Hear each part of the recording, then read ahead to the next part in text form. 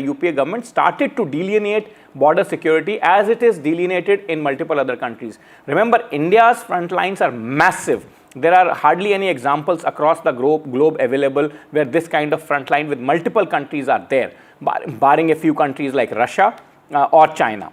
Now, in that Subramaniam Committee's report, which was then finally approved by Cabinet Committee on Security in the year 2000, if I am not wrong, it was set up in 99, 2000 final approvals came.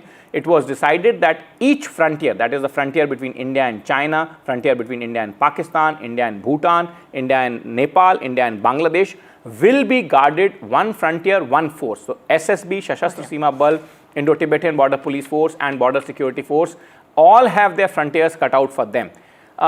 In the interim, in the MELI, is the Central Industrial Security Force, which is again under that mandate, mandated to guard all the critical infrastructure. The infrastructure of the country, like airports, like the metros, like the dams, like industrial townships, like industrial setups, mines that have been designated as the critical infrastructure, power plants, thermal power plants, nuclear power plants, that has been designated as the critical infrastructure by a mandate of the Cabinet Committee on Security, is guarded by the Central Industrial Security Force, again working directly under the charge and the tutelage of the Ministry of Home Affairs, chaired by the Home Minister himself. So, these meetings are no less significant than the meetings that are taking place in the South Block, which the Raksha Mantri or the Defence Minister is chairing, to at least quell.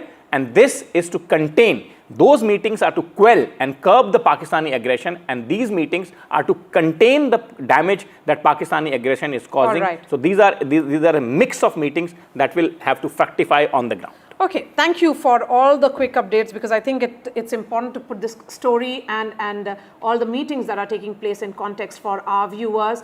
We have Aishwarya tracking this meeting, which is happening at Home Minister's residence very closely. Aishwarya, the presence of all the forces, the paramilitary forces, has been explained by Nikunj just a few seconds ago.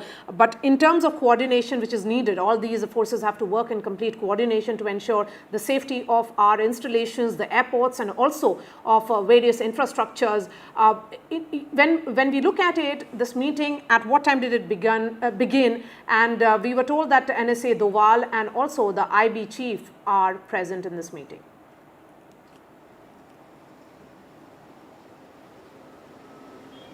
Well, for clarity of our viewers, to break it down, there are series of meetings which are going on at different places, be it the North Block, where I'm reporting from at the Ministry of Home Affairs, be it the Defence Ministry, or be it at the Home Minister's residence. Now, one meeting is taking place at the Home Ministry, where Home Secretary is chairing. The DGs of the IDBP and the SSB are present, and Home Secretary is chairing that meeting. Another meeting, the DGs of the CRPF, CISF and the BSF, which is being chaired by Home Minister, is going on at Home Minister Amit Shah's residence. IB Chief is also there at Home Minister Amit Shah's residence. For the clarity of viewers, NSA Ajit Doval has not reached Home Minister Amit Shah's residence. He is not there in that particular meeting. On the other side, at the South Block at Defence Ministry, of course, we have seen those pictures where Rajnath Singh chaired the meeting with all the three service chiefs, along with the CDS, and the Defence Minister was briefed about the ongoing situation along with the line of control and international border, and how India has retaliated as far as the action against terrorism and the infiltration bid that happened, and how Indian armed forces are jointly coordinating together and taking action against the Pakistani action along the line of control. So that is a separate meeting that is taking place. Home Ministry and Defence Ministry has its separate meetings which are going. Apart from it, of course, the Health Ministry, JP Nadda had also spoken to the senior officials from Health Ministry as well. Some specific directions had been given by JP Nadda as well. Finance Minister Nirmala Sitharaman is also chairing a separate meeting at the Finance Ministry over here in the North Block. So all the crucial ministries and the top ministers taking separate meetings. All right, Aishwarya, thank you so much for joining us. As always, Aishwarya, a tough day for you. Yet again, another tough day. Carry on. Joining us now is Mitali Nikore, who is an economist. We also have Jitin Jain, a cybersecurity expert. Nikunj? Well, yes, my first question to Mitali. Mitali, what is it that the government of India, when it decides to review the security, the cyber security, remember when we put in the additional OTP in this country, the world was scoffing at that there is too, and in most of the Western world, that additional OTP protocol still does not exist actually. Then what is it that we are trying to, or the finance ministry mandarins are trying to look at this point in time, as far as the cyber assault that we can expect from Pakistan in terms of firewalling our institutions, our digital public infra platforms, our net banking experiences, and most critically the credit card transactions, which actually travel through globe before fructifying in seconds. Absolutely, and good to be on the show, Maria and Nikunj. At the end of the day, this war is being fought on various fronts. This is not only a traditional military conflict. I mean, it began with Pahalgam, but after that, it was answered by the Indus Water Treaty being suspended, and it was answered by trade embargoes. So this is as much an economic war as it is a military campaign. And today, India's economy is also, being attacked in many ways by the Pakistani criminal establishments, and especially the elements, within Pakistan that have been nurtured over the years to become, very, very expert. These experts in cyber attacks, and which unleash their cyber attacks throughout the year across the world, are now being marshaled, to attack the Indian economy in many ways, and therefore these kind of measures, having an additional OTP, having, being careful about scams. I think online scams are something that all of us can actually fall for. We, keep getting those calls and messages, that prompt you to, enter in your bank account number and enter in your passwords in your phone. Even WhatsApp forwards can actually be a way to steal your banking information. So I think, at this point in time, the fear of the might of the Indian economy and the resilience of the Indian economy, the fact that the, Indian stock markets have not even fallen by more than 1%, whereas the Karachi Stock Exchange has been shut down since yesterday. It shows us the fear that is there on the other side, and why we need to take measures to secure and safeguard our economy. Taking that thread of thought ahead with you, what Nikunj was asking, what is it that we are preparing for in terms of, because the government of India is effectively countering all the fake propaganda coming its way through the PIB, but when it comes to meetings of this nature, what can we expect? So I think, Maria, that's a question to Jitin. Mitali, that's a question to Jitin. Yes. Look, Maria, there are three things. In times of war, and especially during the fog of war, there is a standard SOP every state deploys to glean technical intelligence, spread misinformation, manipulate media, and third, attack the adversary in a way which can hurt him in the financial sector, telecom sector. So you would have seen, many reports in the past where Pakistan have been consistently targeting defense websites, especially of school, the retired personnel.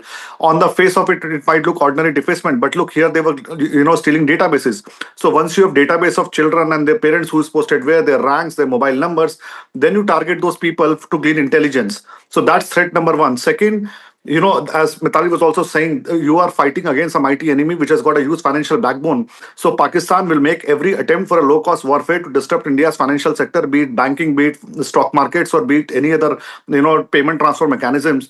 So you hurt, where it hurts the most. And cyber is a low-cost warfare. So it is very, very important for finance ministry to be also prepared so that banking system, especially the stock markets, are completely safeguarded, secured, because there have been multiple reports of attacks in the past using ransomware, malwares in the last 3 to 4 years. So this is the time where Pakistan will deploy every possible technological, means they have on their disposal to disrupt this market, especially in finance and telecom. And last, even journalists might fall prey. You would have seen many examples in last 2 days where Pakistan has been peddling fake propaganda, Sometimes, the narratives or the news which they are planting might appear to be pro-India, but that could be a clickbait, a mechanism to, trick you into clicking a link or install a malware on your phone. Because journalists today are also, especially who are reporting on defense and national security, or on the front lines, are also a probable target to glean intelligence about what has happened, what might not have been reported, or what, exclusive footages, visuals, to verify certain events, certain things.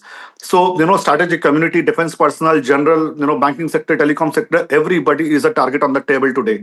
And Jitin, because the finance minister will be reviewing this entire cyber security apparatus in the last 10 years in particular, where we have seen this consistent effort being made by Prime Minister Modi's government at multiple levels. That's why we are saying that it's multi-dimensional, multi-layered.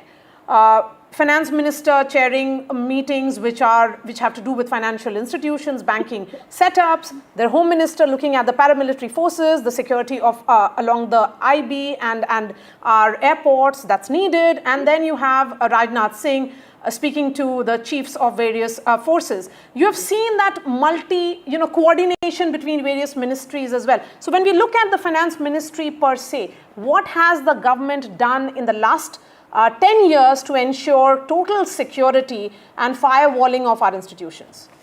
I mean, so much, and probably also so much remains to be done. We could have done much more. And the reason is, in financial sector, we are more vulnerable than Pakistan. Not because we are weak in our security. Baba, in one more. It is because, can I complete?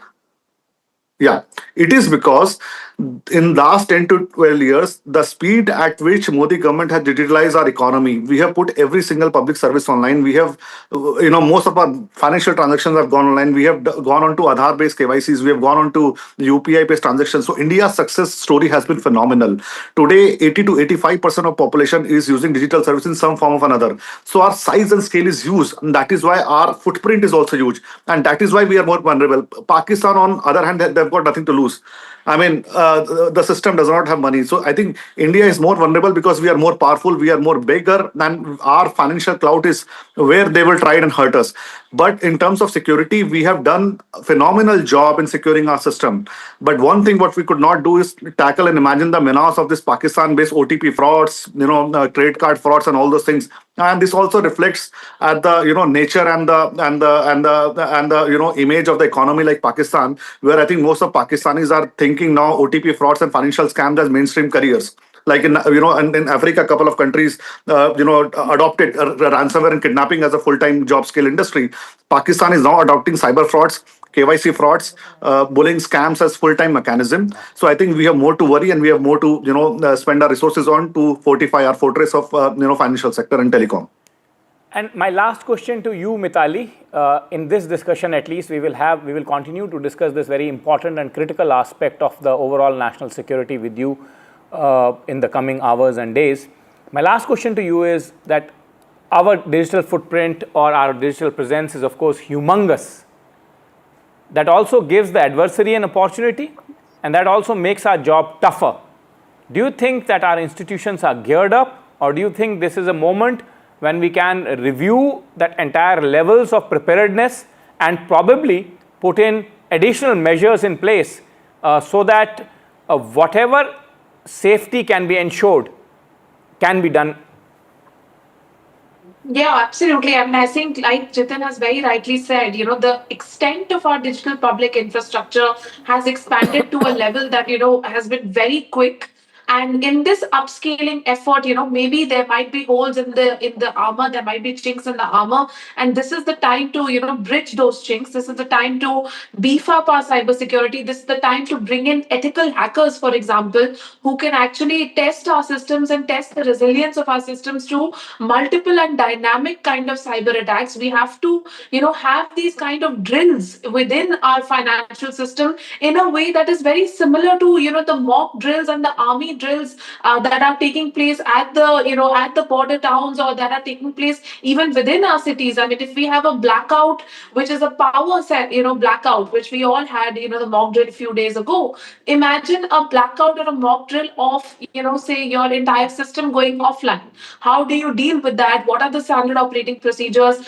I'm sure that those SOPs are already in place, but at some time it is also important to start communicating that to the citizens and saying, please don't panic. If this happens, how do you actually deal with it? How do you actually go about it? Banks need to set out that information. Financial institutions need to set out that information. Even stock markets need to set out that information. And this is also critical for international investors, because international investors need to be able to see that India is a resilient financial market. India has already put in place all the measures that are necessary to secure its financial markets and for financial and economic security. All right, Mitali and Jitin, thank you so much for joining us and giving us all the details and putting the story in context for our viewers. And let's shift focus now to the front line again along the LOC. The several border districts have been impacted. Villagers have been forced to leave their homes, abandoned homes that they have carefully, lovingly built over years. Shiv Arur is joining us from one of such homes. Shiv, what are you seeing? I can see you right inside one of those homes. Truly heartbreaking scenes playing out here in Uri sector of the line of control. These are more than heartbreaking because I'm in the middle of a room of a grieving family of the first victim here in Uri. I've taken their permission to be here. I did not want to be insensitive at all because they've just lost their mother, their sister. This young girl here is the daughter, in fact, of 43-year-old Nargis Bano, who is the first fatal casualty here in the Uri sector. She was traveling in a car to escape from this place during shelling last night. One of those shells actually landed on her just a couple of kilometers from where we are right now. Unspeakable grief. We arrived here a short while ago when her body was being taken out. The three other members of her family have been injured. They're being treated in a hospital not very far from here. Little children in tears, in disbelief, because this is a place, they say, is so close to the line of control that it's never really been in range. Whenever there's been shelling, it's always flown over their heads, as they say, which is so ironic and gone far away. And this time, while Nargis and her family were trying to escape from here in their little car, one of those shells happened to actually land on that car. She died almost instantly. Other people were grievously injured. At least 11 people have been injured in that shell blast, we are told. And this is the shattered family. That's the only thing that's left.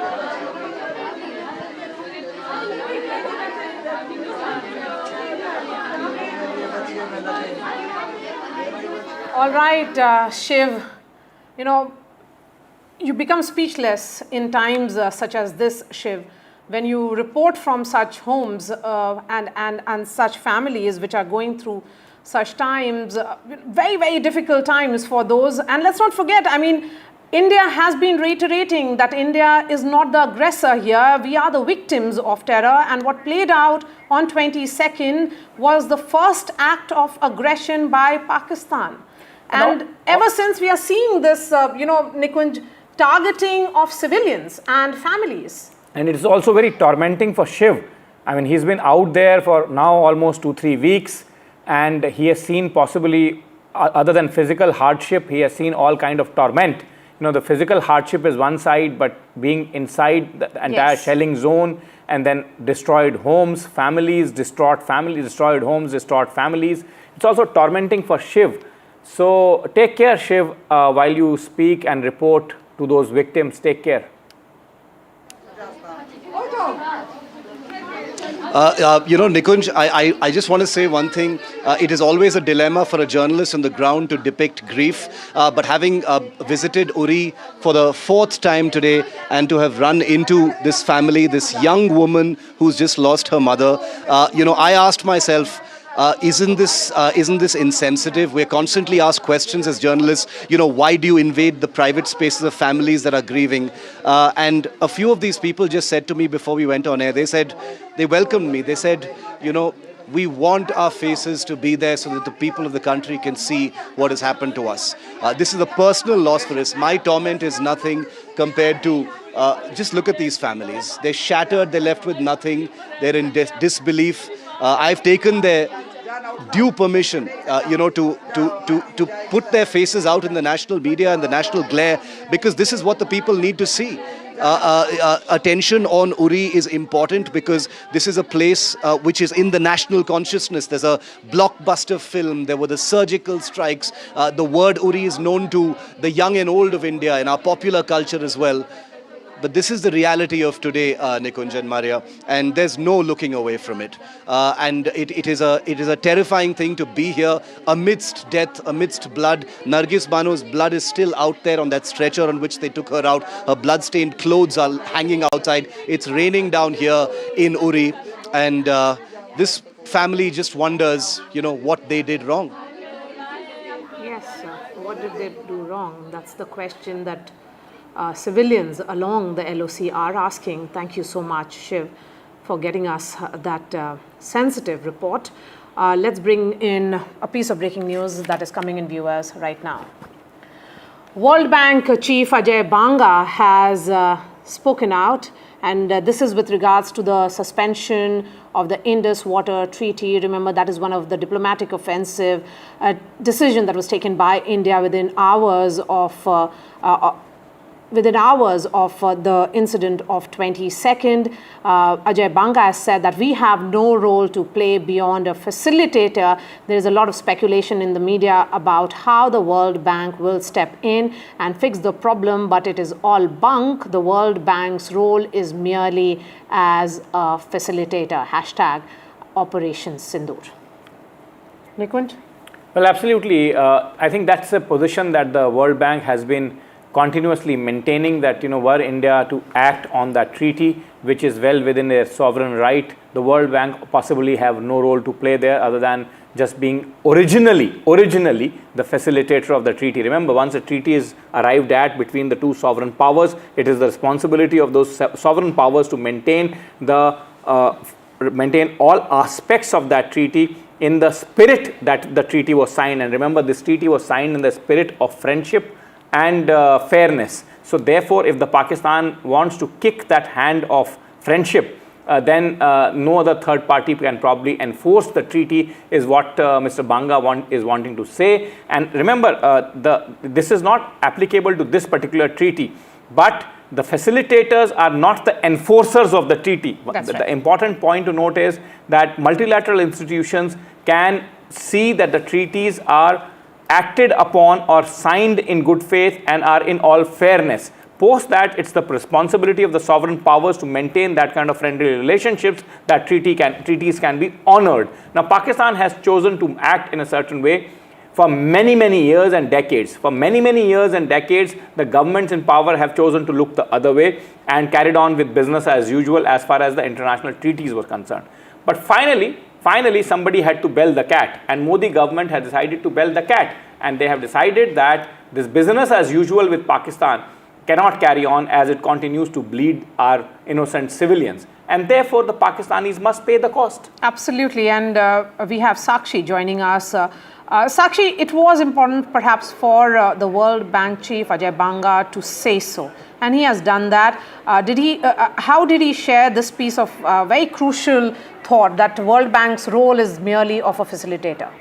Absolutely. Well, this, of course, statement is crucial. It is a big boost for India, remember, in the times of payback Pahalgam and Operation Sindoor, that the fact that the World Bank has given out this statement and declaration in a way saying that, and stating very clearly that they are merely a facilitator. And this, of course, like you both were explaining, is very crucial. Look, of course, India has been batting for, of course, the World Bank and IMF to curb funds as far as Pakistan is concerned. They have been telling global agencies as well as networks that, look, these funds are clearly not being used for development. So really this comes at a time when, of course, this is crucial for India. Remember, the World Bank has committed to 20 billion over a few years for Pakistan, and remember that the billions of funds really from the World Bank and IMF, both really critical here to curb these funds. India has been time and again stating this, that look, these funds are clearly not being used towards the projects, towards development, point towards even women empowerment,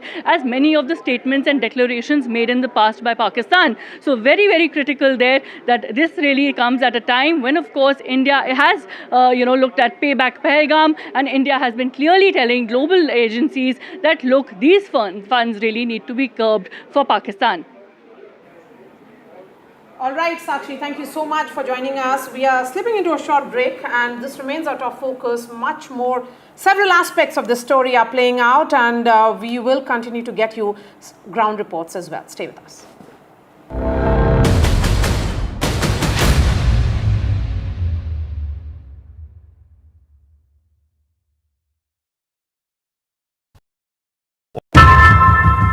How often have you turned away from debates that descend into endless fights? We bring you a show where every question is answered, where every debate finds its resolution, where every story finds its conclusion, where opinions collide but facts prevail, where stories unfold with insights and trust. When the noise ends, the last word begins.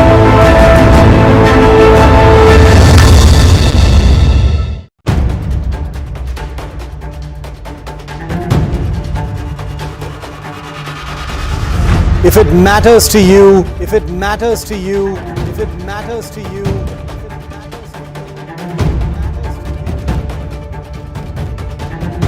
it matters to India. It matters to India. It matters to India. And it matters to me. And it matters to me.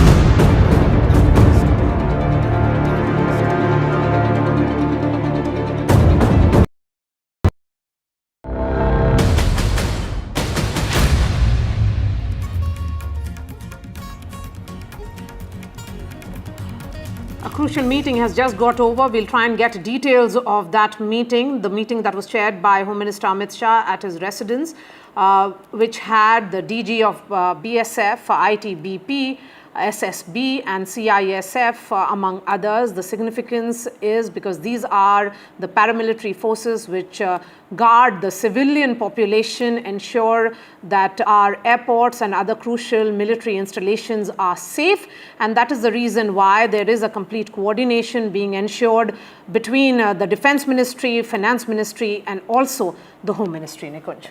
Well, yes, as I said, that the entire task of safeguarding the civilian population alongside the international borders is actually of the paramilitaries and the border guarding forces.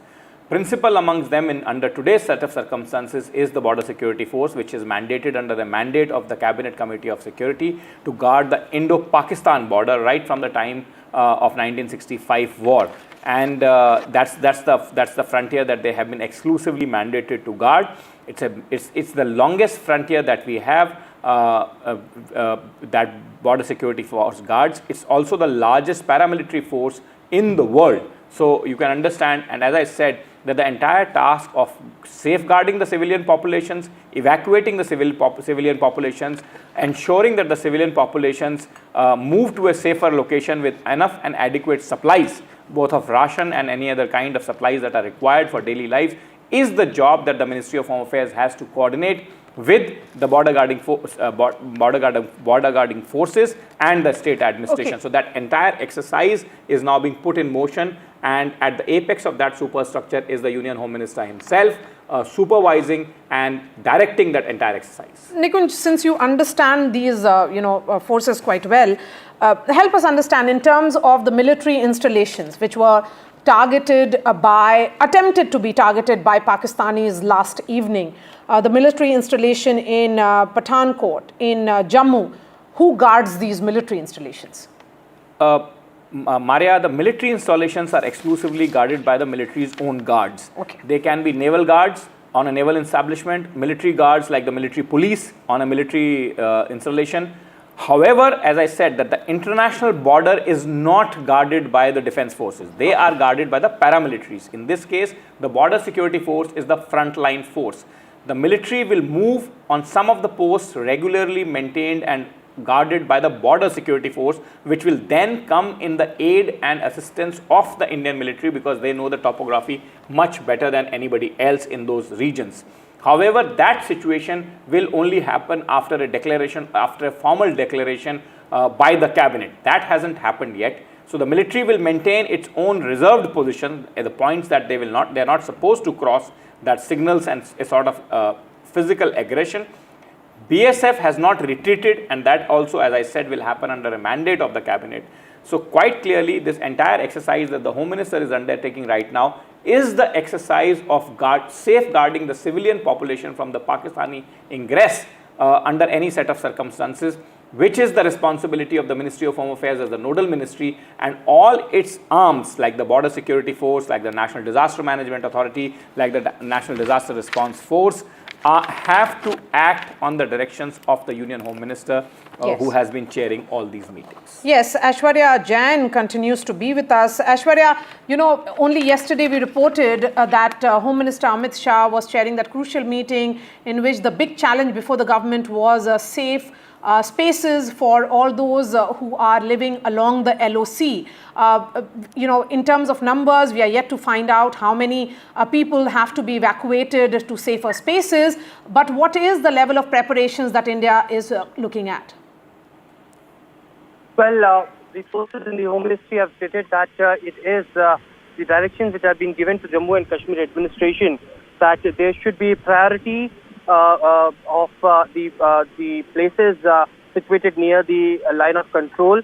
Prioritization should be done as far as the most unsafe areas or less safer areas, and maximum evacuation of people from the control should be done. And specific instructions yesterday was given by Home Minister Amit Shah. Today, the meeting with the CISF, CRPF, and the IB chief. The DGs of the CISF, CRPF and the IB chief lasted for almost 2 hours, and the meeting has just concluded at Home Minister Amit Shah's residence. And this meeting specifically was to ensure that there are enhanced security measures at all the critical infrastructure and key establishments across the country in light of the escalating tensions along with the India-Pakistan border. Remember, the CISF is tasked with safeguarding critical infrastructures across India, including airports, power plants, nuclear installations, space research facilities, and the specific guidelines have been given by Home Minister Amit Shah in regards to that, and the meeting finally had concluded after 2 hours. All right, Aishwarya, thank you so much for all those details. You know, multiple ministers have been looking at several aspects of internal security, ensuring that every institution is safeguarded, civilian population is safeguarded.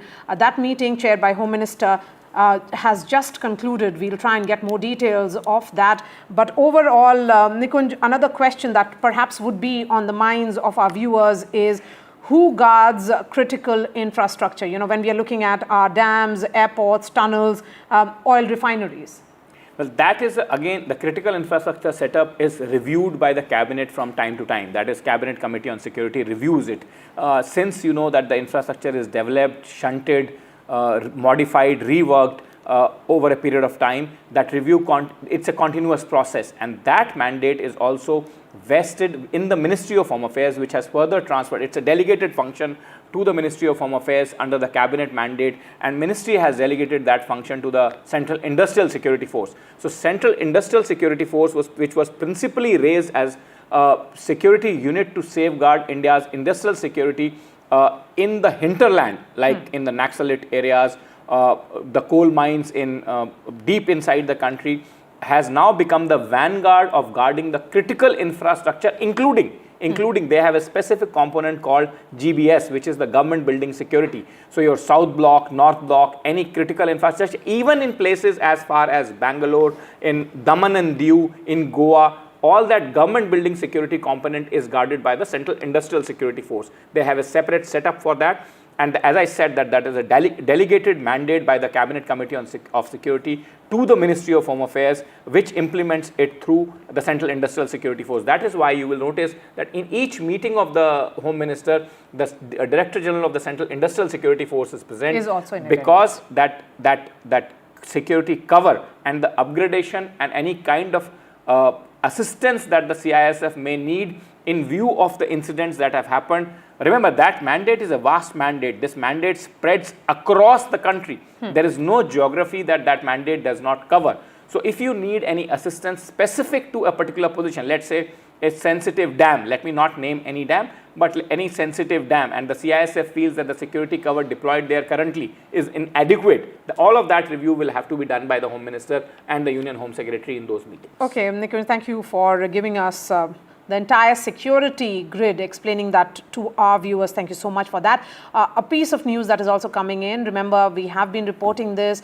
Chief Minister of Jammu and Kashmir, Omar Abdullah, those are the visuals also, is in Jammu. So is the Lieutenant Governor Manoj Sinha. They are making assessment of the ground situation. This is coming after shelling which has damaged several homes along the LOC. Most damages being reported from Jammu, Rajouri, Uri and several other border districts.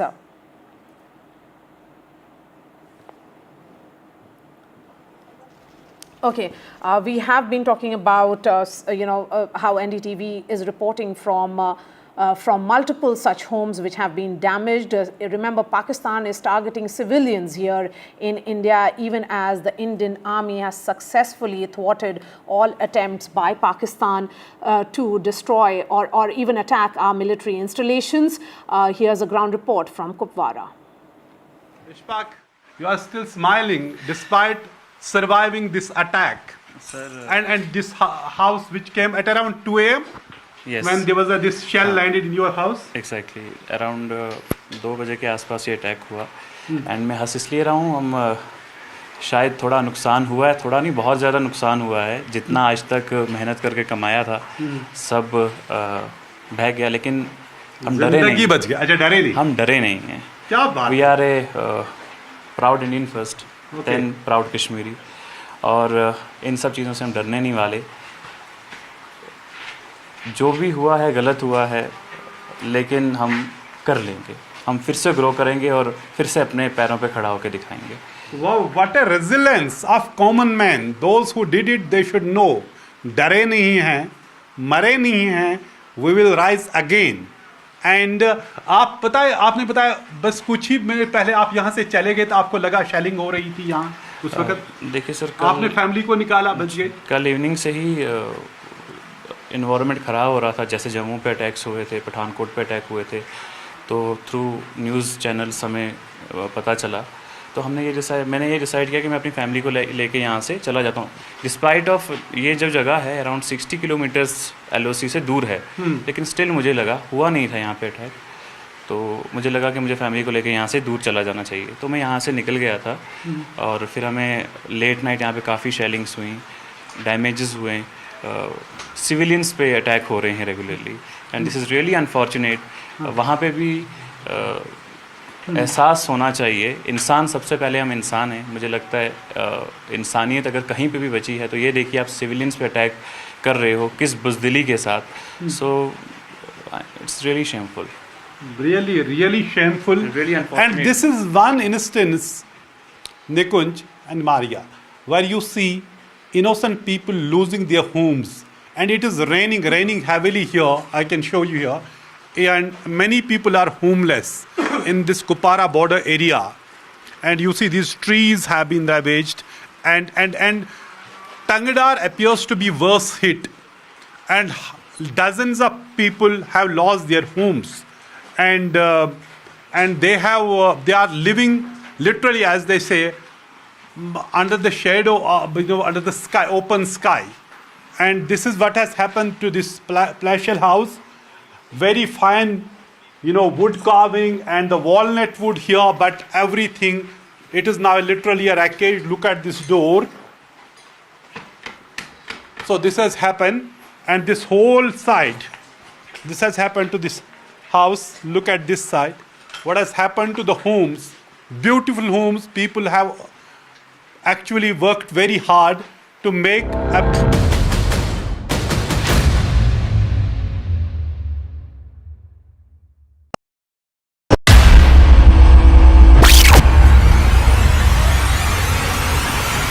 In the last 1 month, if you see, the share prices of Genzol Engineering has fallen more than 58%. Why are the rating firms calling the debt payments as default? We have two credible credit rating agencies on March 4th coming and downgrading the stock to D. Statements are consistently being proven wrong, and transactions are being taken place which are different from what they were originally pictured to be. The company claimed it would roll out 6,400 electric vehicles. But what it has rolled out is a shocking scam. Funds meant for the project were funneled allegedly back to the promoters, the Jaggi brothers. What did the money buy? Not EVs, of course, but a lavish flat in Gurgaon's luxurious DLF Carmelias.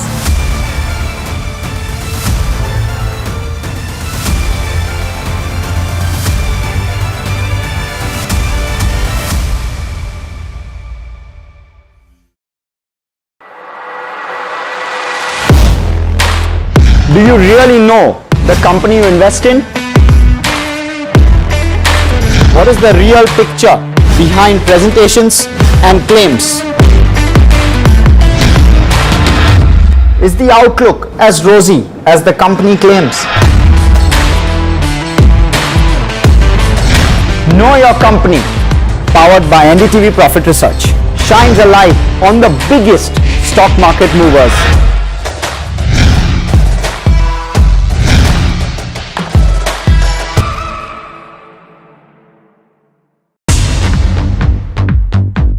More news that matters. Big exclusive. Tulsi Gabbard gunned down by Pakistan-backed cowards. When you interact with people on ground, you're able to reflect their sentiments much better. More debates that shake the system. More exclusive.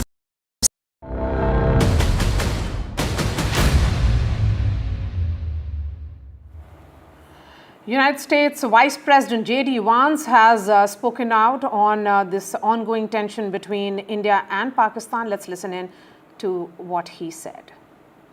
How concerned is the administration about the potential for nuclear war between India and Pakistan? Well, look, we're concerned about any time nuclear powers collide and have a major conflict. What we've said, what Secretary Rubio said, and certainly the president has said, is we want this thing to de-escalate as quickly as possible. We can't control these countries, though. Fundamentally, India has its gripes with Pakistan. Pakistan has responded to India. What we can do is try to encourage these folks to de-escalate a little bit, but we're not going to get involved in the middle of a war that's fundamentally none of our business and has nothing to do with America's ability to control it. You know, America can't tell the Indians to lay down their arms. We can't tell the Pakistanis to lay down their arms. And so we're going to continue to pursue this thing through diplomatic channels. Our hope and our expectation is that this is not going to spiral into a broader regional war or, God forbid, a nuclear conflict.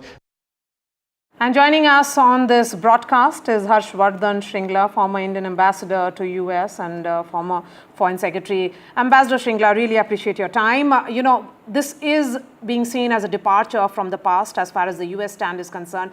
A more hands-off approach by the US is in line with what India has been saying, that it is for India to deal with Pakistan on its own terms. Absolutely, Maria. I think, it is a refreshing departure from several of the previous US administrations in the past that have actually tried to intervene, tried to mediate on what is essentially a bilateral issue. And I think we have been very clear that this is an issue that we have to deal with. Bilaterally, we can handle these issues on our own. And what I think Vice President J.D. Vance is saying is, I think, would echo our sentiment that, at the end of the day, we have to deal with this issue, that there is, there is, very little to no chance of any nuclear confrontation on this particular, conflict that is on. And that at the end of the day, it is for India to take steps to seek retribution for a heinous terrorist attack on our citizens.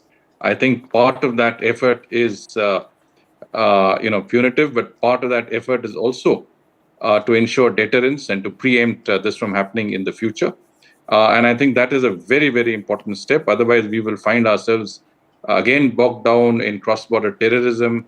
And I think we have to send a message to Pakistan, a clear message that terrorism as an instrument of its foreign policy will not pay, and that every time you indulge in an act of terrorism, there will be very, very serious retribution. And I think our strikes, day before yesterday night, were very, very focused, targeted against terrorists and terrorist infrastructure, very effective, I think demonstrably effective. And that is the sort of, response that a calibrated, responsible response that a country like India would indulge in. Ambassador Shringla, there is an important question probably on the top of everyone's minds right now in India and Pakistan. It appears that India has been trying to give Pakistan an escape hatchet, so to say, when it says that these steps are non-escalatory and these are not targeted at any particular military installation, etc., etc. Saudis and Iranians both have been in India, and the Saudi minister today would be in Islamabad. Use your years of diplomatic experience and exposure, Mr. Shringla, and please try to inform our viewers that is there a solid chance that Saudis can bring some sense into the Pakistani establishment, particularly the military establishment, which is also seen separately closer to the Saudi establishment than any other establishment, to de-escalate and disengage from this entire situation?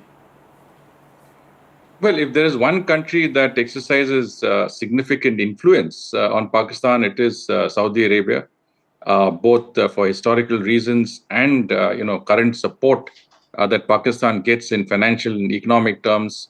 And I think a lot of the leadership is invested in some senses in that country. Every time there's a problem and some of the leadership have to seek sort of safe havens somewhere outside, Saudi Arabia is one of those countries that is available. So I think every Pakistani leader, particularly military leaders, will listen to the Saudis. I think, right in that sense that I think we had our response, as I said, has been very, very specific, very calibrated. And we have certainly, I think, provided an opportunity for Pakistan to really look at this as a serious wake-up call to start, dealing with its own, terrorist infrastructure in the country. I think this was a good time that they could have, had some introspection on their own internal situation and crack down on these terrorist outfits that operate from within their country, but they have chosen not to. Part of the problem, I think, is the Chief of Army Staff, Asim Munir himself, who's seen as a hardliner, and for his own reasons, domestic and otherwise, and of course, the situation in Jammu and Kashmir was not to their liking. The improvement in the status quo was so dramatic that Pakistan needed to do something to say that, to try and upset that particular momentum. And I think the result is there for all of us to see: a terrorist attack followed by what seems to be, an intention to continue a conflict that in a course of time will degrade their military capacities and will find them in serious trouble. But for the time being, he feels that it has galvanized support around the military and that some of their internal woes have been overlooked by what is happening, on the India-Pakistan front. And I think that's a very short-sighted policy and will not pay the sort of dividends that he may expect. Short-sighted policy, says former Foreign Secretary. Mr. Shringla, if it is short-sighted, surely General Munir, who's a professional soldier, howsoever we much view him from the prism of a jihadi general, he's a professional soldier, a trained man, would also know that the sustenance or the sustenance ability of his force is certainly much feebler than what Indians can. In that context, these meetings with the Saudis and these meetings with the Iranians, a country, you say Saudis, a country which can actually bring tremendous amount of influence on the Pakistani leadership, including the military leadership, can turn out to be his best bet.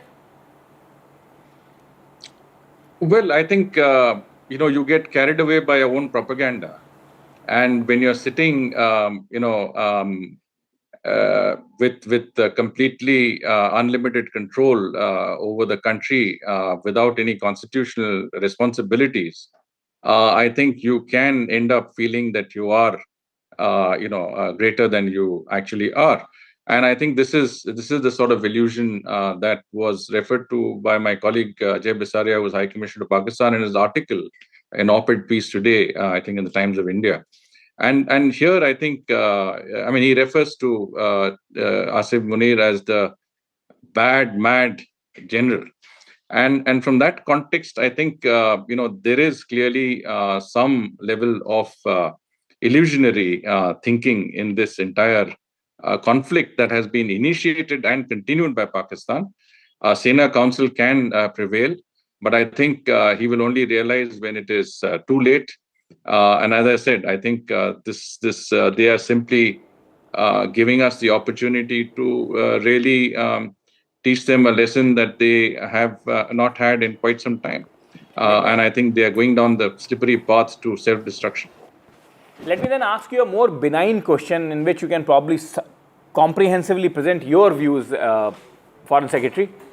And that is that, do you think this situation will disengage from this moment, from the yesterday nights of extreme escalation? Will it come down, or will it continue to remain at the temperatures that it is currently for some time to come?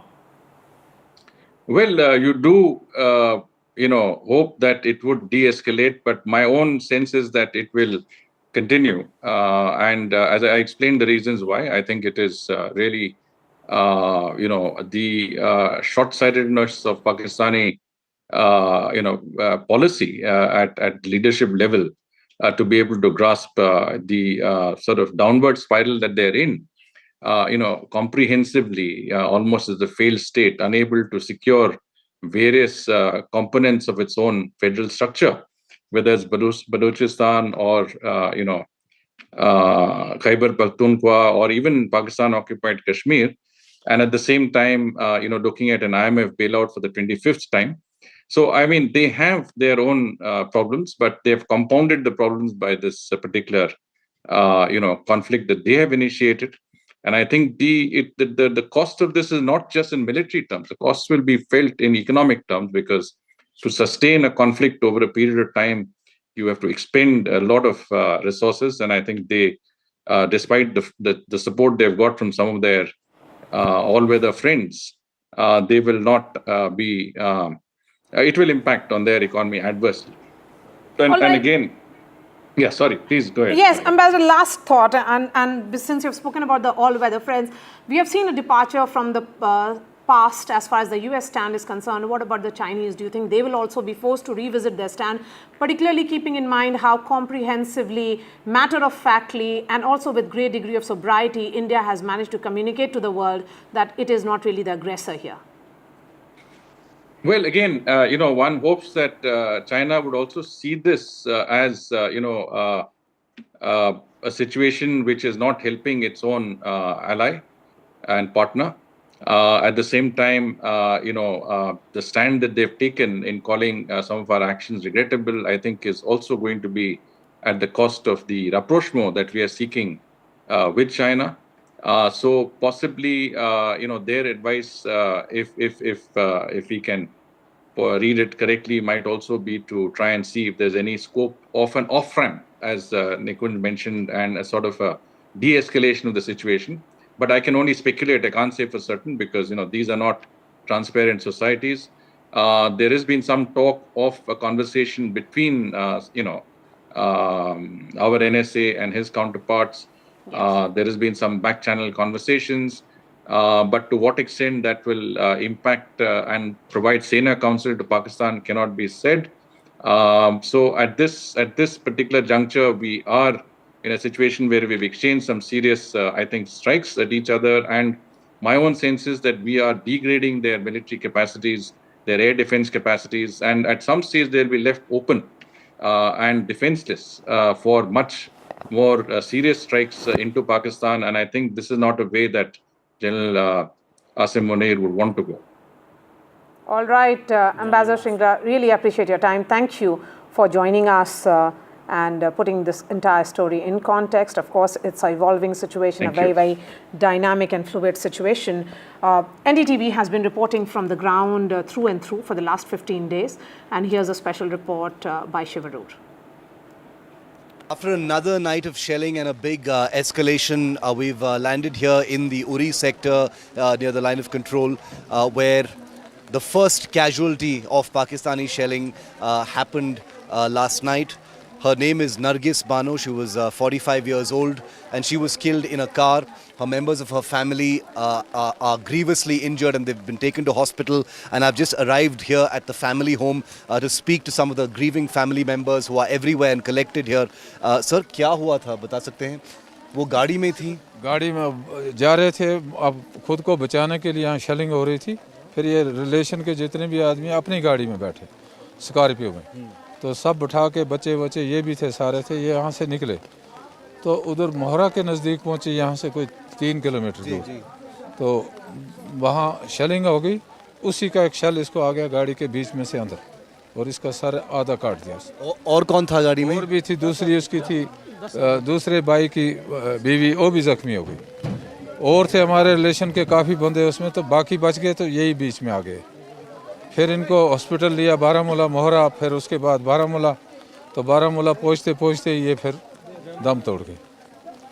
तो दूसरी जो थी वो दूसरी इसकी भाभी इसकी, तो वो बच गई, उसको थोड़ा लगा था, अभी वो है हॉस्पिटल में बारामूला। तो आप बोल रहे हैं कि यहाँ से बिल्कुल 2-3 किलोमीटर यहाँ से पीछे वो शेल लैंड हुआ है, इसका मतलब ही कि जहाँ हम खड़े हैं ये भी in the line of fire है? बिल्कुल ये भी है। 5 किलोमीटर इसमें। तो इसके पहले भी हुआ है ऐसे?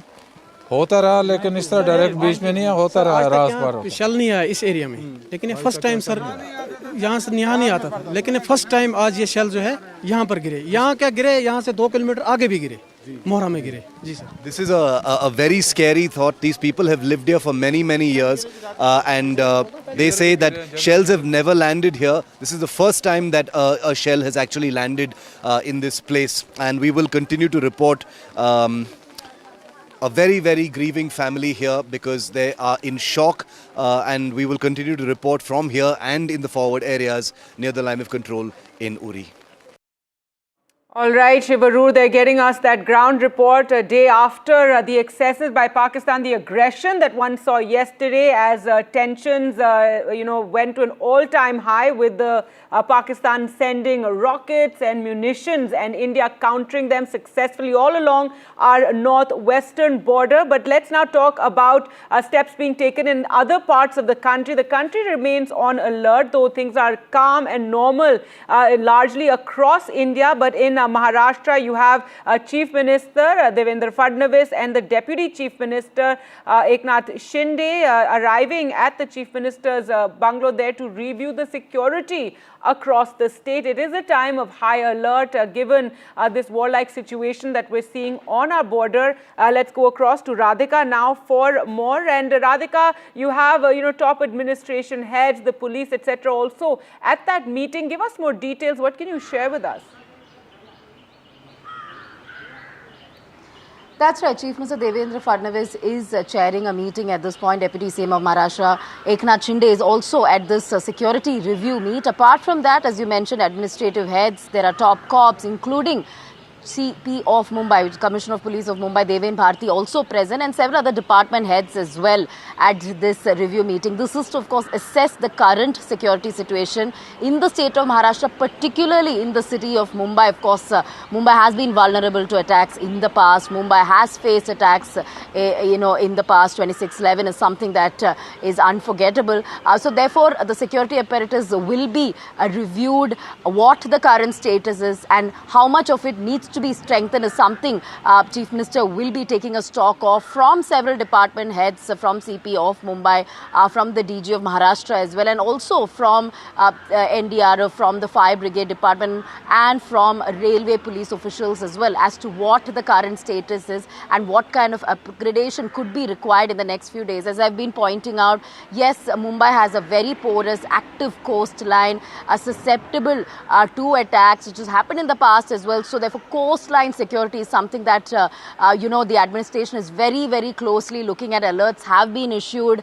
There are vital installations in Mumbai. Mumbai is the financial capital, so therefore RBI, the BSC, several other financial units that Mumbai has, those need to be protected, and several other landmarks as well, be it Gateway or Taj, and many other places of importance that were attacked in the past as well. So what the security situation is at this point and how much has to be strengthened is something that will be part of the discussions. Absolutely, Radhika. And as you've been, you've been out on the street speaking to people, things are, calm. People are going about their day. But this meeting and that is taking place, it is precautionary. It's a time of high alert in the country. We've seen those citizen, mock drills also taking place. So it's a time to be prepared, but not a time for any sort of panic.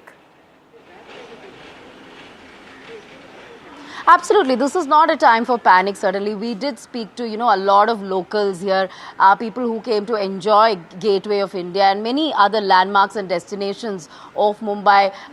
Everything is calm. There is a sense of normalcy. There is no panic, really. There's no visible panic that we can see. Of course, people are aware of what is happening up north and west.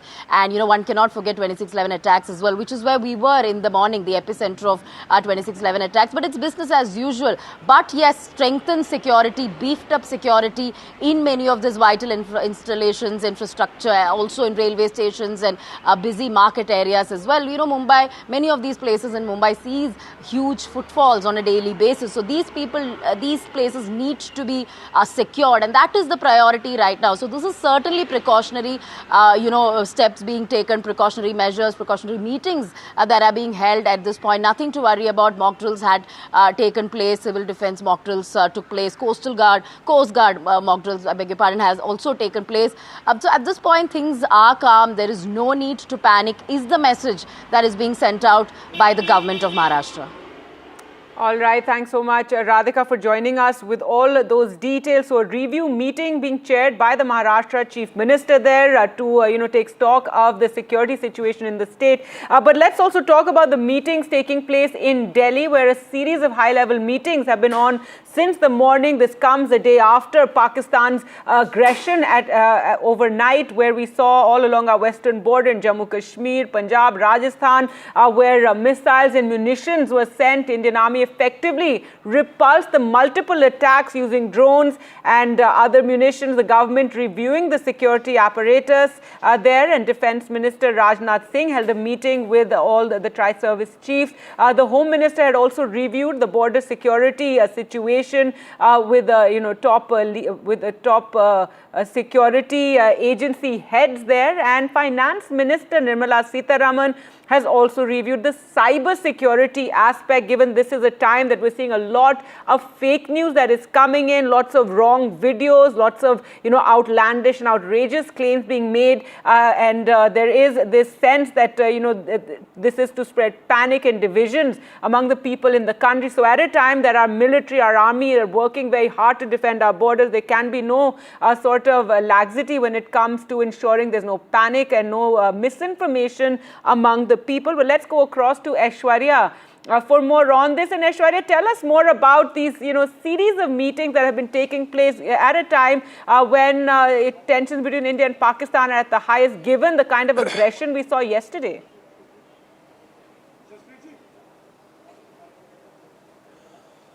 Well, that's right. In fact, multiple meetings are underway in the national capital, be it of the Ministry of Home Affairs or the Ministry of Defense, or if we talk about Ministry of Health or Finance Ministry. Let's break it down one by one. Ministry of Defense, is taking care of the national security. The Defense Minister chaired that particular meeting with the CDS along with 3 service chiefs, and he was briefed about the ongoing situation. On the other other side, it was Home Minister Amit Shah who chaired an all-important crucial meeting with the DGs of BSF, CISF, CRPF and IB chief at his residence. That meeting lasted for almost 2 hours and the specific directions have been given by Home Minister Amit Shah in regards to the border security and also the security that comes internally as far as airports are concerned, ports are concerned, nuclear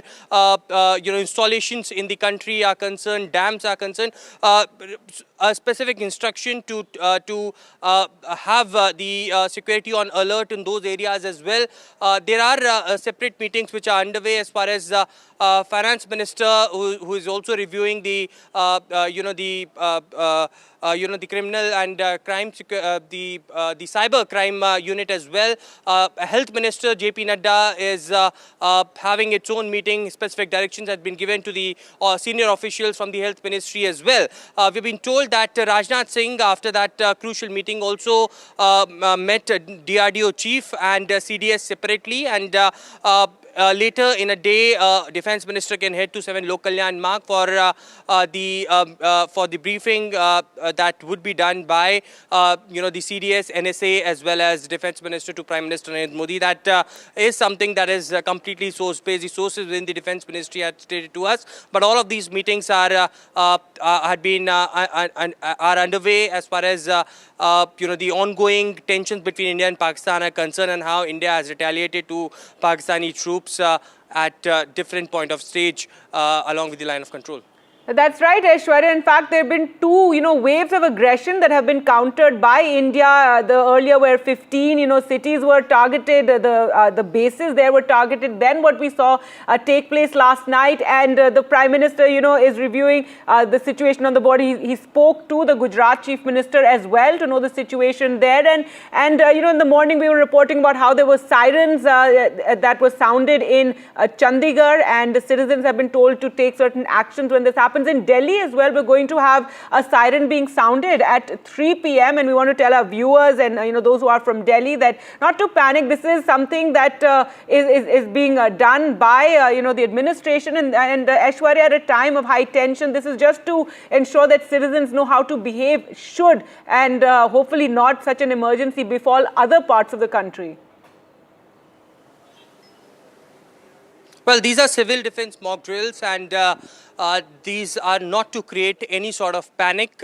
Information had been passed on through various channels to the citizens of the national capital. At 3:30, we have been told that there will be a loud siren, but this is just for the preparation. Nothing to panic at all is the louder message from the administrations as well. They need to check about in case there is any sort of emergency that comes in line, then whether the equipments are well operational or the and these are the drills that are frequently being done by different departments after the directions being given by the Home Ministry. Remember, there was a separate meeting that was chaired by Home Minister Amit Shah to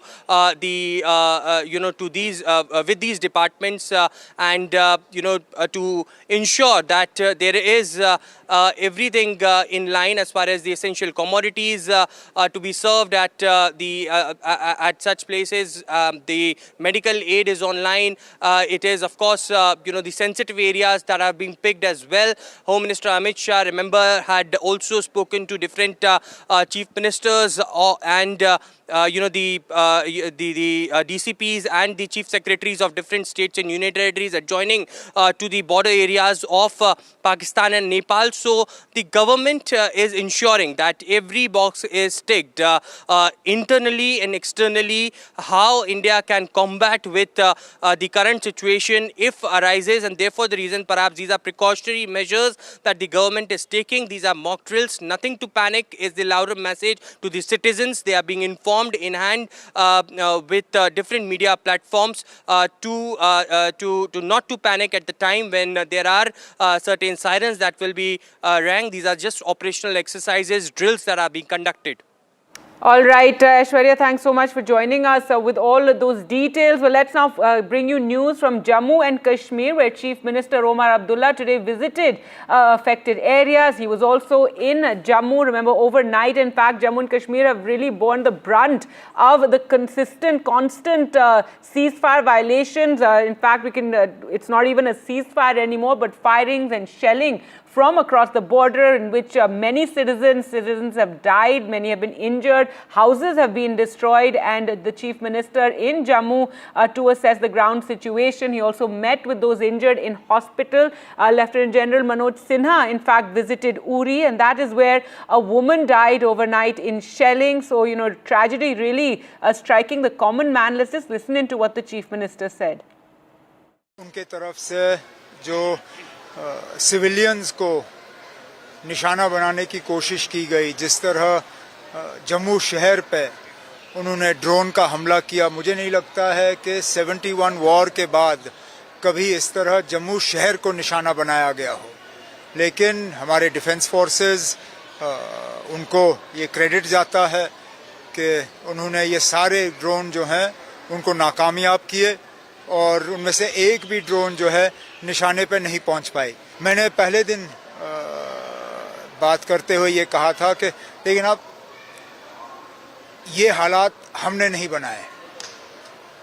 Pahalgam में हमारे लोगों के ऊपर हमला हुआ, बेगुनाह लोगों की कत्ल की गई, उसका हमें जवाब देना पड़ा।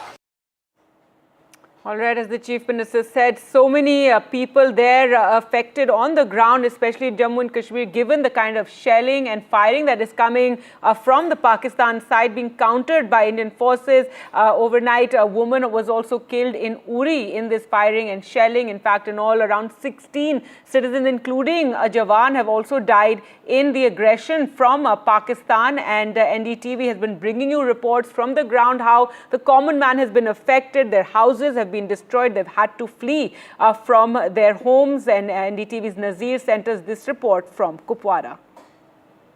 Ishfaq, you are still smiling despite surviving this attack. Sir, and this house which came at around 2 a.m. Yes. When there was this shell landed in your house. Exactly. Around 2 बजे के आसपास ये अटैक हुआ and मैं हंस इसलिए रहा हूँ, हम शायद थोड़ा नुकसान हुआ है, थोड़ा नहीं बहुत ज़्यादा नुकसान हुआ है। जितना आज तक मेहनत करके कमाया था सब बह गया, लेकिन हम डरे नहीं। बच गया। अच्छा, डरे नहीं। हम डरे नहीं हैं। क्या बात। We are a proud Indian first, then proud Kashmiri, और इन सब चीज़ों से हम डरने नहीं वाले। जो भी हुआ है गलत हुआ है, लेकिन हम कर लेंगे, हम फिर से ग्रो करेंगे और फिर से अपने पैरों पे खड़ा होकर दिखाएंगे। Wow, what a resilience of common man. Those who did it, they should know. डरे नहीं हैं, मरे नहीं हैं, we will rise again. And आपने बताया बस कुछ ही मिनट पहले आप यहाँ से चले गए तो आपको लगा शेलिंग हो रही थी यहाँ उस वक्त। देखिए सर, आपने फैमिली को निकाला, बच गए। कल इवनिंग से ही इन्वायरमेंट ख़राब हो रहा था। जैसे जम्मू पे अटैक्स हुए थे, पठानकोट पे अटैक हुए थे, तो थ्रू न्यूज़ चैनल्स हमें पता चला, तो मैंने ये डिसाइड किया कि मैं अपनी फैमिली को लेके यहाँ से चला जाता हूँ। डिस्पाइट ऑफ ये जो जगह है अराउंड 60 किलोमीटर्स LOC से दूर है, लेकिन स्टिल मुझे लगा हुआ नहीं था यहाँ पे अटैक, तो मुझे लगा कि मुझे फैमिली को लेके यहाँ से दूर चला जाना चाहिए। तो मैं यहाँ से निकल गया था और फिर हमें लेट नाइट यहाँ पे काफ़ी शेलिंग्स हुई, डैमेजेस हुए, सिविलियंस पे अटैक हो रहे हैं regularly, and this is really unfortunate.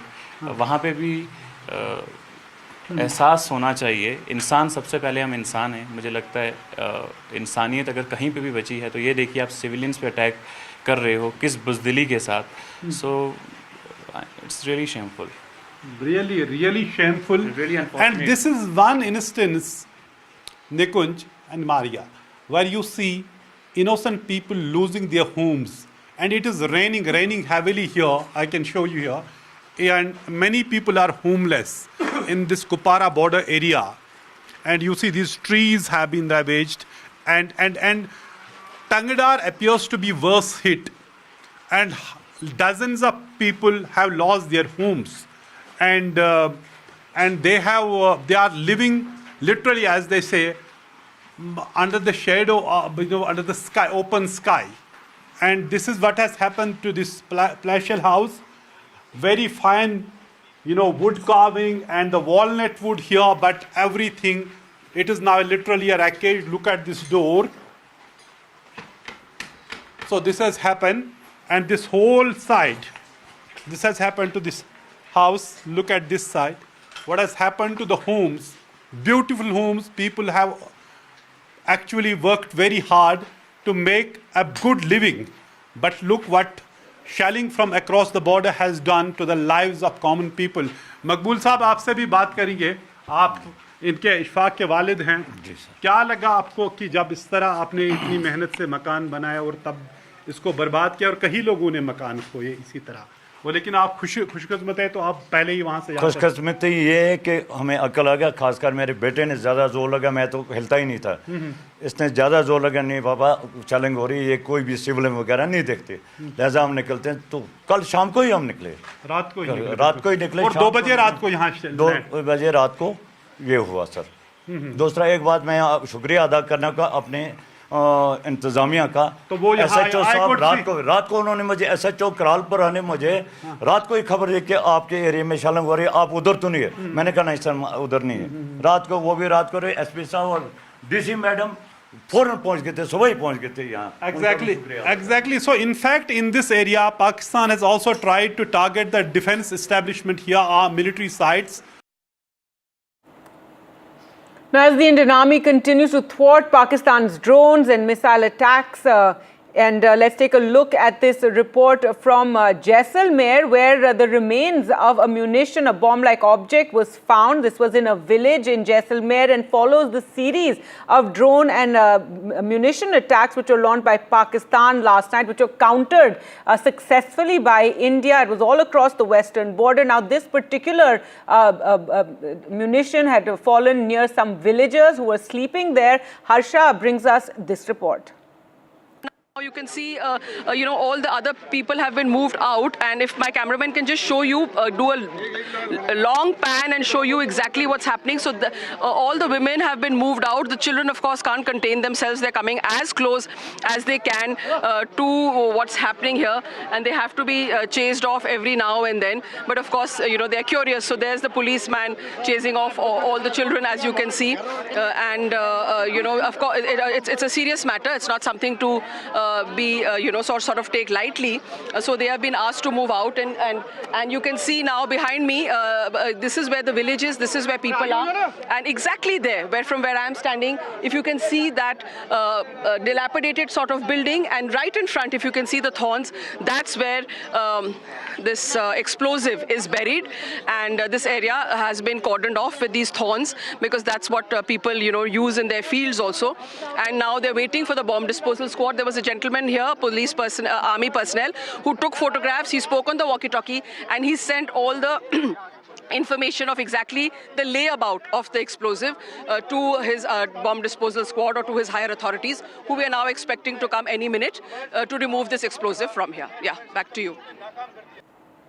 All right, now since Operation Sindoor, India has been emphasizing to the world how we are not the aggressors. In fact, we're the victims of terrorism from Pakistan. Now my colleague Arjun Mahendran breaks it down for us, how Pakistan and elements based out of the country have been involved in a series of attacks spread across the globe from 26/11 to the 2005 London bombings and more. Over to you, Arjun. Well, from New York to Mumbai and London to Kabul, when terror strikes, the smoke often drifts east towards Islamabad. Different attacks, but the same shadows. It is no coincidence, it's a deadly pattern. Viewers, let's unpack Pakistan's global terror connection. Now, first up, we have the 2008 Mumbai attacks. India's financial capital bled for 60 hours. That's right, 60 hours, 166 dead, hundreds more scarred. The attackers, well trained, armed, and even directed by Lashkar-e-Toiba. The plan? Piece together in Pakistan. Islamabad played innocent. Still, the trail never lies, and it did not in this case. Ajmal Kasab was caught, and he revealed Islamabad's nefarious plan. Now on to London, the 7th of July 2005.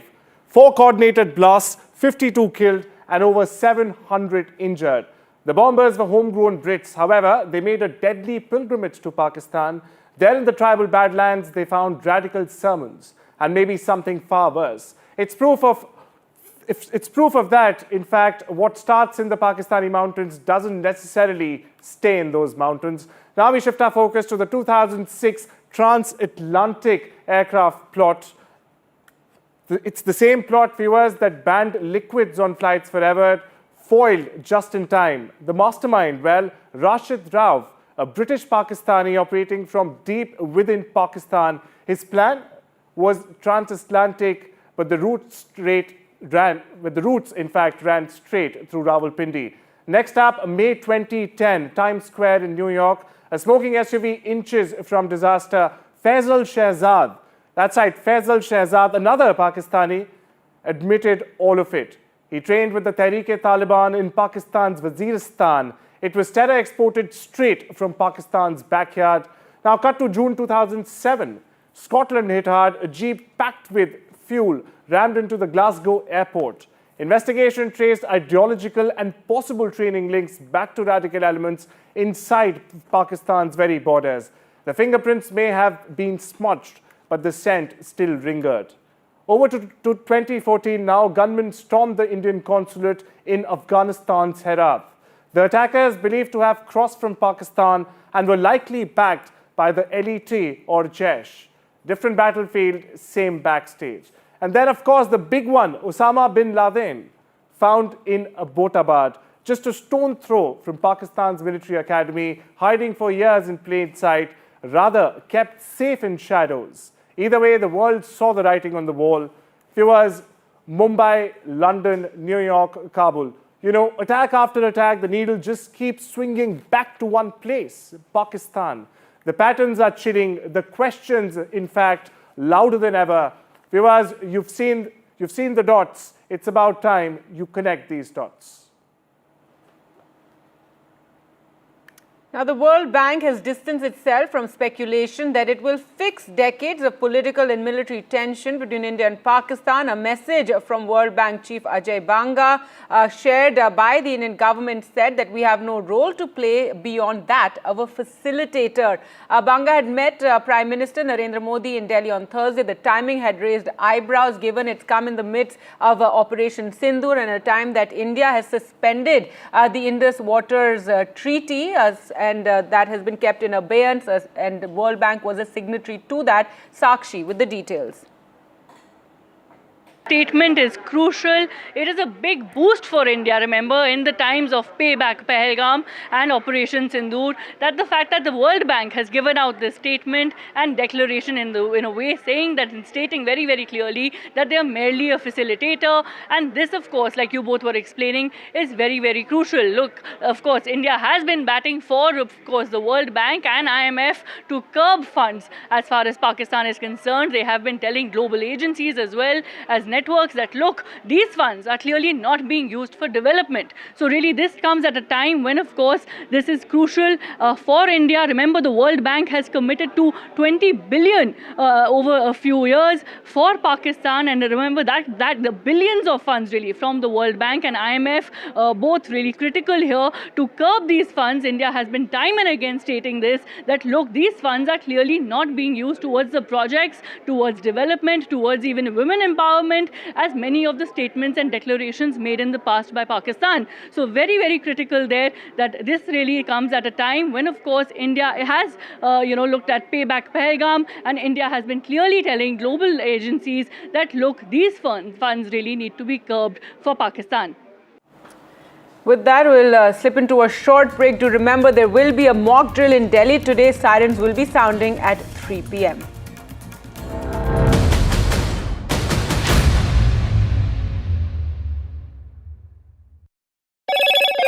Hello, Moto.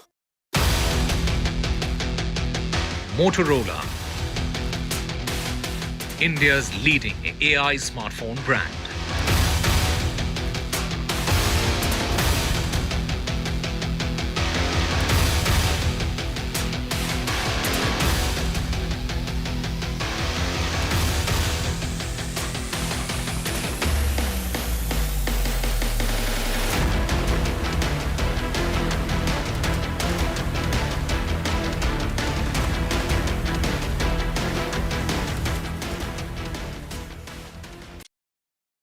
I've been reporting on all issues big and small from Andhra Pradesh, Telangana, rest of South India, bringing you all the action, all that you need to know, all that you want to know. The energy of Maximum City is infectious. I'm bringing that energy in our news coverage from financial capital Mumbai. Covering from the southernmost part of India over the last 23 years, I bring in-depth and 360-degree coverage from the Dravidian heartland. The land of Mishti, also known for its bitter politics. I have seen much water flow under the Howrah Bridge, covering Bengal in all its vivid colors. India's IT capital is always bustling, a city full of startups, stories and surprises. And I keep you ahead on all the Bengaluru buzz.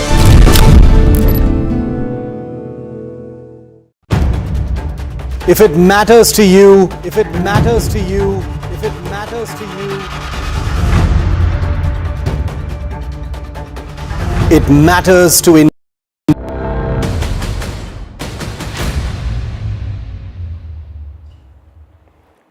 Welcome back. Border states are on high alert given the situation with Pakistan, the aggression last night when India thwarted missile and drone attacks that were sent from Pakistan. Now, especially in Punjab, Rajasthan, Jammu and Kashmir, we've seen high alert. And in Punjab, if we talk about, well, today state ministers, 10 of them will be visiting the border areas. There was also a siren that sounded this morning in Chandigarh. Administration said there was a warning of possible attack and that residents must learn how to react to such situations and stay indoors. There have been blackouts as well. Remember, overnight in these areas, yesterday we saw the Golden Temple, the lights went off there in Amritsar. Well, let's go across now to NDTV's Gurpreet, who joins us from Bhatinda. And Gurpreet, so what is the situation right now on the ground? And as we said, state ministers are visiting some of these border areas to check.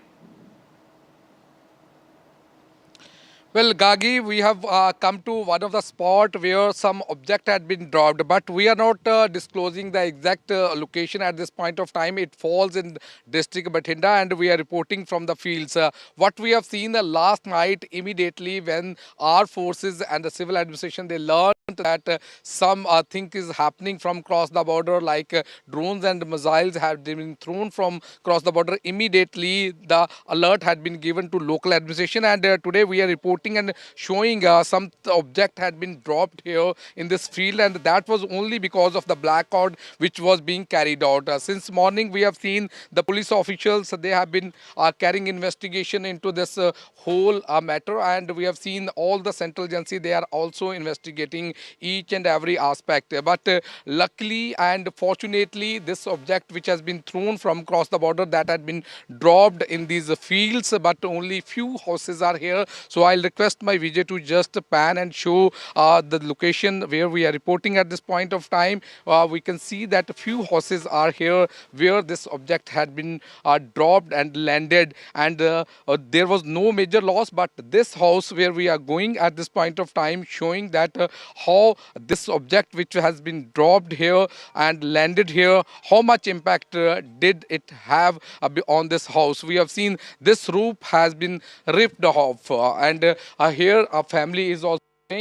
So I request my Vijay to show these pictures and images. This house roof has been ripped off, and we have seen the family members who are staying here. They were present here in this courtyard when this whole incident had taken place. And what we have learned at about 10:30 or 10:40, this whole things had been taken place. And this is all because we have seen we have very integrated defense system, and we were able to neutralize all drones and missiles when they were attacking from across the border. So once we can also see that the window panes had been shattered, the family was staying here, the locks were being broken because of the impact, and now we have seen the police and the central agencies, they have already started investigating into this matter to just know what is this object and what material had been used and why there is a huge impact. But what we have learned, the police have already recovered that object from these fields, and further investigation is already underway. Back to studio.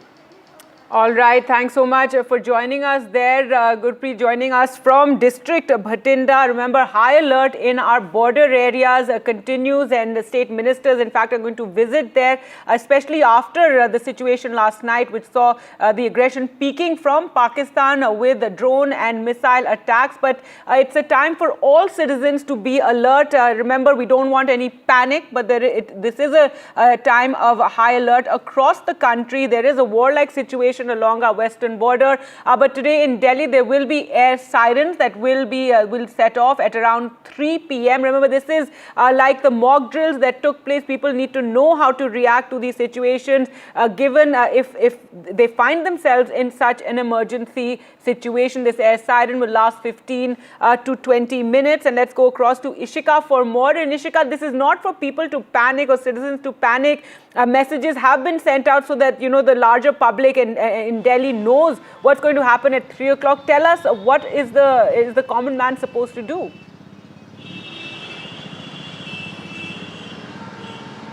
Well, yes, Gargi, as you rightly said, this is not a moment to panic, but rather it is a moment to prepare.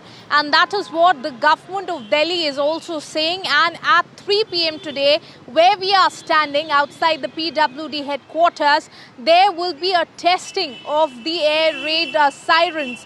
Now, in fact, we'll also like to show you the visuals. We are currently outside the building, but, these air raid sirens have been installed at the top of the building. Now, we are expecting that the Chief Minister and the Cabinet Ministers will be reaching here shortly.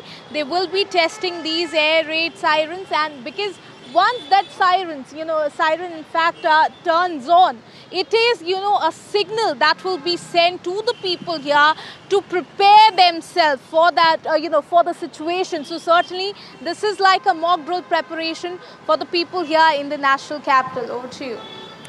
All right, thanks so much, Ishika, for joining us with that. So do remain alert to when that siren will sound, and don't panic when it sounds at around 3 o'clock. Now, as India has retaliated effectively against the hostilities from Pakistan, on our western border, and people were glued to the television screens yesterday. But do remember, the rest of India is functioning as normal. Things are, people are going about their business, and that is the best action our citizens can take, is to continue with their work, of course, remaining calm but alert. NDTV's Sheshi sent us this report.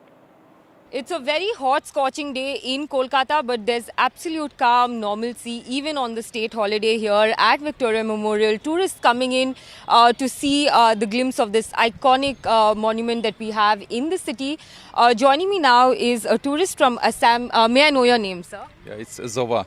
Okay. There have been, it's a volatile situation at the LOC. The entire country is watching closely and, of course, standing by the forces that are guarding us every single second. Is there any panic? Is there any tension? Life is going on as normal. You're here to see the Victoria Memorial. Your message to the forces, and how are you feeling? Yeah, we heard through the news and from all the social media that, of course, there's a tension going around the border, but probably because of our strong army and our forces, the situation inland is quite peaceful, and I don't find any such kind of panic among the people. And message what I can give to them, they are doing really great job, and we are on their side.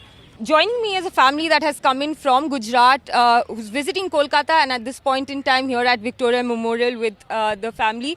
कल रात को LOC पे volatile situation था. हमारे जो सेना है डट के जवाब दिया है.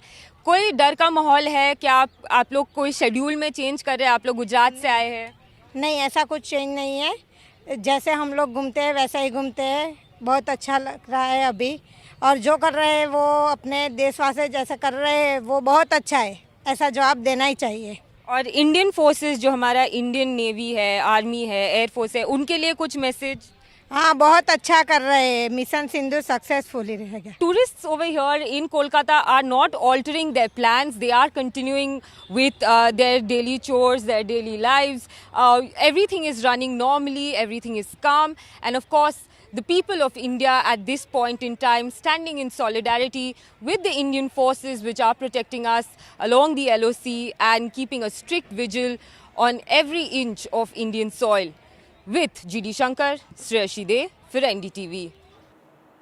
And now an exclusive interview with Harsh Shringla, former Foreign Secretary and Ambassador to the US, who said it's very important to ensure deterrence, which is what India did with Operation Sindoor, and how the strikes were very focused on the terror target, but how the Pak Army Chief's policies are the short-sighted and how it's his delusions that have led to this situation. Ambassador Shringla, really appreciate your time. This is being seen as a departure from the past as far as the US stand is concerned. A more hands-off approach by the US is in line with what India has been saying, that it is for India to deal with Pakistan on its own terms. Absolutely, Maria. I think, it is a refreshing departure from several of the previous US administrations in the past that have actually tried to intervene, tried to mediate on what is essentially a bilateral issue. And I think we have been very clear that this is an issue that we have to deal with. Bilaterally, we can handle these issues on our own. And what I think Vice President J.D. Vance is saying is, I think, would echo our sentiment that, at the end of the day, we have to deal with this issue, that there is, there is, very little to no chance of any nuclear confrontation on this particular, conflict that is on, and that at the end of the day, it is for India to take steps to seek retribution for a heinous terrorist attack on our citizens. I think part of that effort is, punitive, but part of that effort is also to ensure deterrence and to preempt this from happening in the future. And I think that is a very, very important step. Otherwise, we will find ourselves again bogged down in cross-border terrorism. And I think we have to send a message to Pakistan, a clear message that, terrorism as an instrument of its foreign policy will not pay. And that every time you indulge in an act of terrorism, there will be very, very serious retribution. And I think our strikes, day before yesterday night, were very, very focused, targeted against terrorists and terrorist infrastructure, very effective, I think demonstrably effective. And that is the sort of, response that a calibrated, responsible response that a country like India would indulge in. Ambassador Shringla, there is an important question probably on the top of everyone's minds right now in India and Pakistan. It appears that India has been trying to give Pakistan an escape hatchet, so to say, when it says that, these steps are non-escalatory and these are not targeted at any particular military installation, etc., etc. Saudis and Iranians both have been in India, and the Saudi minister today would be in Islamabad. Use your years of diplomatic experience and exposure, Mr. Shringla, and please try to inform our viewers that is there a solid chance that Saudis can bring some sense into the Pakistani establishment, particularly the military establishment, which is also seen separately closer to the Saudi establishment than any other establishment, to de-escalate and disengage from this entire situation? Well, if there is one country that exercises significant influence on Pakistan, it is Saudi Arabia.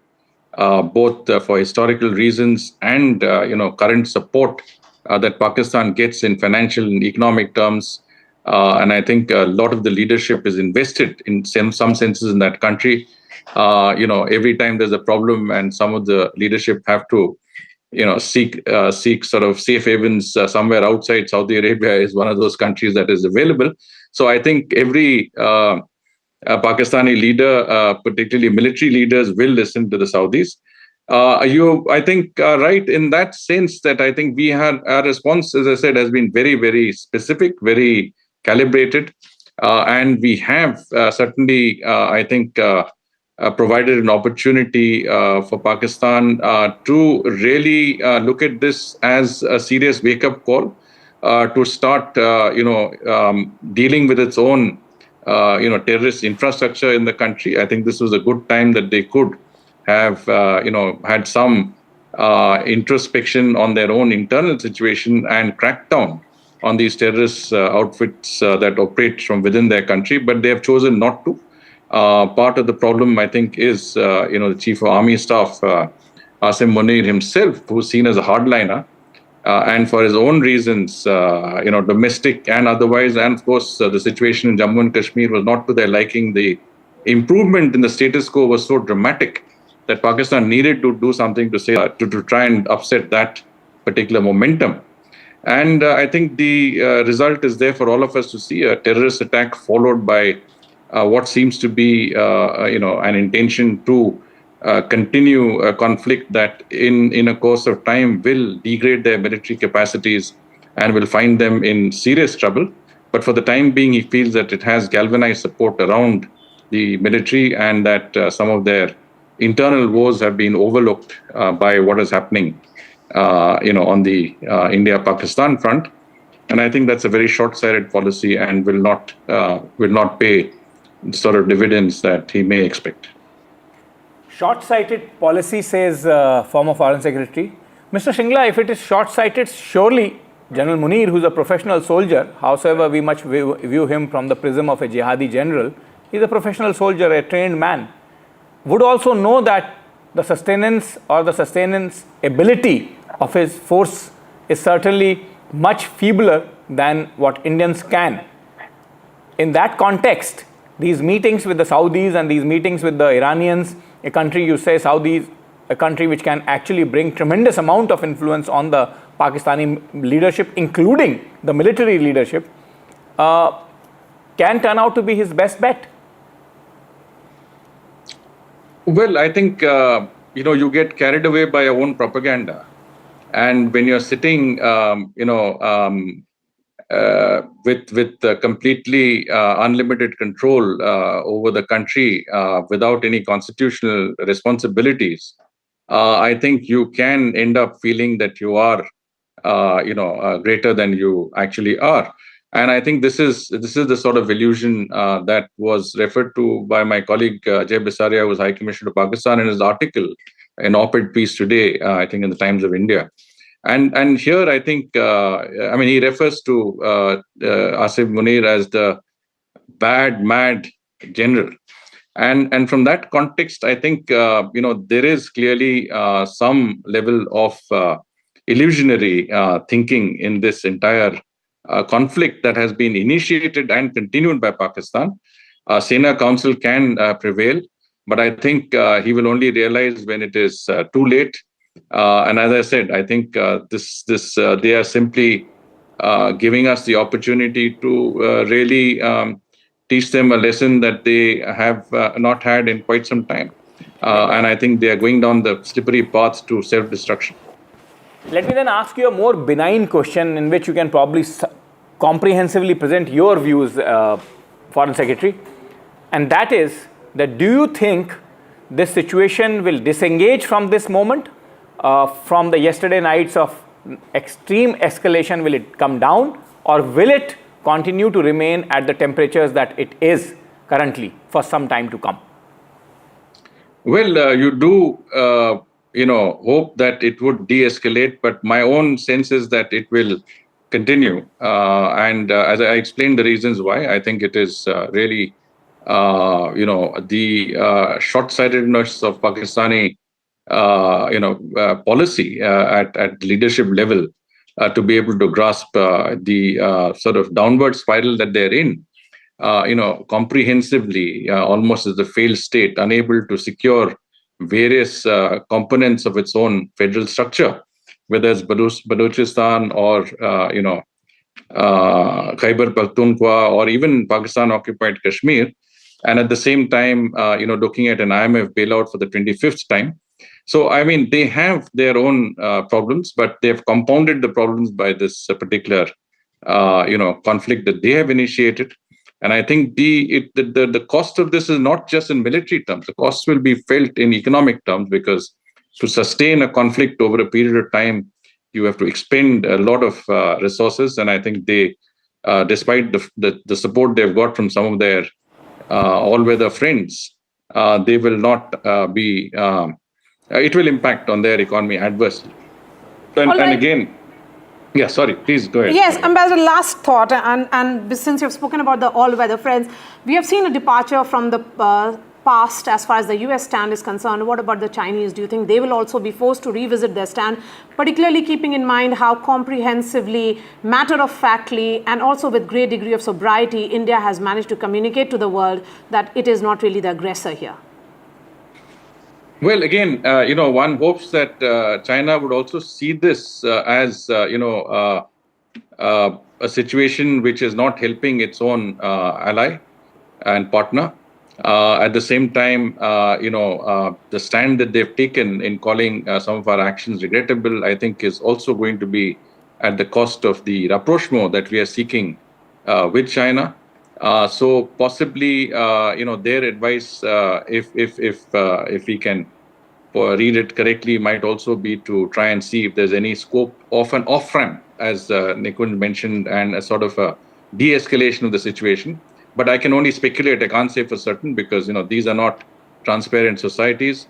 There has been some talk of a conversation between, our NSA and his counterparts. There has been some back-channel conversations.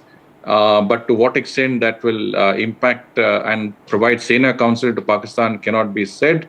So at this particular juncture, we are in a situation where we've exchanged some serious, strikes at each other. And my own sense is that we are degrading their military capacities, their air defense capacities, and at some stage they'll be left open and defenseless for much more serious strikes into Pakistan. And I think this is not a way that General Asim Munir would want to go.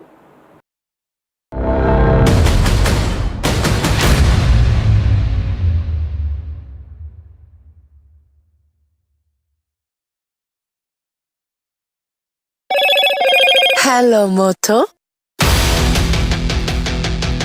Motorola, India's leading AI smartphone brand.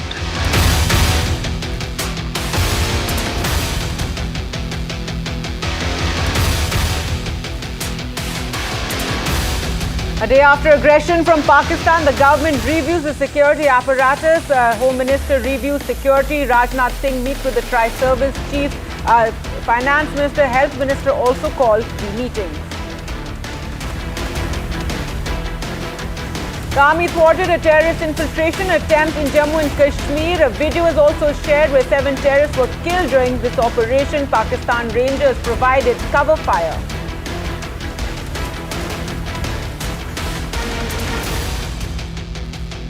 Several Pakistani military posts along the line of control have also been destroyed. The first official army video is released.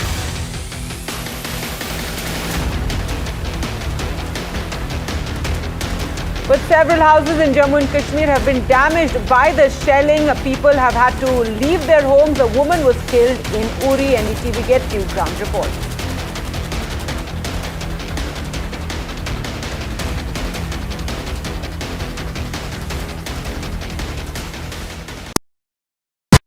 In today's interconnected world, India's voice is more crucial than ever. When India speaks, the world listens. At NDTV World, we are that voice, bringing you intelligent and insightful news from India and beyond. From geopolitics and diplomacy to economic shifts, migrations, tech disruptions, and the stories of our diaspora. We cover the news that shapes our global future. NDTV World, your new home for global news is here.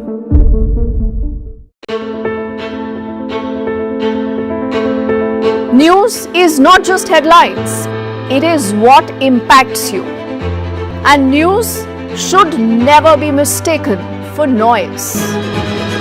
What matters is the reality. Accurate, in-depth and with the right perspective. For over 20 years, I have been a journalist and never has clarity mattered more than now. At Newsnight, we go beyond the surface. We dissect the details, challenge the narratives. and bring you the unparalleled clarity you deserve in a world clouded by misinformation. We are bold, we are direct. News Night, for the news in your interest. Only on NDTV 24/7. How often have you turned away from debates that descend into endless fights? We bring you a show where every question is answered, where every debate finds its resolution, where every story finds its conclusion, where opinions collide but facts prevail, where stories unfold with insights and trust. When the noise ends, the last word.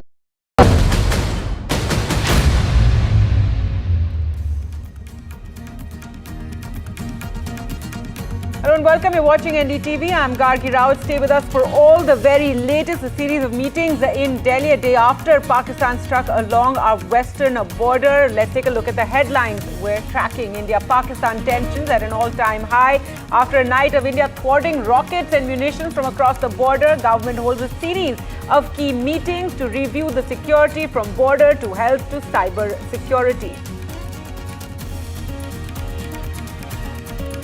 The army shares a video of a terrorist infiltration attempt being thwarted. 7 terrorists were killed during the operation in the Samba sector, and Pakistan Rangers were providing cover fire.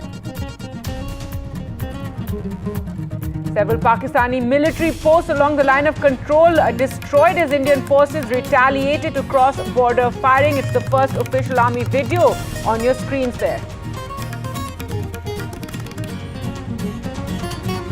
More shelling from Pakistan. Several houses in Jammu and Kashmir damaged by the shelling. People have had to leave their homes. A woman was killed in Uri. NDTV brings you these reports from the ground.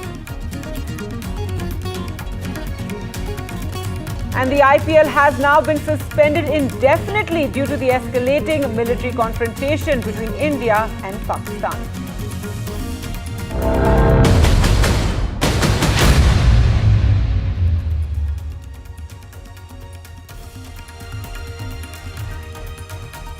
All right, let's get you all the very latest now. As we said, a series of meetings are taking place in Delhi after a night of aggression from Pakistan all along our western border, northwestern border, where we saw drones and rockets being fired, but being very comprehensively countered by India's defense forces. Now, shelling and small munition fire has been ongoing ever since the Pahalgam attack, in which 26 tourists were killed, and this has led to widespread destruction of houses. The shelling has come deep inside the LOC and the border, international border, in various districts there. As you can see, houses, homes destroyed, people have had to flee.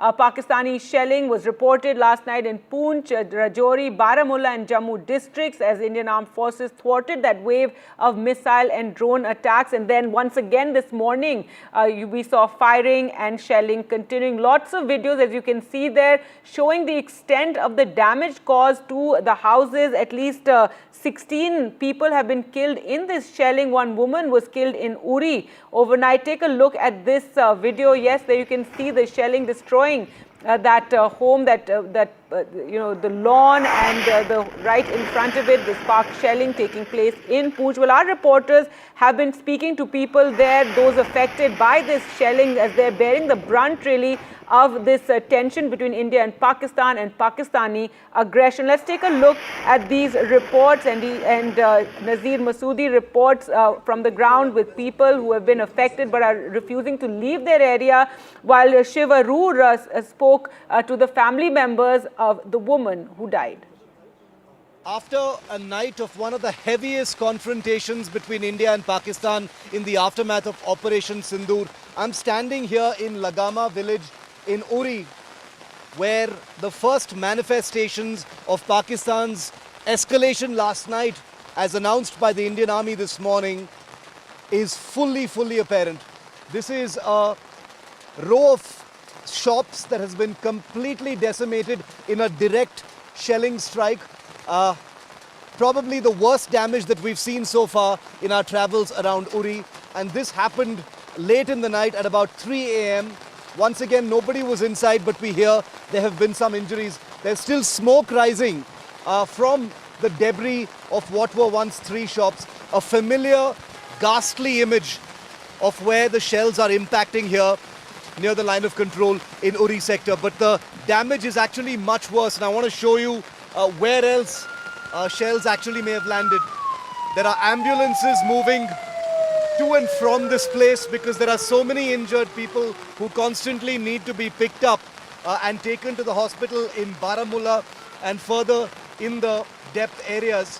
But if you follow me down here, there are signs of even more damage because it is clear that there was more than one shell that landed last night. This is right in the middle of Lagama town in Uri sector, completely abandoned. Nobody's here anymore after last night. The first night gave them a false sense of security, thinking that, you know, maybe the shells were either flying over their heads or not quite reaching this spot. But this is how far Pakistan is shelling even civilian areas. These images from Lagama town are worrying because this would make Lagama the 8th or the 9th village that NDTV has encountered personally in terms of the damage that we've been seeing personally here. This here is now on the mountainside, built here, a row of houses under construction here. This is all that's left here. Please look at this, viewer. We will not be turning our cameras away from the suffering of the people who live in these areas who never get to leave. This is all that's left. The familiar motif of mangled metal sheets, corrugated sheets that people use as roofs, firewood, chopped pieces of furniture, and the only remnants here, livelihoods completely destroyed. These were once shops over which someone was supposed to have built a house, we are told, and this is all that's left, just splinters of wood and metal, which has become almost like a representative image of what's happening to village after village here in Uri. 3 shells, 2 locations at a span of about 50 feet, and this is the damage. 2 nights in a row, the heaviest possible shelling hitting Uri as well. How long more is it going to go on? Will there be an escalation? Will there be a de-escalation? We don't know just yet. But on NDTV, we will not be turning our gaze away from what the people here in the line of fire are suffering on a daily basis. With Ashwini Mehra in the Uri sector of the line of control, Shiv Arur, NDTV. After another night of shelling and a big escalation, we've landed here in the Uri sector near the line of control where the first casualty of Pakistani shelling happened last night. Her name is Nargis Bano. She was 45 years old and she was killed in a car. Her members of her family are grievously injured and they've been taken to hospital. And I've just arrived here at the family home to speak to some of the grieving family members who are everywhere and collected here. Sir, क्या हुआ था बता सकते हैं? वो गाड़ी में थी? गाड़ी में जा रहे थे, अब खुद को बचाने के लिए यहाँ शेलिंग हो रही थी.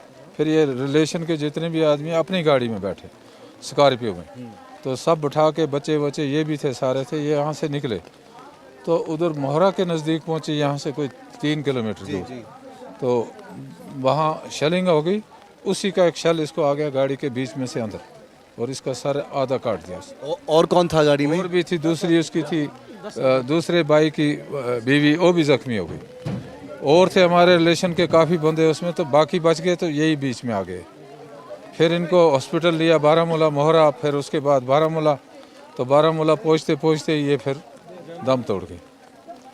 तो दूसरी जो थी वो दूसरी इसकी भाभी इसकी, तो वो बच गई, उसको थोड़ा लगा था, अभी वो है हॉस्पिटल में बारामूला. तो आप बोल रहे हैं कि यहाँ से बिल्कुल 2-3 किलोमीटर यहाँ से पीछे वो शेल लैंड हुआ है. इसका मतलब ही कि जहाँ हम खड़े हैं ये भी in the line of fire है? बिल्कुल ये भी है. 5 किलोमीटर इसमें. तो इसके पहले भी हुआ है ऐसे? होता रहा, लेकिन इस तरह डायरेक्ट बीच में नहीं होता रहा, रात पार शल नहीं आया इस एरिया में. लेकिन ये फर्स्ट टाइम सर यहाँ से यहाँ नहीं आता था, लेकिन फर्स्ट टाइम आज ये शेल जो है यहाँ पर गिरे. यहाँ क्या गिरे, यहाँ से 2 किलोमीटर आगे भी गिरे. मोहरा में गिरे जी sir. This is a very scary thought. These people have lived here for many years, and they say that shells have never landed here. This is the first time that a shell has actually landed in this place, and we will continue to report a very grieving family here because they are in shock, and we will continue to report from here and in the forward areas near the line of control in Uri. All right, Shiv, talking to a family members there of the woman who died in Uri. But let's now go across to Ghazali, who joins us from Poonch. And Ghazali, what is the situation there today after this night of tension that many in the area have seen? And yes, I can see many people there behind you. Tell us what's happening. See, Gargi, Poonch is one of those sectors which has been under heaviest shelling for the last 3-4 days. Visuals from my camera person will show you. This is one car. This is the chowk in the main bazaar where on just a couple of days ago we saw around 16 deaths in Poonch due to shelling. And this particular chowk saw 2 deaths. One on my left in the frame, you'll see this is one shop. A gentleman was inside the shop. You can see those marks on the shutter here. A gentleman inside the shop was hit with the splinters and he was killed. Another man, he was also here in the same chowk here, and he was also hit by the shelling and then he was killed. On that very particular day, on this side on my right is a Gurdwara Sahib which was badly hit, which you must have seen in the reports. We had covered it earlier as well. And the population here says that the shelling has been heaviest in the last couple of days. Even today morning, the shelling happened till 6:30. Even in the sun, under the sunlight, there were sounds of explosions and all. And this particular location is just very close to the international border. Just 1 kilometer in the radius, this entire area is located from the international border. I am joined here by Mr. Manmohan Singh, one of the residents here. Then we also have the head of the Gurdwara Management Committee of the local Gurdwara, which was badly hit here. Sir, first to you, what is the situation right now, since there is no shelling as of now, but what are you anticipating? What I feel, there is no shelling, no doubt, but still the people are facing very panic over here, overall panic. Everybody is very panic. So a lot of people have migrated from this particular place, and much has already been lost by we people. At least 13 lives we people have lost, including our Ragi, Amrik Singh ji. Just here, he has lost his last breath. तो मैं समझता हूँ कि बहुत बड़ा नुकसान जो है वो पुंछ के अंदर हुआ है, और for the first time we are facing such a type of shelling over here. So, Manmohan Singh ji, you were telling that this city, Poonch, has a very small population in this particular area where we are based, and it's a city of mixed population. Can you tell us that what is the current situation now? Blackout has been ordered in multiple districts of Jammu region. So what is the ground situation here right now? As already you have heard that the situation is very tense. People are panicked due to this shelling, and now most of the people have migrated from here. बहुत से लोग यहाँ से उस panic की वजह से चले गए, और उसकी वजह सबसे बड़ी है कि इन लोगों का जो है इनको ना तो ऑलरेडी पहले से इन्फॉर्म किया गया कि जो ऐसे हालात बन रहे हैं आप इसके लिए अपनी तैयारी कर लिए, क्योंकि we were preparing for a mock drill जो वेरी नेक्स्ट डे होने वाली थी. तो उसमें ऐसा रहा कि जैसे ही ये रात को इंडिया ने स्ट्राइक किया, तो उस स्ट्राइक के बाद पाकिस्तान ने रिटेलिएट किया. उस रिटेलिएट में जो शेलिंग इस पुंछ सिटी पे हुई या इसके पेरिफेरीज पे हुई, तो उसके बाद एक पैनिक जो थी वो फैल गई. और very early in the morning जैसे ही हमारे लोग मार्केट में निकले हैं, तो उसमें ये जो शेल्स वगैरह पुंछ सिटी के अंदर गिरे, और जिसमें अभी आपने सुना है कि हमारे कुछ लोग जो थे उनकी जान जो है वो चली गई है, कीमती जान चली गई. और उन लोगों के लिए तो ये एक किस्म का वर्ल्ड वॉर हो चुकी है. वो उनके लिए सब कुछ खत्म हो चुका है. लोग पैनिक में और लोग यहाँ से माइग्रेट हो रहे हैं. तो हमारे बुजुर्ग जो थे वो 1947 में माइग्रेट होकर यहाँ पे आए, और it is the part and parcel of India only due to our elders. हमारे जो फोर फादर्स थे उनकी वजह से ये part and parcel of India है. क्योंकि हम अगर उस हिस्ट्री को देखें तो saviour of Poonch brigadier Pritam Singh जो थे, उन्होंने इन लोगों को यहाँ पे रोक लिया था कि आप लोग यहाँ पे रुकिए, इस इलाका को ना छोड़िए. और उसके बाद यहाँ तक ये लोग जो हैं ये इस बॉर्डर पे पूरे इस देश की दीवार बन के बैठे हुए हैं. लेकिन अब जो सिचुएशन बनी है, इस सिचुएशन के अंदर अगर इन लोगों को संभाला नहीं जाता, जैसे अभी आप सुन रहे थे कि ये जो हमारे लोग मारे गए हैं, ये कोई लैंडलॉर्ड नहीं है, इनके बहुत बड़े बड़े बिजनेस नहीं हैं, ये लोग हैंड टू माउथ हैं, मीडियम क्लास हमारी फैमिलीज हैं। तो इन लोगों को अगर ऐसे जान भी जो है वो खतरे में चली जाएगी, तो फिर नेचुरल लोग माइग्रेशन, और ऑलरेडी जो हम देख रहे हैं कश्मीर से लोग माइग्रेट हो गए अपनी सेफ्टी के लिए, लेकिन बावजूद उसके भी ये लोग यहाँ पे रहे हैं। मनमोहन सिंह जी, एक आप मैसेज देना चाह रहे थे मेट्रो सिटीज में जो लोग खबर देख रहे हैं, जो लड़ाई पे नजर बनाए हुए हैं, जो सोशल मीडिया पर हैं, उनके लिए क्या संदेश देना चाहते हैं? सर, आपने जो क्वेश्चन किया है, मैं उस संदेश में जो मैसेज आप मुझसे पूछ रहे हो, मैं उन लोगों को ये बताना चाहता हूँ कि what is the situation in the battlefield, वो यहाँ पे ही आपको आके पता चलेगी। कहीं पे स्टूडियो के अंदर बैठ के या मेट्रोपॉलिटन सिटीज़ की सड़कों पे खड़े होकर किसी जय जयकार के नारे लगाने, वो कोई देशभक्ति नहीं है। देशभक्ति और लॉयल्टी वो है जब आप किसी बैटलफील्ड में या बॉर्डर एरिया के अंदर दीवार बन के बैठे हुए हो। रुके, अगर ये लोग भी यहाँ से चले जाएंगे तो फिर आप बताइए ये एरिया कैसे हम कहेंगे कि ये इंडिया का पार्ट एंड पार्सल रहेगा। तो हम सरकार से भी यही कहेंगे कि इन लोगों को डिफेंस भी इनका किया जाए और इन लोगों का जो है फ्यूचर जो है उसको सेव किया जाए। एम्प्लॉयमेंट पहले ही खत्म हो चुकी है, ये it is very much clear. थोड़ा समय की कमी है, मैं आपका संदेश आगे दोबारा कैरी करेंगे। So this is the underlying sentiment here that they want proper facilities, security and also no jingoism, but they say that the situation is very dire. It was never like that even in the previous wars as well, that they were getting directly hit from the shelling. 16 people were killed. The situation is still tense. The bigger concern is that people are now even migrating from here in Punch. Mohammad Ghazali for NDTV. Thanks so much, Ghazali, for getting us those voices. It really gives a sense of, what is happening to the people on the ground. They're living in those border areas. People have died. People are now evacuating, moving out from where they have called home. But for the moment, remember, the country remains on alert. Even the national capital, citizens are asked to remain alert. And there are mock drills taking place. And today, there was the siren that was sounded at 3 o'clock. This message had gone out to the citizens. Let's go across to Ishika to find out what's taking place right now. Over to you, Ishika.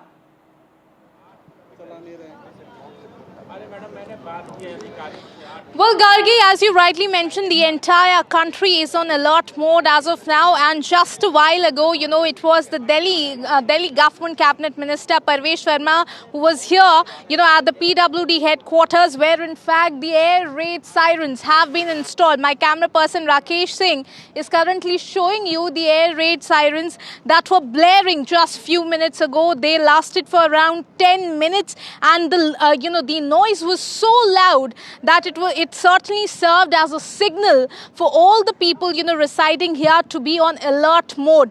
Now, what the minister has said that, just like these air raid sirens, they will be installed, across the national capital at all the high-rise buildings, and they will in fact last for around 15 to 20 minutes. This is, kind of a security drill that was done today, but this, this is being installed in different areas of the national capital, so that you can prepare the people, the civilians, for an emergency situation. If there has to be a blackout during an emergency situation, just 15 to 20 minutes ahead of that, you will hear the air raid sirens blaring across the national capital to send the signal to the people that it is not a time to panic, but rather a time to prepare yourself. Now, the government, the state government, and in fact, the central government continues to say that the country is on alert. There is no need to panic. The armed forces are there present, but civilians themselves need to be prepared. So that is why the security drills are being arranged time to time. Over to you.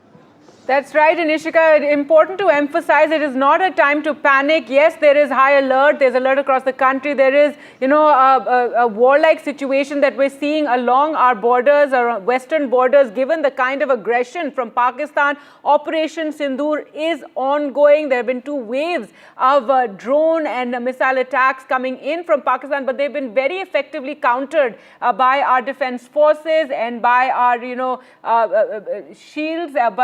Take a look there at, there you have the state minister of Delhi as this siren has sounded, and it's a mock drill really in the national capital at a time when there is high alert along our borders and a high state of tension with Pakistan, and at the moment, of course, one doesn't know what is really going to happen next, but citizens across the country, there is a need to be prepared but not panic. That is what the government too has been emphasizing. There is no need to panic. People should go around their work normally. However, they have to know, in case any sort of emergency situation should arise, how they are to behave. Let's go back to Ishika for more on that. And Ishika, so tell us, what is it that the authorities, the administration is saying? What is the purpose of this mock drill, and how are citizens to react?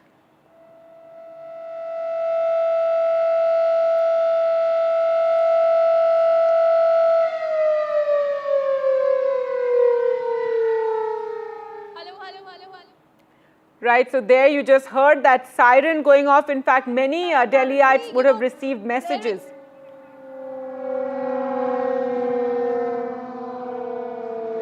Well, Gargi, you can hear the air raid sirens that are currently blaring, and they will continue to be so, because this is, as I mentioned, it is kind of a signal to send to the civilians, for them to be prepared. And this is a kind of a security drill that is being done by the government of Delhi. And what the government says, that they are going to be installing these kind of air raid sirens across the national capital on the high-rise buildings, and it will be a signal for the civilians to be prepared, because we know that there are already escalating tensions between India and Pakistan, and while the armed forces are certainly ready at the borders, the civilians also need to be prepared themselves.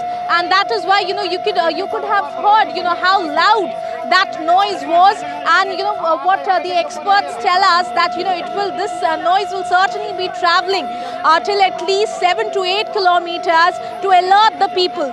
So this is just the start, is what we are being told. These air raid sirens have been installed at the PWD headquarters, but from now on they will be installed in different high-rise buildings across the capital. And such kind of security drill is going to be organized from time to time, because at this time of escalating tensions, the government says that if there is any kind of emergency situation, if there is a blackout that is needed, just 15 to 20 minutes before that, you will hear these, air raid sirens blaring across, the national capital. They are telling you to be on an alert mode, to not panic, but to be prepared. Over to you. That's right. That's the important message there, not to panic, but be prepared. This as the western border is facing aggression from Pakistan. Well, let's now take you back to Jammu and Kashmir. And today, Chief Minister Omar Abdullah was in Jammu. He was there to assess the situation a night after there were waves of missiles and, drones being fired from Pakistan, which were countered by India. There have also been at least 16 citizens who've been killed in this ongoing aggression from Pakistan, the firing and shelling from Pakistan. Last night there was a woman who died in Uri, and the Chief Minister there visiting the hospital, meeting with those who were injured in this constant shelling and firing that is ongoing from Pakistan ever since the Pahalgam attack. The LG Manoj Sinha also visited Uri, and officials are inspecting all the damage done by the shelling. Let's just listen into what the Chief Minister had to say. उनके तरफ से जो civilians को निशाना बनाने की कोशिश की गई, जिस तरह जम्मू शहर पे उन्होंने ड्रोन का हमला किया, मुझे नहीं लगता है कि 71 वॉर के बाद कभी इस तरह जम्मू शहर को निशाना बनाया गया हो।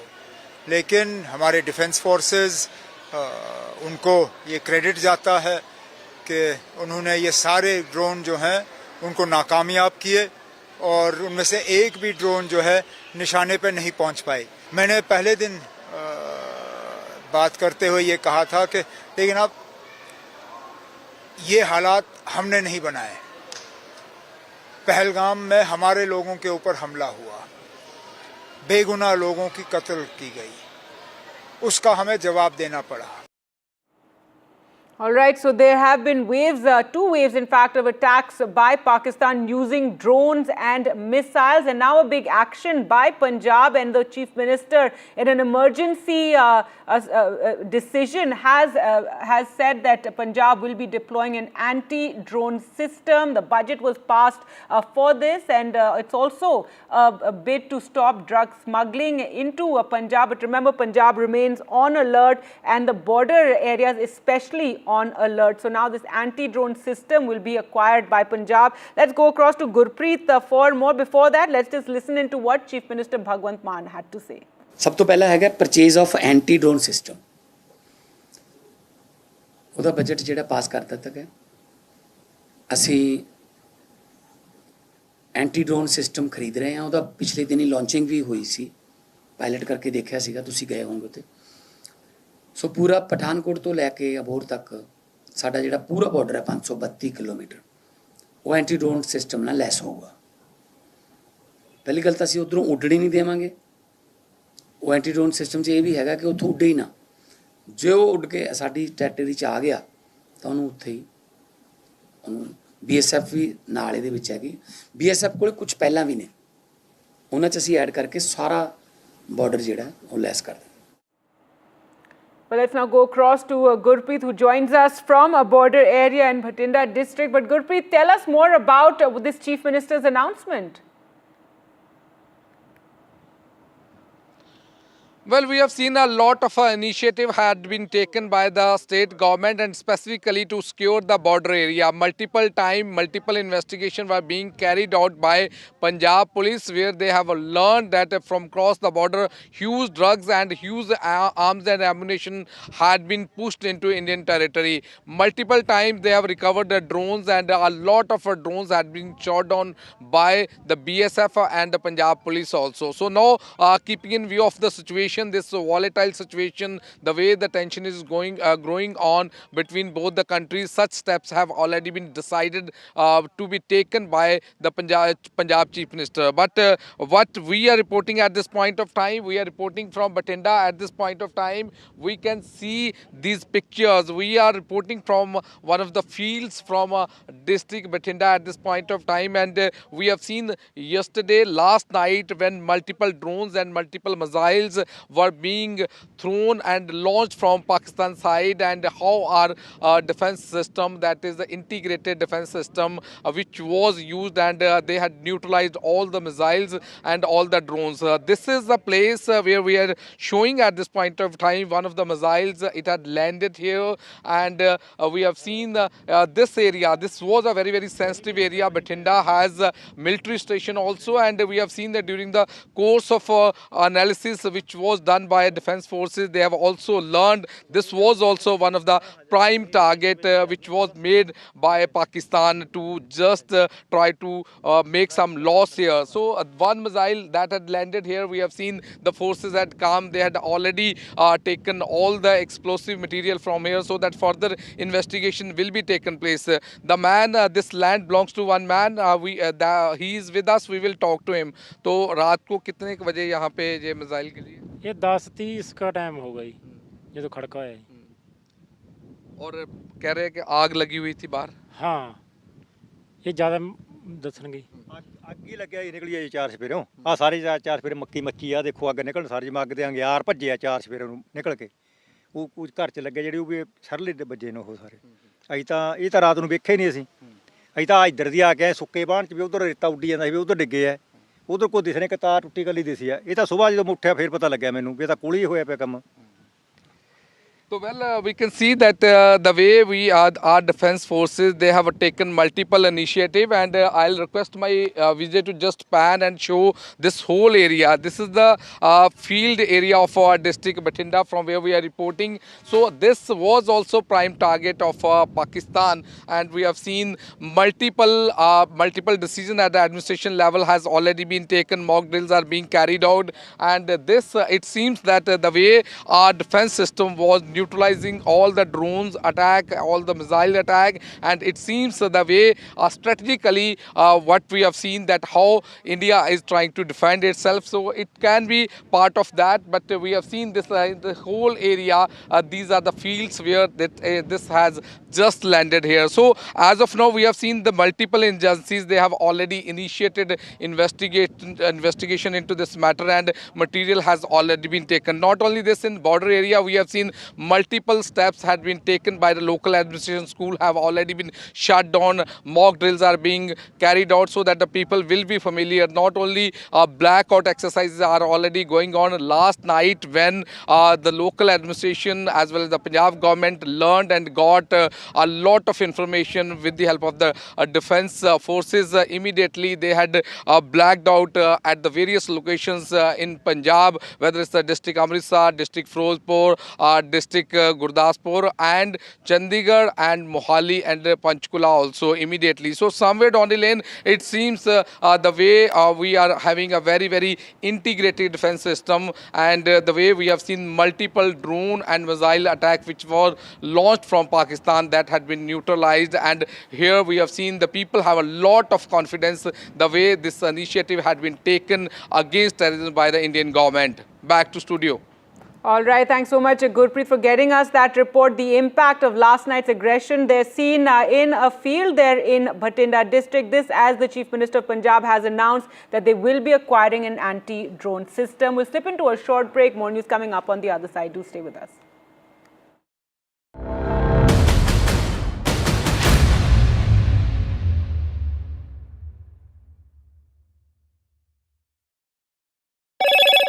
Hello, Moto.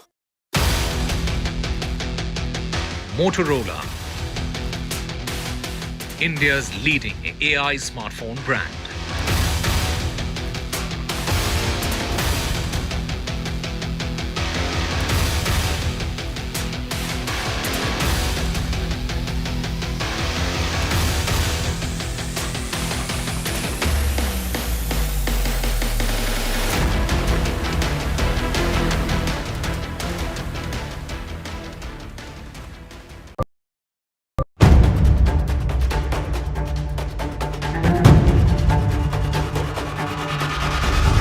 If it matters to you, if it matters to you, if it matters to you,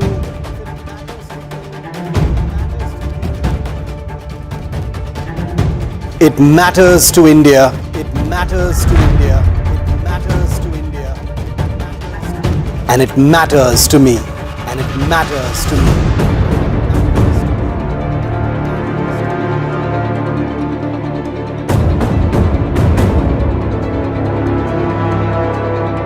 India Matters with Shivaru, only on NDTV 24/7.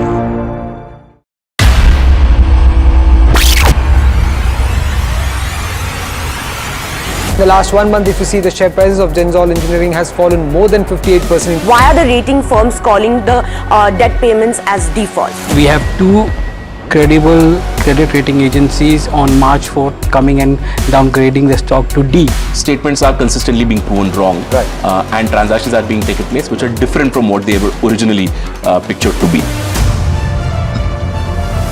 The company claimed it would roll out 6,400 electric vehicles. But what it has rolled out is a shocking scam. Funds meant for the project were funneled allegedly back to the promoters, the Jammu brothers. What did the money buy? Not EVs, of course, but a lavish flat in Gurgaon's luxurious DLF Carmelias.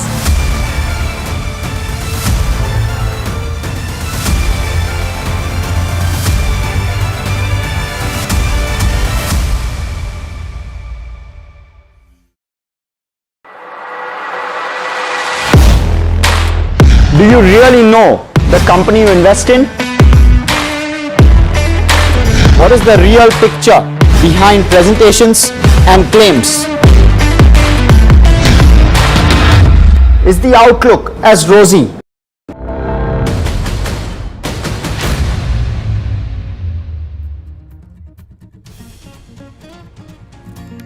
Permanent representative to the UN, Ambassador of India to the United Nations, is joining us live. Ruchira Kamboj, really appreciate your time, Ambassador here. on NDTV. How do you see the overall diplomatic efforts shaping international opinion, which is being taken over, as efforts being taken by India, particularly in the face of Pakistan's continued aggression and hostility, ma'am? Well, good to see you, Maria. And let me say, in response to your question, at the very outset, I would say Pakistan has made our task simpler by openly admitting before the full glare of the international media that they are the financiers, they are the perpetrators, and they are the abettors of terrorism. And second, the political leadership of India, as we all know, has moved swiftly, engaging key foreign counterparts. The members of the United Nations Security Council seem to have been briefed in detail, and we saw the images in your show itself. And at the most recent informal meeting of the United Nations Security Council, Pakistan stood isolated. We all know that, with no outcome to show after that meeting. Their permanent representative, in fact, cut a solitary defensive figure at the media stakeout. And that image speaks louder than words, more than what you and I can say. So I would say, in short, you cannot defend the indefensible. And when you try, you end up exposing your own farce. You can't defend the indefensible, Ruchira Kamboj, but that's what Pakistan has been doing for a very, very long time on the international forums. What do you think has changed? And also, do you think that because you can't defend the indefensible, you move down the rogue alley, you become more rogue for the world to take note of you? Is this what is happening with Pakistani behavior? Oh, absolutely. But let me tell you something. The world has no tolerance for terror. Something has changed. That needle has moved. And you saw that in the recent meeting of the Security Council. Did Pakistan get any support? I ask you that. They did not.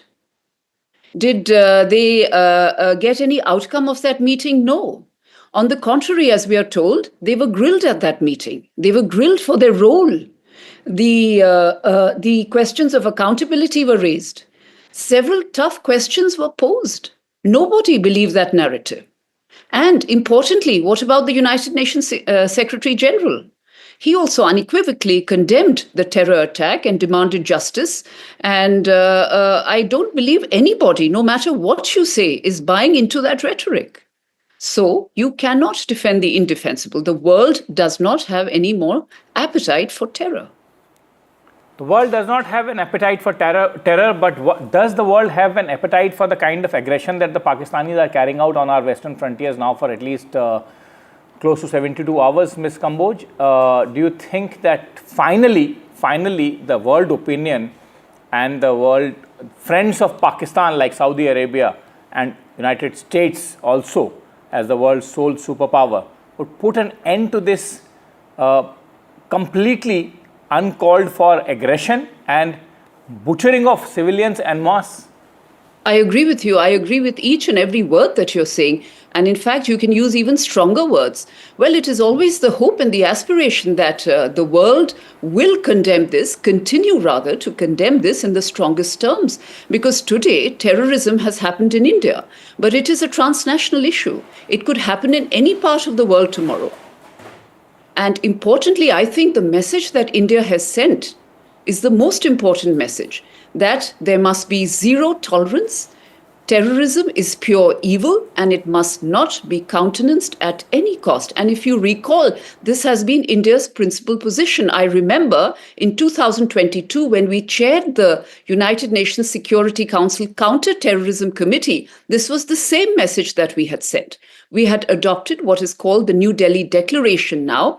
And 2 months later, when we chaired the Security Council in December 2022, we had further worked upon the New Delhi Declaration. And once again, we had crafted a presidential statement, which was adopted despite the polarization of the times that we live in. So I do believe that the world feels very strongly about terror, which needs to be condemned in no unequivocal terms.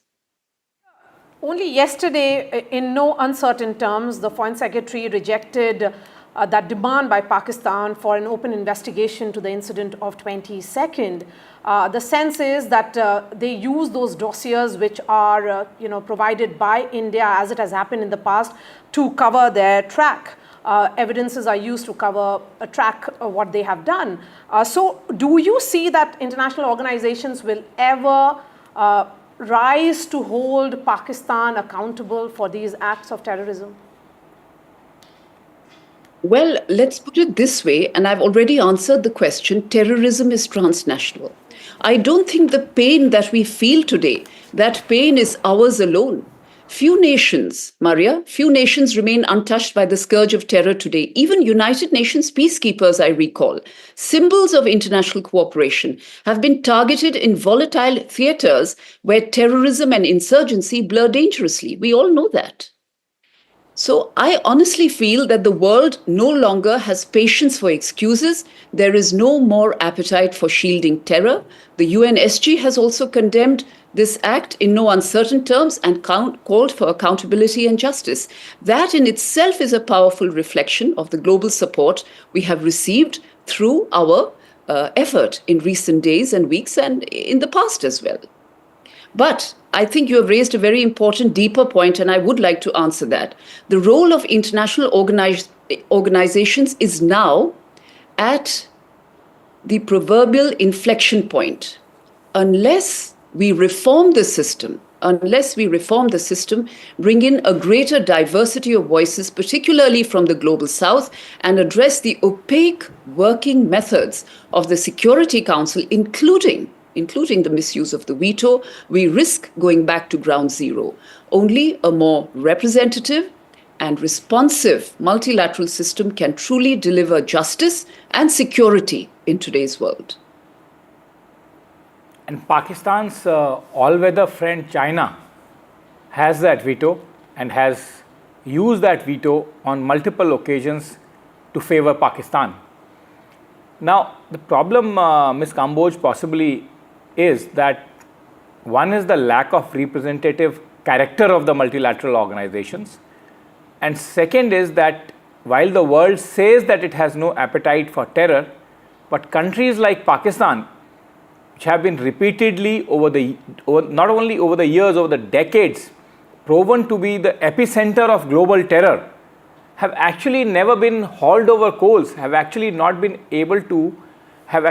been punished enough by the international bodies, or you can say multilateral institutions.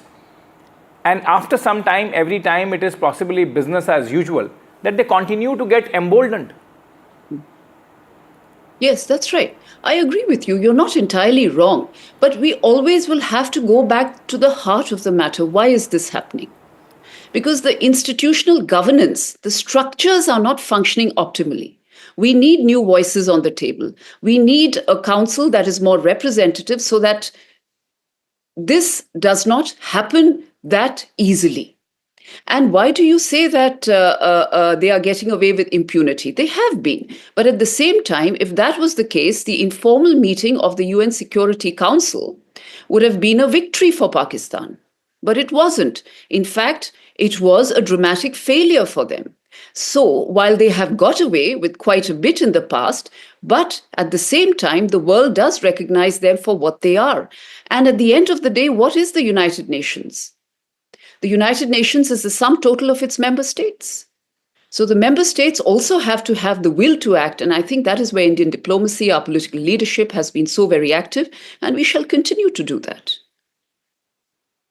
Ruchira Kamboj, really appreciate your time here on NDTV. Thank you, ma'am, for your time here. We are slipping into a short break, and coming up would be another exclusive interview with another former ambassador, so stay tuned.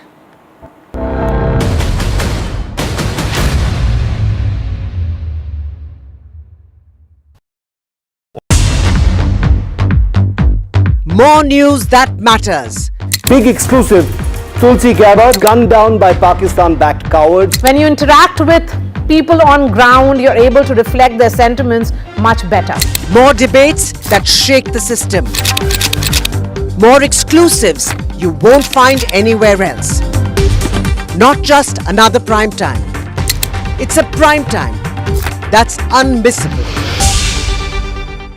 I've been reporting on all issues big and small from Andhra Pradesh, Telangana, rest of South India bringing you all the action, all that you need to know, all that you want to know. The energy of Maximum City is infectious. I'm bringing that energy in our news coverage from financial capital Mumbai. Covering from the southernmost part of India over the last 23 years, I bring in-depth and 360-degree coverage from the Dravidian heartland. The land of Mishti, also known for its bitter politics. I have seen much water flow under the Howrah Bridge, covering Bengal in all its vivid colors. India's IT capital is always bustling, a city full of startups, stories and surprises. And I keep you ahead on all the Bengaluru buzz.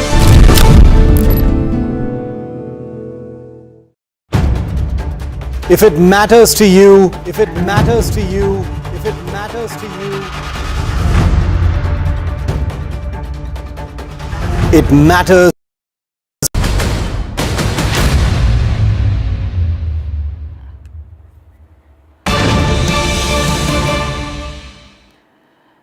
And a piece of breaking news coming in now. Top government sources are saying that the Indian Armed Forces have gathered substantial evidence of each strike carried out against terror targets. In fact, visual proof is being systematically recorded and shared for every operation. The armed forces are committed to maintaining transparency by continuing to provide evidence of all future strikes, is what we can tell our viewers at the moment. And a specialized data collection unit has been tasked with storing and organizing all visual and operational proof related to these missions. We have been saying that Operation Sindoor is an ongoing mission. It's a developing story. And a very, very dynamic situation. At the moment, at 5:30 p.m. is when there'll be a press conference that will be held by Minister of External Affairs. Aishwarya Jain continues to be with us. Aishwarya, give us the details. I mean, the fact that there is an effort being made for collection of visual evidence is becoming important because India has shared with its allies and will be doing so more with the nations that are supporting India.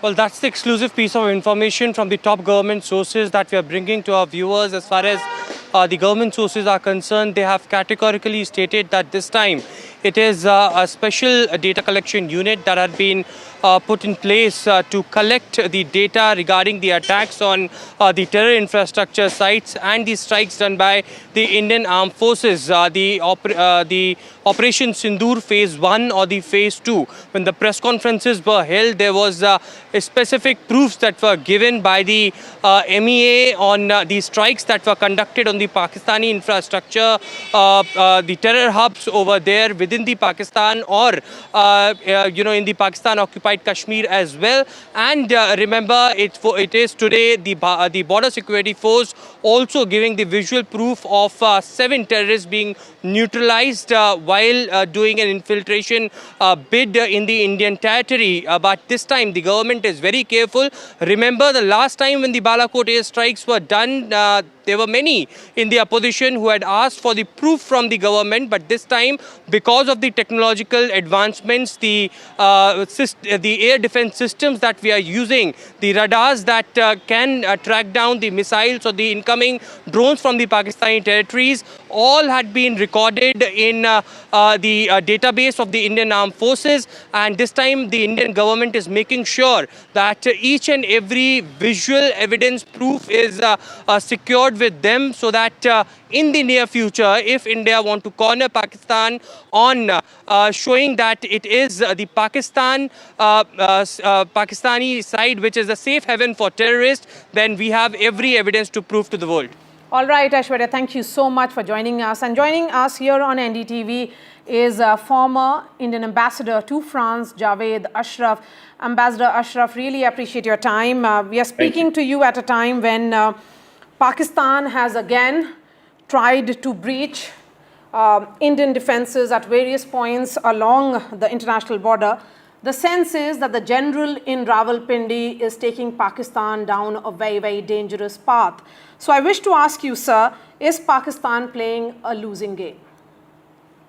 Well, I think it's a choice that Pakistan made. You know, when we carried out the overnight strikes on the very, very precise strikes on terror infrastructure, 9 sites, they had a choice. I mean, we had said, of course, that we have achieved our objectives. We do not wish to escalate this further.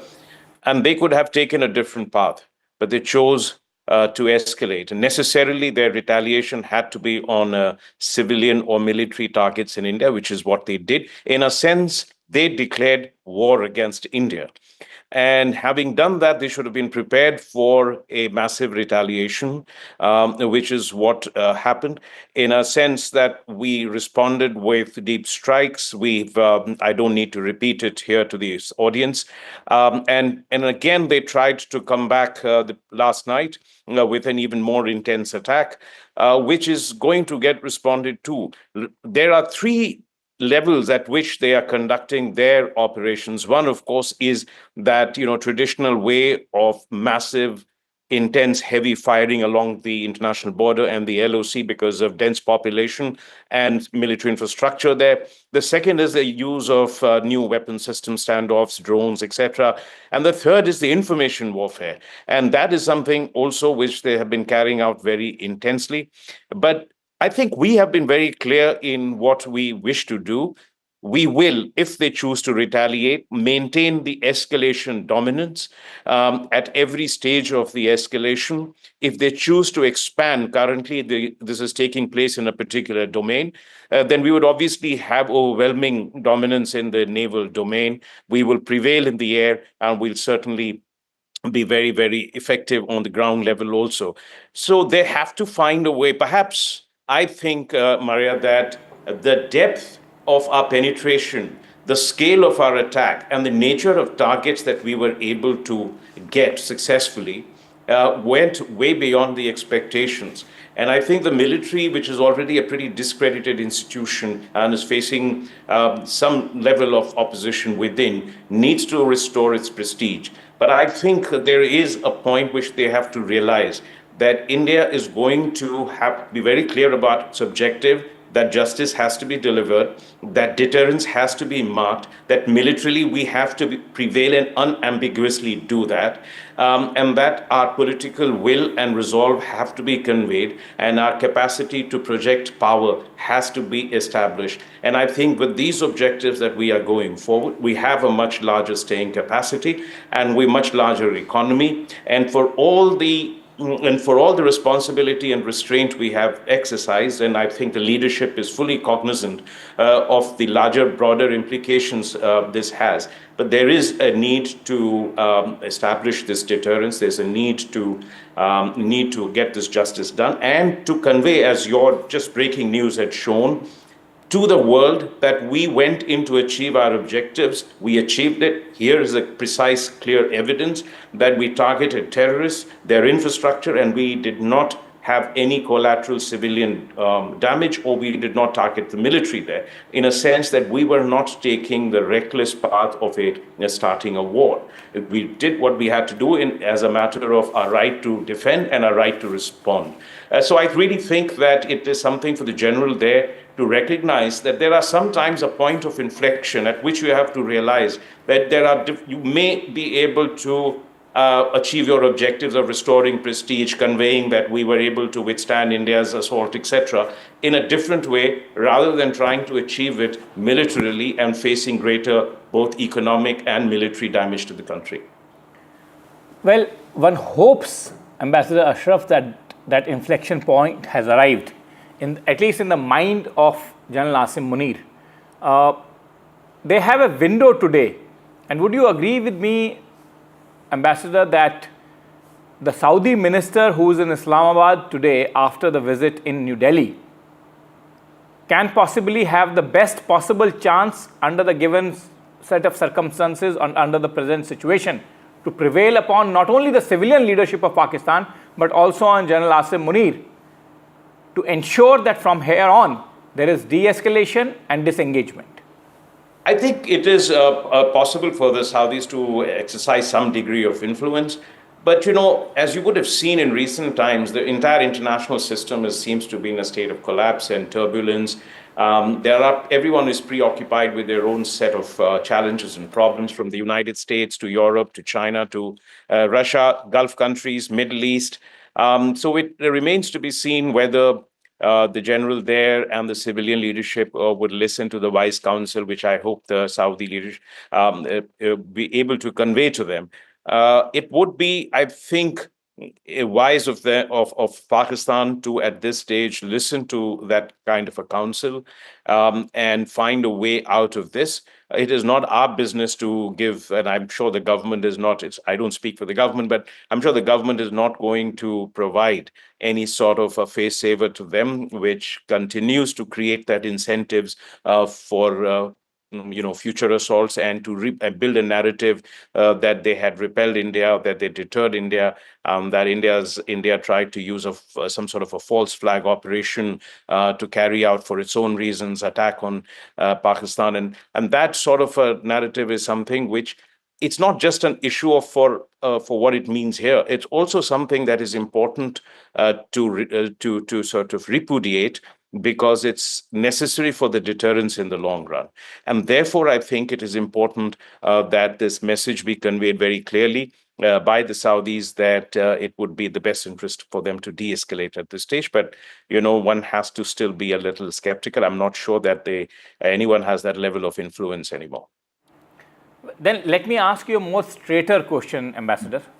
And that straighter question is that, which is also possibly the question in top of minds of both the citizens of India and Pakistan.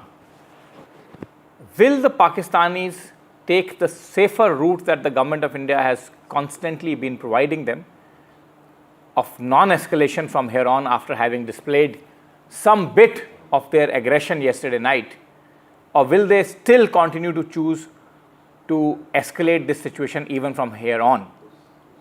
So I think we've discussed this, that this is a window that they have to, this evening will perhaps be one indication of what they do. But I don't think that we would need to then sit back and say, okay, if this evening passes peacefully, if this night passes without, flares and fireballs in the sky and on the ground, that that's an end. I mean, there can be a pause and then they can look for a moment of opportunity again. There can also be an effort at massive infiltration and a subconventional attack, which, a terrorist attack again, something of that nature. It could be also down the line. So I think that, yes, when it comes to direct military operations, I think that, I mean, from here on, what would they be looking for? Would they be looking to expand it to other domain ground offensives or naval? Or would they be looking for military or fighter jets in large numbers to come in? Or would they continue with their, UAVs and missiles? Having all of these intercepted, they may still hope that they can get one major target in India, one major civilian or one major military target in India, and that would be some sense a sense of achievement or accomplishment or success for them. And so therefore, while yesterday showed that while if they raise the intensity, they will be met with a counter effort of equally or greater intensity, but you could still try to see that, okay, let me see if I can penetrate this wall and achieve some major success. And at the same time, you continue to intensify something which they are comfortable with, which they can persist with for some time, which is very intense firing across the LOC and the international border, which will put and possibly cross-border infiltration. As I said, the cross-border infiltration, you've just heard BSF foiled 7 of those. So I think today is a very, in a sense, critical. We saw an escalation yesterday. Can it go up even further? It could, but I think the wiser counsel would be that they could show that they have the capacity to conduct this, but that they wanted to send a message to India and that they can reassure their people with whatever message they want to convey. And then start working out of this. But remember, from our point of view, this is not about a war with Pakistan that we want to carry out in that. And Leslie, our objective remains that we establish deterrence, that we send a punitive message that, if this continues in the future, you're going to met with similar kind of or enhanced retaliation. And I'm completely running out of time, but let me ask you my final question. My final Yes. question to you is that what essentially you are saying is that we are in a prolonged period of uncertainty from here on as far as India-Pakistan security scenario is concerned. Briefly, Ambassador. Yeah, so I think, yes, certainly the emotions are very strong. The feelings are very high. The people, the armed forces on the highest state of alert. It needn't carry out in the way this has happened in the last 2 nights or the 3 nights, but that it will take some effort and some time for it to completely de-escalate or completely stop. These are things that have reached a level which we have not seen for a long time, and therefore we'll have to continue to be extremely alert and extremely prepared, which we are. I'm sure for we hope for the best, but we're prepared for the worst case scenario in terms of the escalatory steps that Pakistan is willing to take. Ambassador Ashraf, thank you very much. I wish we could have a longer discussion on this one, but most probably that's reserved for the next time. Thank you very much. Thank you very much. Right. Thank you. Thank you. On that note, we are slipping into a short break. News and updates will continue with Deepthi on the other side.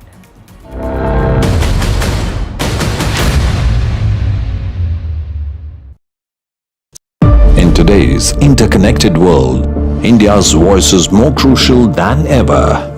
When India speaks, the world listens.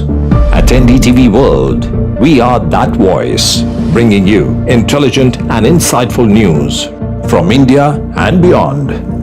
From geopolitics and diplomacy to economic shifts, migrations, tech disruptions, and the stories of our diaspora. We cover the news that shapes our global future.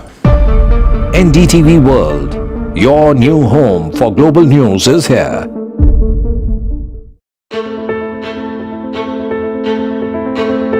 News is not just headlines, it is what impacts you. And news should never be mistaken for noise. What matters is the reality.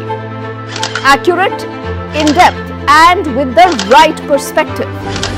For over 20 years, I have been a journalist, and never has clarity mattered more than now. At Newsnight, we go beyond the surface.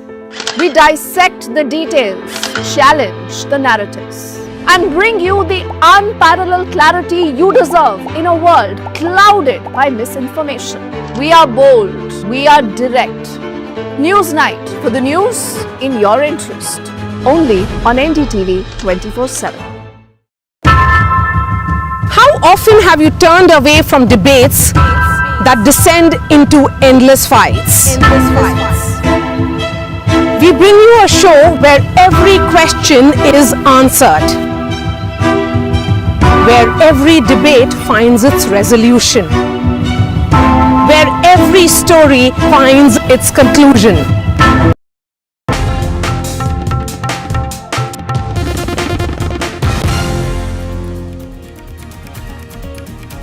Ladies and gentlemen, it's a big developing story. You're looking at India-Pakistan tensions at an all-time high. India has made it absolutely clear we are not the aggressors. But in case you continue to poke at us, in case you continue to target our civilians, we will also hit right back. It's been a day of massive development, significant meetings happening. We get you a lowdown of that and much more in just a moment. First up, the headlines. India-Pakistan tensions are at an all-time high after a night of India thwarting rockets and munitions from across the border.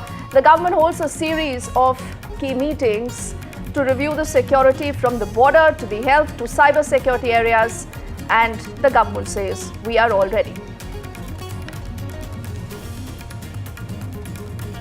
The army thwarts a terrorist infiltration attempt in Jammu and Kashmir. A video is also shared. 7 terrorists are killed during the operation in the Samba sector.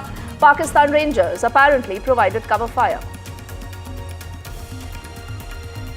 Several Pakistani military posts along the line of control have been destroyed as India forces retaliated to the cross-border firing. First official army video is released of that action that is up on your screens.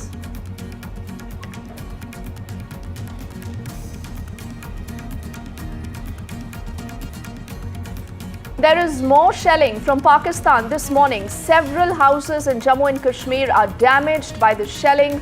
A woman is killed in Uri. NDTV continues to report from the ground. IPL has been suspended for a week because of the escalating military confrontation between India and Pakistan.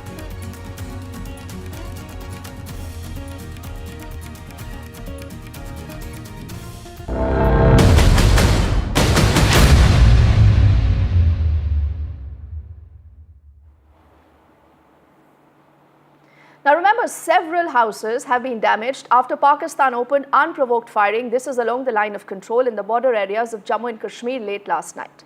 This shelling has been reported from multiple sectors in multiple areas. This includes Poonch, Rajouri, Baramulla and a lot of other Jammu districts, as you had the Indian Armed Forces thwarting a wave of these missile and drone attacks that actually were coming in from Pakistan.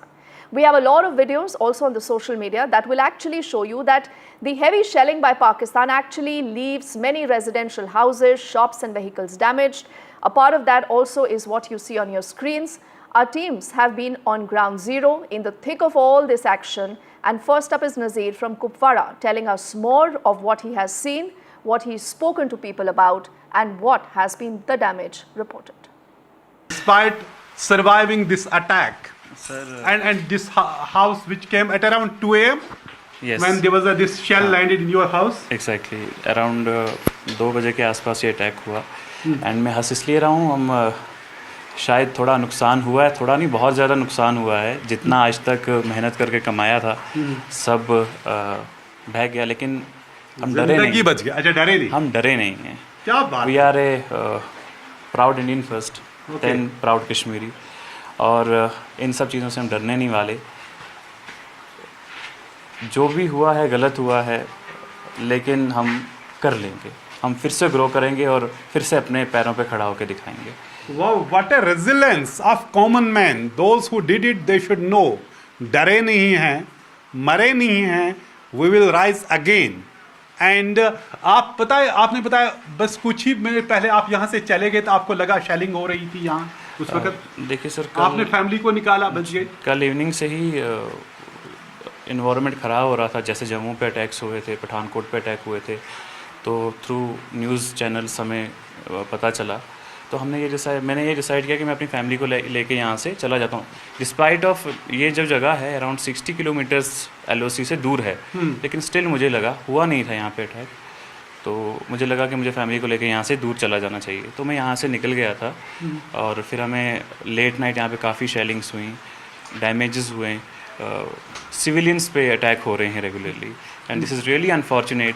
वहाँ पे भी एहसास होना चाहिए. इंसान सबसे पहले, हम इंसान हैं. मुझे लगता है इंसानियत अगर कहीं पे भी बची है तो ये देखिए आप सिविलियंस पे अटैक कर रहे हो किस बुज़दिली के साथ. So it's really shameful.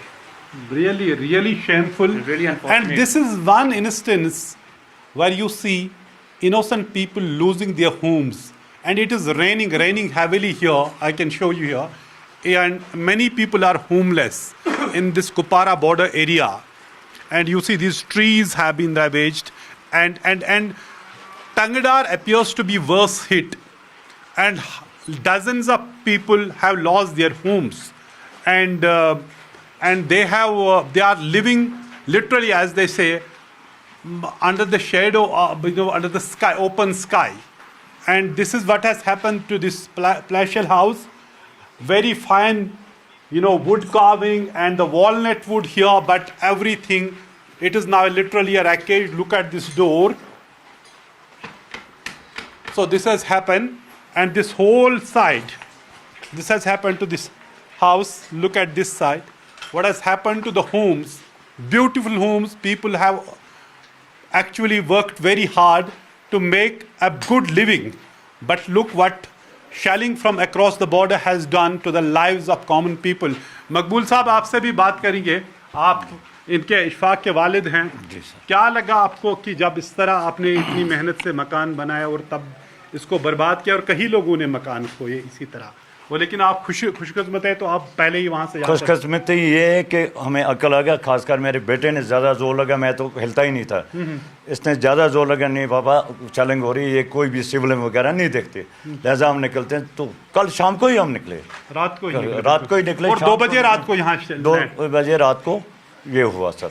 दूसरा एक बात मैं शुक्रिया अदा करने का अपने इंतजामिया का। तो वो SHO साहब रात को उन्होंने मुझे SHO कराल पर आने मुझे रात को ही खबर दी कि आपके एरिया में शैलिंग हो रही है, आप उधर तो नहीं है। मैंने कहा नहीं सर उधर नहीं है। रात को वो भी रात को रहे SP साहब और DC मैडम फौरन पहुंच गए थे, सुबह ही पहुंच गए थे यहाँ। Exactly. So in fact, in this area, Pakistan has also tried to target the defense establishment here, our military sites. So you heard what people really have to say, and that is the power of resilience. Now that was Kupwara. Let's shift our focus to what's been happening at Uri. And NDTV, like I said, has been at the forefront of getting to you people's voices and images that matter. This is also our colleague Shivarur, who's been traveling across different areas to get you these ground reportage.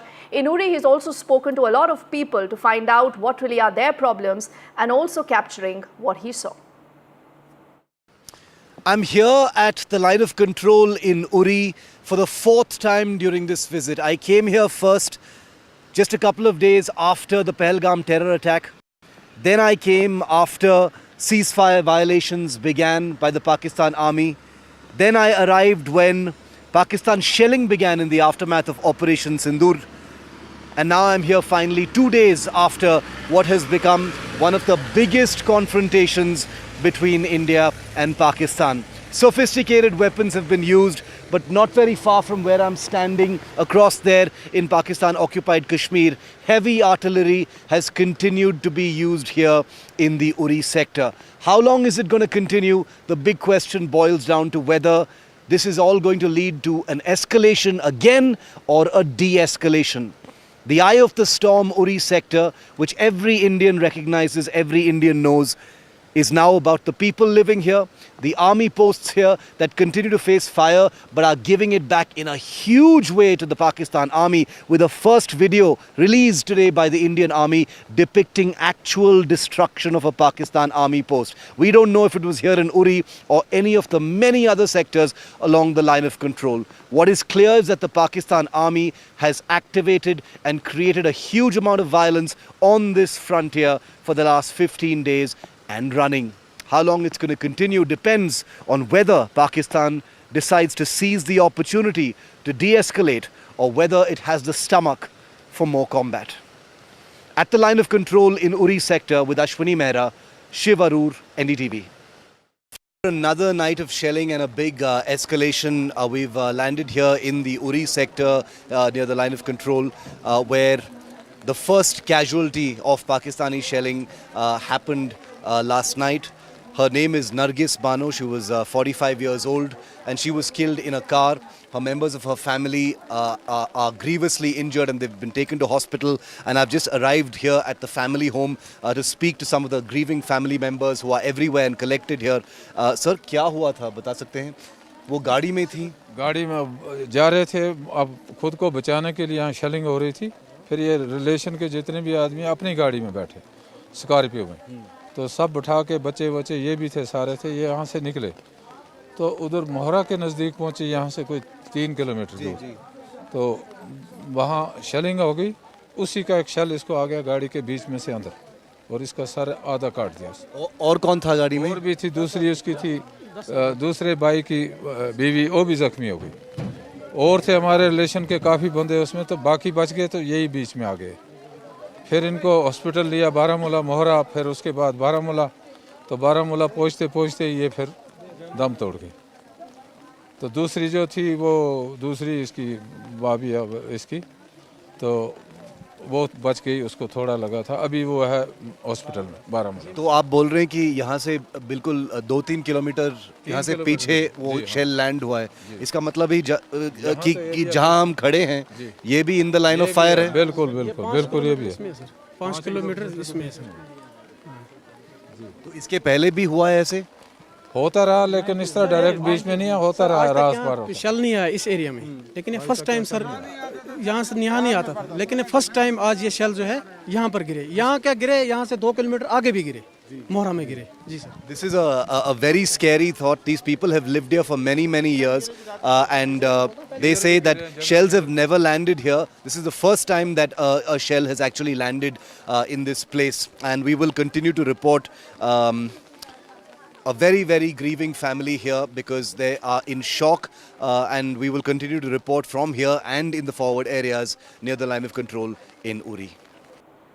So remember, whether it is Kupwara, whether it is Uri, the resolve of the people is undeterred.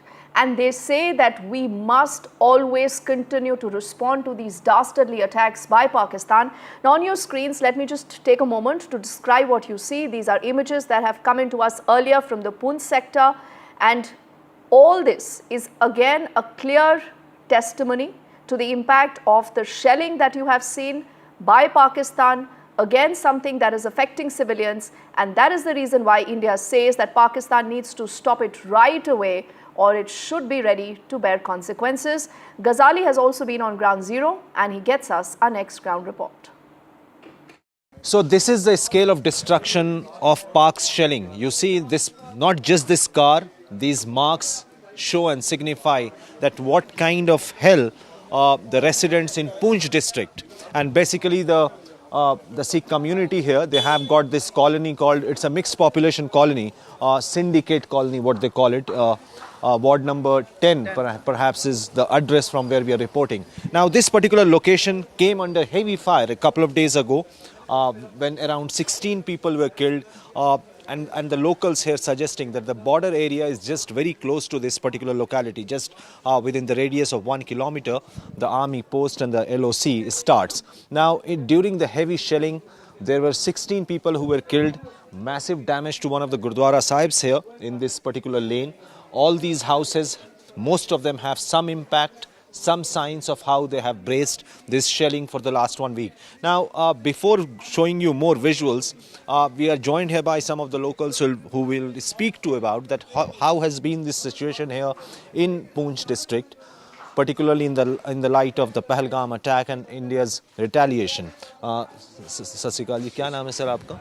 मैं मनमोहन सिंह। मनमोहन सिंह, ये बताइए कि कब से ये शुरू हुआ, क्या सिचुएशन रहा है पिछले 3-4 दिन में? Sir, after Pahalgam attack it was expected कि इंडिया गवर्नमेंट कोई ना कोई जो है वो ऑपरेशन करेगी, लॉन्च करेगी, और जैसे कि मीडिया में जो है खबर दी जा रही थी कि भाई एक मॉक ड्रिल जो है वो होने वाली है, very next day mock drill थी। तो उसी दिन रात को कहीं जो है इंडियन जो फोर्सेस थी उन्होंने स्ट्राइक किया, तो उसकी रिटेलिएशन में पाकिस्तान ने रात को ही 12-1 बजे के बाद जो था वो बॉर्डर्स पे फायरिंग स्टार्ट कर दी, और जो वो एक्सचेंज ऑफ फायरिंग थी वो स्टार्ट हो गई, शेल्स जो है वो गिरना शुरू हो गए। तो नेचुरल है, ये हमारा एक बॉर्डर एरिया, और ये टाउन जो है ये सराउंडेड बाय 3 साइड्स जो है वो बॉर्डर एरिया से सराउंडेड है। आर्मी इंस्टॉलेशंस भी हमारी आउटस्कर्ट पे हैं, और हमारी जो जितने भी ये पीक्स हैं इन सब पे आर्मी जो है हमारी बैठी हुई है। तो उसके नेचुरल अब उन्होंने आर्मी को हिट किया, और कुछ जो शेल्स थे वो सिटी में भी गिरना शुरू हो गए, क्योंकि यहाँ पे जो सिटी है ये हर तरफ से बॉर्डर से घिरी हुई है। तो वो जो शेल्स गिर रहे थे, उन शेल्स के गिरने में एक जो ऐसा हुआ कि ये सुबह 7:30 बजे के बाद जो है, क्योंकि उस वक्त लोग सुबह पूजा पाठ के लिए निकलते हैं, मार्केट में निकलते हैं, और ऐसा कोई मैसेज नहीं था कि जो है एकदम जो है वो वार शुरू हो जाएगी। तो रात को शेलिंग हुई, तो उस चीज़ को ऐसा देखा जा रहा था कि सुबह ये शेलिंग बंद हो जाएगी, जैसे एज यूजुअल चलता है, क्योंकि वाजपेयी जी से पहले ये शेलिंग हुआ करती थी। उन्होंने जब एक बार सीज फायर करवाया, और उसके बाद जो है बॉर्डर्स पे सिचुएशन जो थी वो नॉर्मल हो गई थी।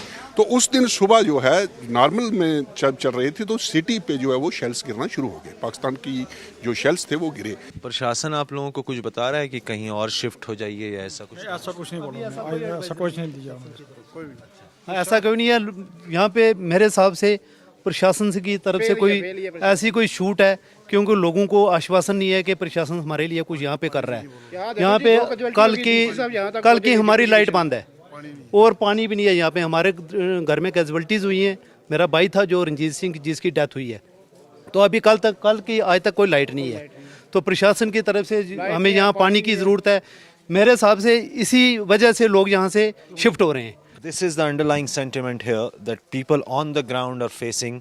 They know the real cost of war, not the keyboard warriors and others. And I'll ask my camera person to show. This particular chalk is the place which saw 2 deaths, 2 killings due to the shell firing from the Pakistani side. You see these shops, you see the damage on the top in the frame.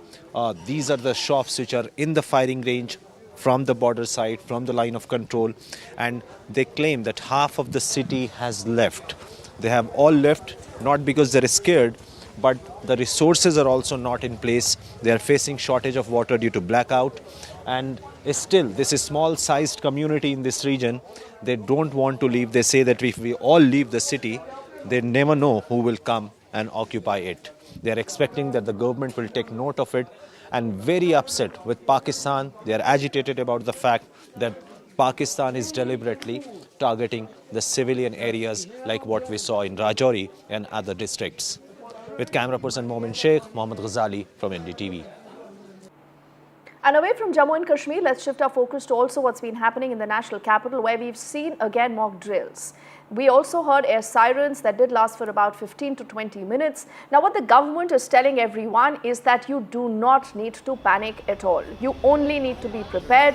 And the idea is to be prepared and to continue to stay calm and be prepared for any kind of eventuality.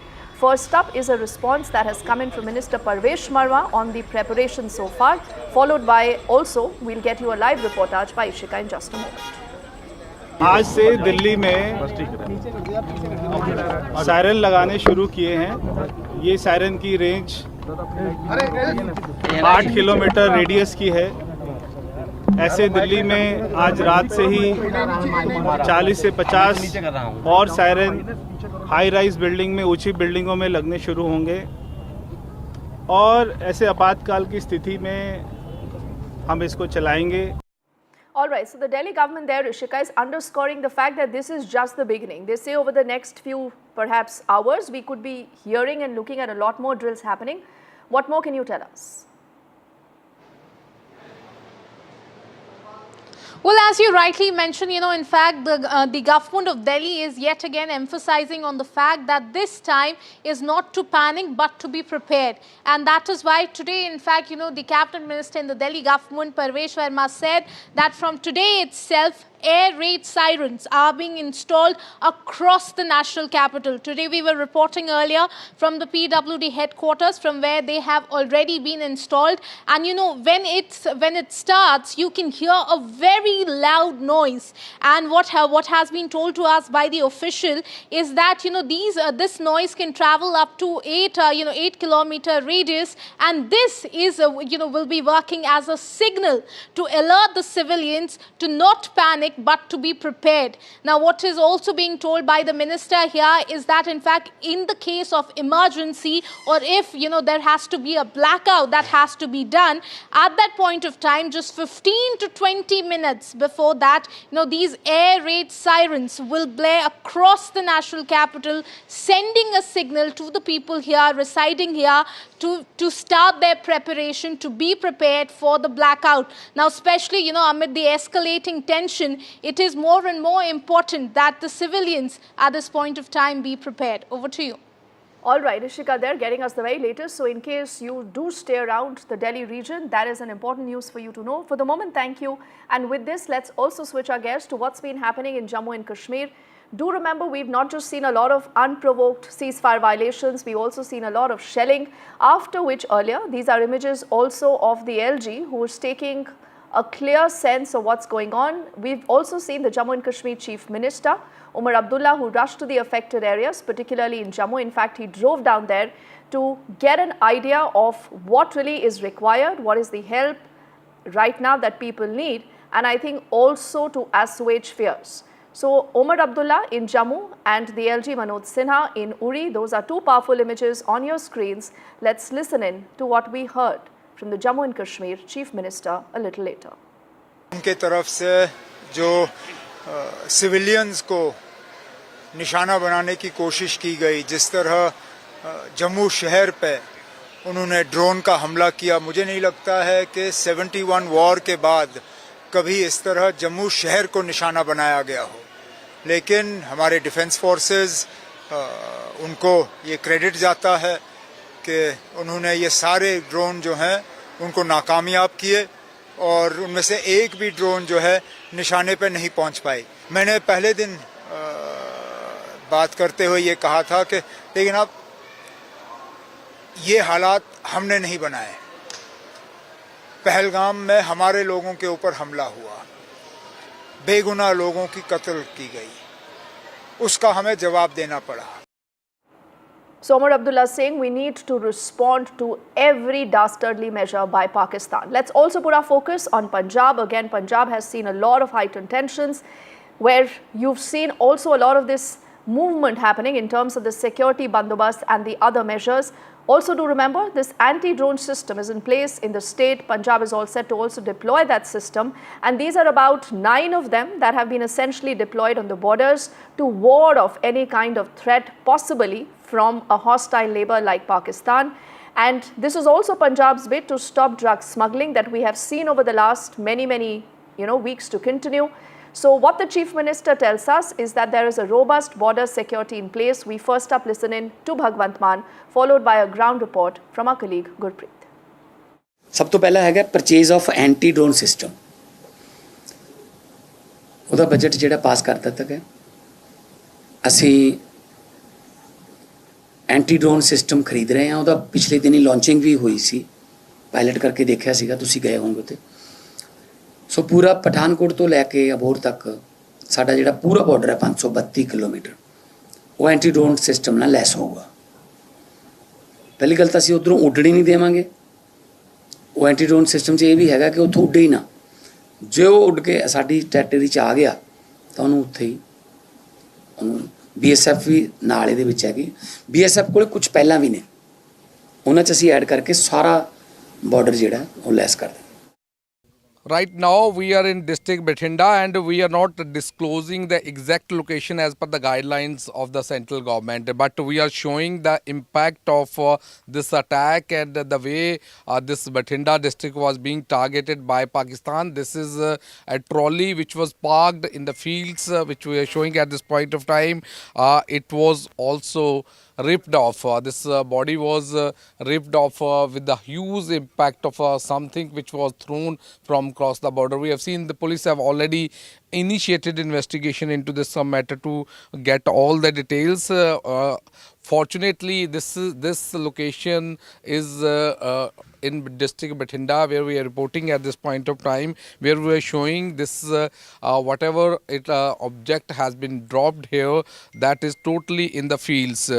The person who was staying next to this field, we will talk to him to understand how did it happen. तो आप यहाँ रहते हैं, ये आपके खेत हैं? हाँ जी, आपका खेत ही है। तो कितने बजे रात को हुआ और देख रहे हैं कि ट्रॉली में कुछ ऐसी शार्प चीज़ गई है जो दोनों साइडों से कट? ਦੋਨੋਂ ਸਾਈਡਾਂ ਤੇ ਆਈ ਹੈ। ਚੀਜ਼ ਦਾ ਤਾਂ ਪਤਾ ਨਹੀਂ ਲੱਗਿਆ ਵੀ ਕੀ ਸੀ ਕੀ ਨਹੀਂ। ਇਹਨੇ 10:30 ਵਜੇ ਪੜਾਕਾ ਪਿਆ, ਉਦੋਂ ਇੱਥੇ 4 ਸਪੇਰੇ ਜਣੇ ਜਿਵੇਂ ਅੱਗ ਫੈਲਦੀ ਹੁੰਦੀ ਐਂ ਫੈਲ ਗਈ ਸੀ। अच्छा जी, तो क्योंकि ये खेत हैं लेकिन लिख रहे हैं साथ में घर भी है, तो कहीं ना कहीं बचाव हो गया। हाँ जी, बचाव हो गया। हूँ वैसे ਇਹ ਆਪਣਾ ਹੁਣ ਆਪਦਾ ਘਰ ਹੈ, ਉਹ ਤਾਂ ਟੁੱਟ ਪੋੜ ਤਾਂ ਬਹੁਤ ਹੋਈ ਹੈ। ਇਹ ਇਹਨੇ ਛੱਤ ਤੋਂ ਜਣੇ ਬਚਾ ਰਹੇ, ਉਹ ਕਿਸੇ ਮਾਲਕ ਦਾ ਨਹੀਂ ਹੋਇਆ ਨੁਕਸਾਨ, ਕਿਸੇ ਪਸ਼ੂ ਦਾ ਨਹੀਂ ਹੋਇਆ। ਉਹ ਭੰਨ ਤੋੜ ਸਾਰੇ ਘਰ ਦੀ ਹੋ गई है। हाँ सर, एक बार वो तस्वीर दिखा दो हमें, जो ट्रॉली में आप दिखा रहे हैं, ये आपको कैसे पता चला कि यहाँ ट्रॉली पे भी कुछ चीज़ लगी है? क्योंकि ये सानू सुबह देखा जी ਤਾਂ ये वाला। हाँ, सुबह ਜਦੋਂ ਦੇਖਿਆ ਸੀ ना, ओके, ये वाला ओके। ਜਦੋਂ ਇੱਧਰਲਾ ਵੇਖਿਆ ਸਾਰਾ ਸਮਾਨ, ਉਦੋਂ ਬਾਅਦ ਉਹ ਲੋਕ ਆਮ ਆਉਣ ਲੱਗ ਗਏ। ਸਾਨੂੰ ਤਾਂ ਉਹਨਾਂ ਨੇ ਦੱਸਿਆ ਵੀ ਉਹਦੀ ਟਰਾਲੀ ਦੇ ਵਿੱਚ ਵੀ ਆਦੇ ਸਾਰੇ ਉਹ ਹੋਏ ਆ, ਸਾਨੂੰ ਨਹੀਂ ਪਤਾ ਲੱਗਿਆ ਟਰਾਲੀ ਦਾ। और ये दूसरी तरफ टायर में भी कुछ लगा है यहाँ पे, तो कहीं ना okay.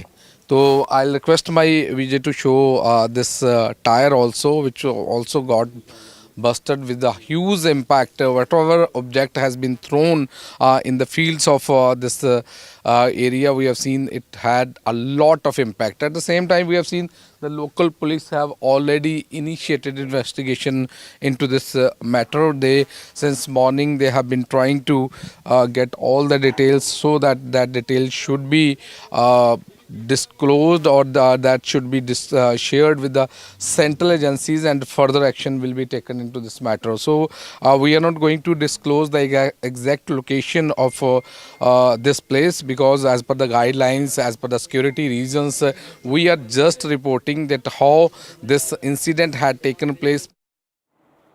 So preparation and preparedness, that is the essence of India's response right now to Pakistan. We'll continue to track that story, get you more updates on the other side of this very quick break.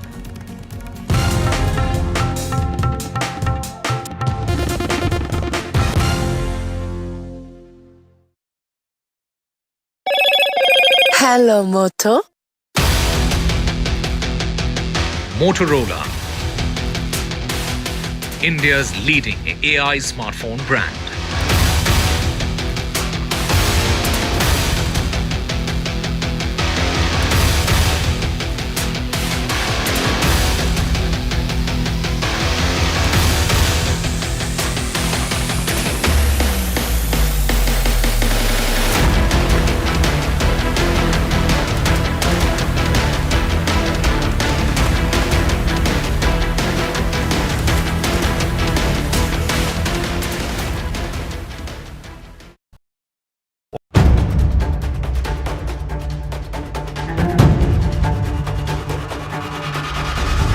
If it matters to you, if it matters to you, if it matters to you,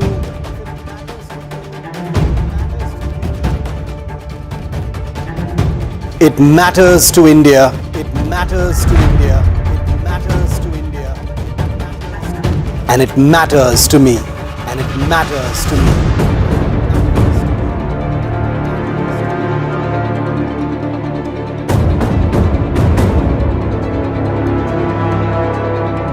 India Matters with Shivaru, only on NDTV 24/7.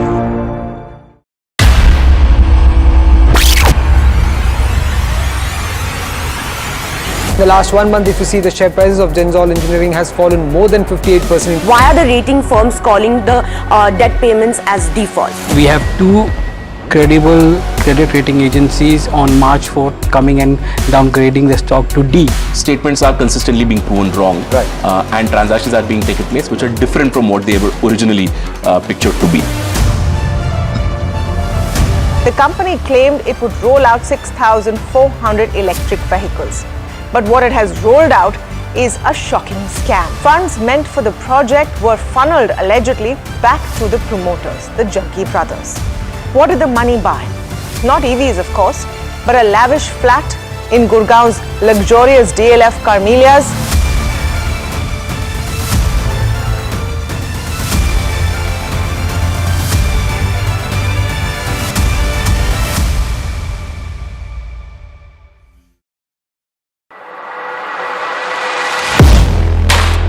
Do you really know the company you invest in?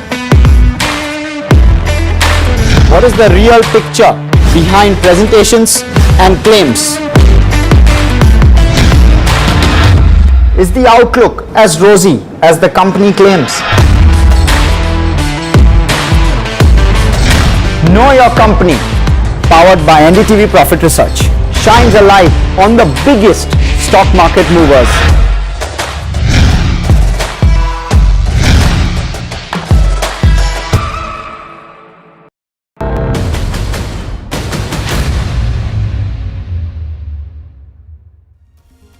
Welcome back. Let's also get you up to speed with a lot of other important meetings right now happening in just not the national capital but even elsewhere. This is regarding whatever's been brewing between India and Pakistan. This is also the Union Minister Chirag Paswan, who was earlier seen holding an important review meeting, the images of which now you see on your screens. This is essentially with the government officials, at the end of which he has assured people that there is enough availability of food items in the country. Do remember, we've also earlier seen the Union Home Minister Amit Shah speaking to various departments, a lot of those secretaries, to ensure that we are fully prepared to deal with any kind of eventuality. What more has happened in the meeting and what is the word coming forward? Ishika is with us. Ishika, what can you tell us? Well, in fact, as we know that it is certainly one of the tough times and the entire country is on alert mode. A series of high-level meetings is currently being, taken by the government of India and different, union ministers. One such meeting is, was shared earlier in the day by the Food Processing Industries Minister Chirag Paswan. He held this review meeting with the senior officials of the department to ensure that in this tough time there is enough availability of food supply across the country, especially if we talk about the border areas. And soon after the meeting, he certainly assured that there is enough availability of food items across the country, and in fact, in all the impacted regions as well. Now we see that the Operation Sindoor is in fact ongoing, and we can certainly expect that there will be more escalations that will be done by Pakistan. So amid all of this, this is certainly one of the very crucial meetings that took place over the food availability in the country. Over to you. Absolutely. Ishika, for the moment, thank you for getting us that quick update and staying with a lot of meetings and telling people about what really they need to do and what really they don't need to do is obviously not panic, because the government says we are well in control. Now, there have been back-to-back meetings when it comes to security. Lot of areas vis-a-vis the cyber security aspects. Also on your screens right now are images that came in earlier of the Raksha Mantri Rajnath Singh chairing that all-important meeting with all the chief of staffs. We've also seen Nirmala Sitharaman, the FM, also chairing an important meeting, and we'll put out those images also in just a moment.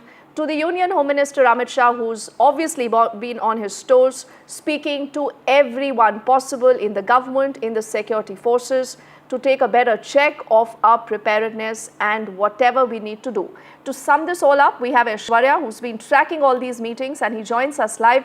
Aishwarya, why don't you now begin to tell us what is it that we've seen in the day so far, what are those key meetings, and what really have been the outcomes? What is the message?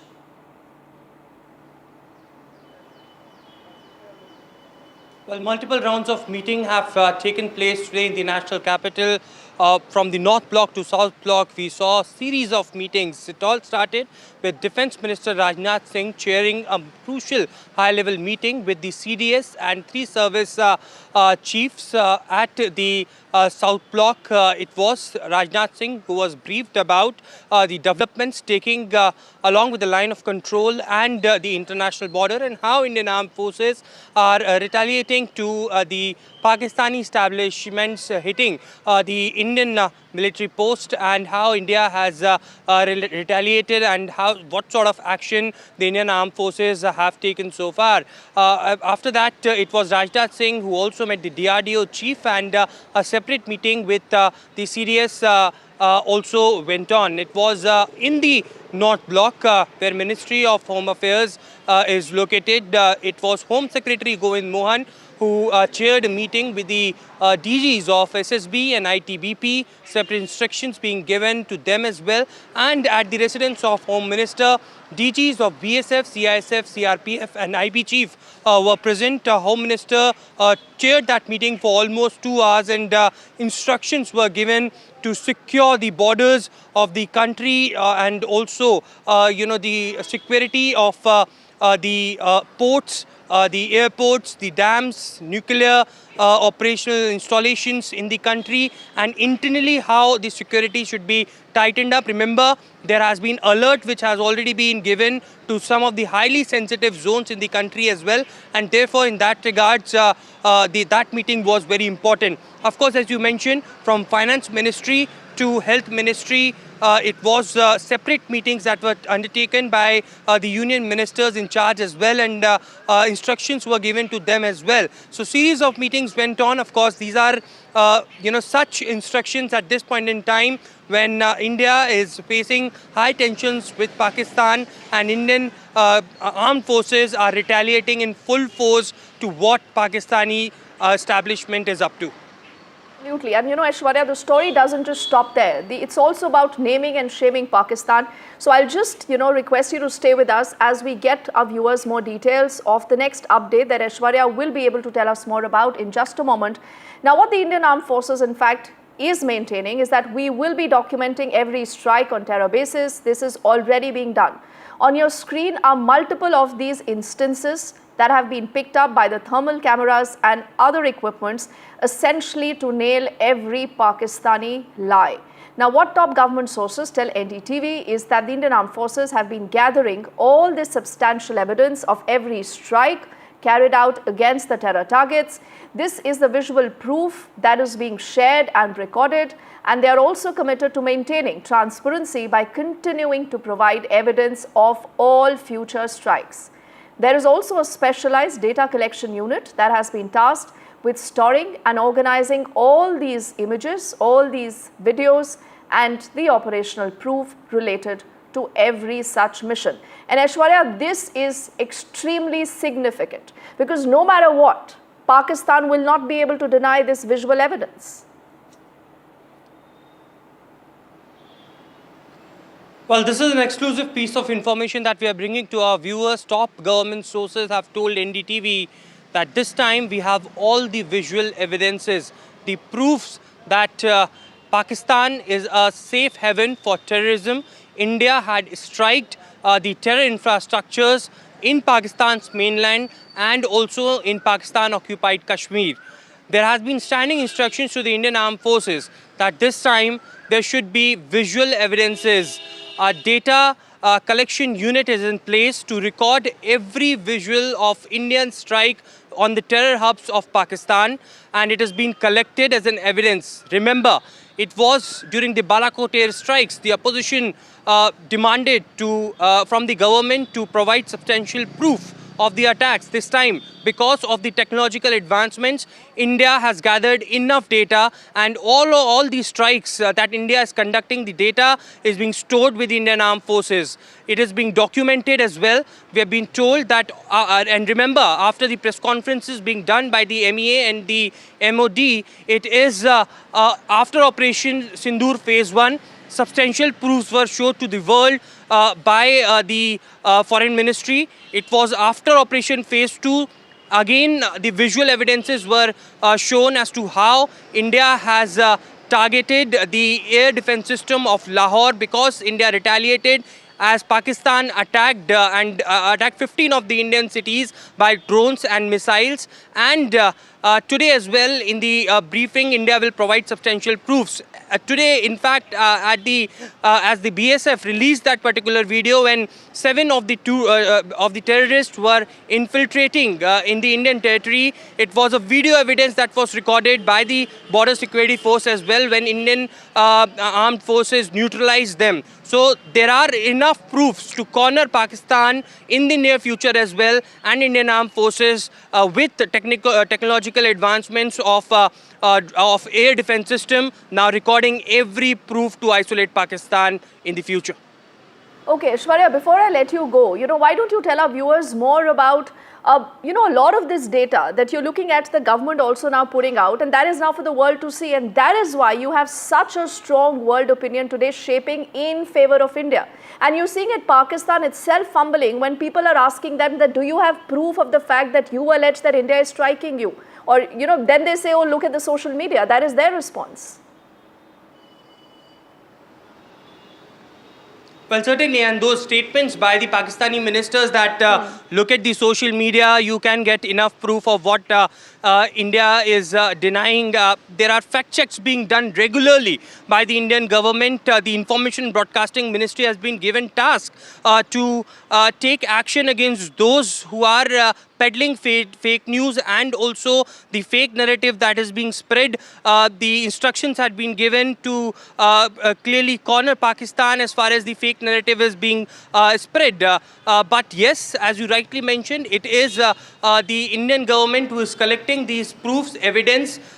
Yesterday in the press conference by Foreign Secretary, there were proofs that were shown. In fact, at one instance, they had shown that it could be Pakistan who gives the martyr status to terrorists, yes. And their prime minister and their army chief can go to the funerals of these terrorists who had been killed by Indians. But this is not what India stands for. India will continue to demolish and neutralize the terrorism infrastructure. We have a clear view that we have not attacked the civilians in Pakistan, and therefore the reason perhaps India is collecting every sort of visual evidence that India can take so, and they have provided that in front of the world, and yes. Therefore the reason perhaps the world leaders are condemning the terror attack on Indian soil. Yes, Aishwarya, for decoding and breaking that big story for us. Thank you so much.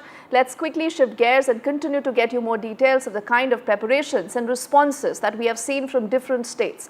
Now, do remember, amidst all this tension that you see between India and Pakistan right now, earlier the Maharashtra Chief Minister Devendra Fadnavis also reviewed the overall security and the preparedness in the state from the police and the administrative agencies. On your screens are those images that tell us more about what happened. Even the Deputy Chief Minister was present, taking a comprehensive review of all the aspects of whether the mock drills, blackouts, etc.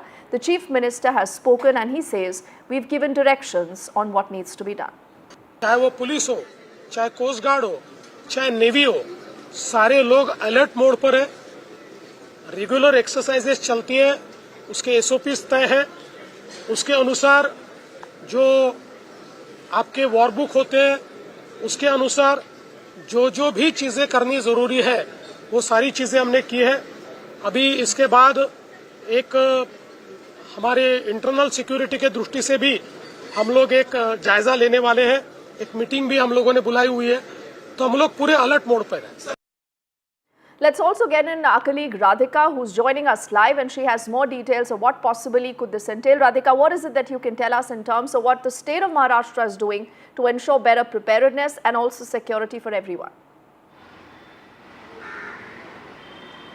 That's right. Maharashtra government held an important security review meeting. The meeting lasted for an hour. It was headed by Chief Minister Devendra Fadnavis, and of course also present was Deputy Chief Minister Eknath Shinde. Besides that, all the department heads, be it the Commissioner of Police of Mumbai, be it the DG of Maharashtra, be it the BMC Commissioner and several other administrative heads, all of them were present. The security preparation was reviewed. The security apparatus across this country was reviewed, and also steps taken to enhance the security arrangement. That's what was primarily discussed. Several directives were given by Chief Minister of Maharashtra to enhance maritime security, to ensure there is more coordination between all the agencies as well as departments, and also went on to give directive as far as mock drills are concerned. Conduct more mock drills, make sure there is awareness among people as far as blackouts are concerned, create more awareness is something that has been prioritized by the Maharashtra government at this point. And besides that, track social media, track misinformation,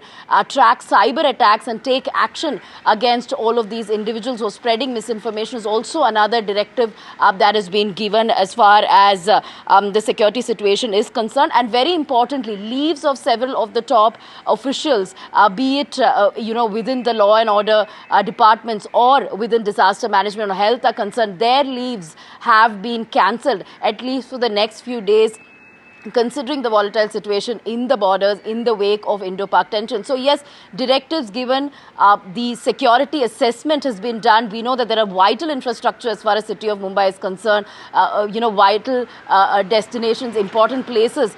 It is the financial capital. We have the RBI, we have the BSC, and of course several other landmarks as well, which had come under attack in the past. 26/11 attacks is something that we cannot forget. So therefore, considering what has happened in the past in Mumbai, considering we have a very, very important and long and porous coastline, maritime security is also being prioritized by Chief Minister of Maharashtra. So yes, multiple directions have been given and assessment of security has been done and steps taken to enhance them as well. All right, Radhika, for the moment, thank you for getting us the latest on that big story. But the other fallout is also what you see when it comes to cricket. Now, the remainder of the IPL 2025 has been temporarily suspended.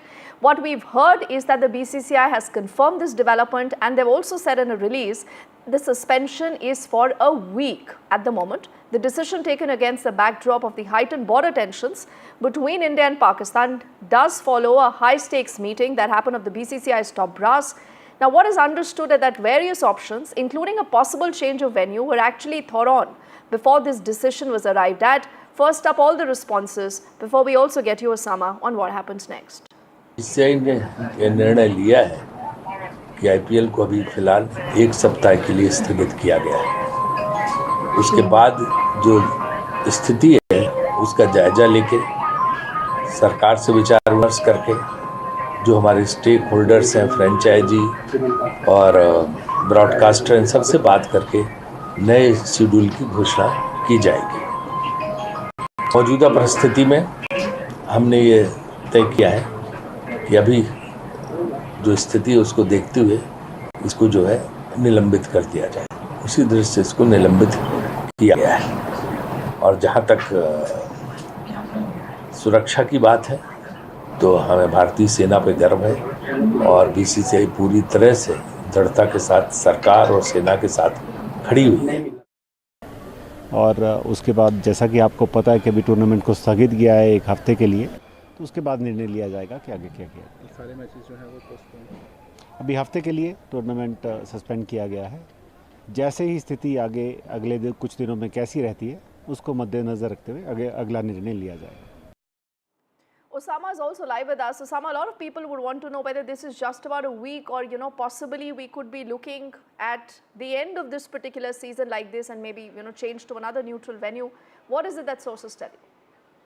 Well, there are quite a lot of possibilities that we are actually looking at, and this was expected considering that there had been a lot of calls for suspending the IPL since the Pahalgam terror attack, and it is only until yesterday when things further escalated that the match that was taking place in Dharamshala between Punjab and Delhi, it was suspended midway, it was stopped midway, and everyone was asked to go back home.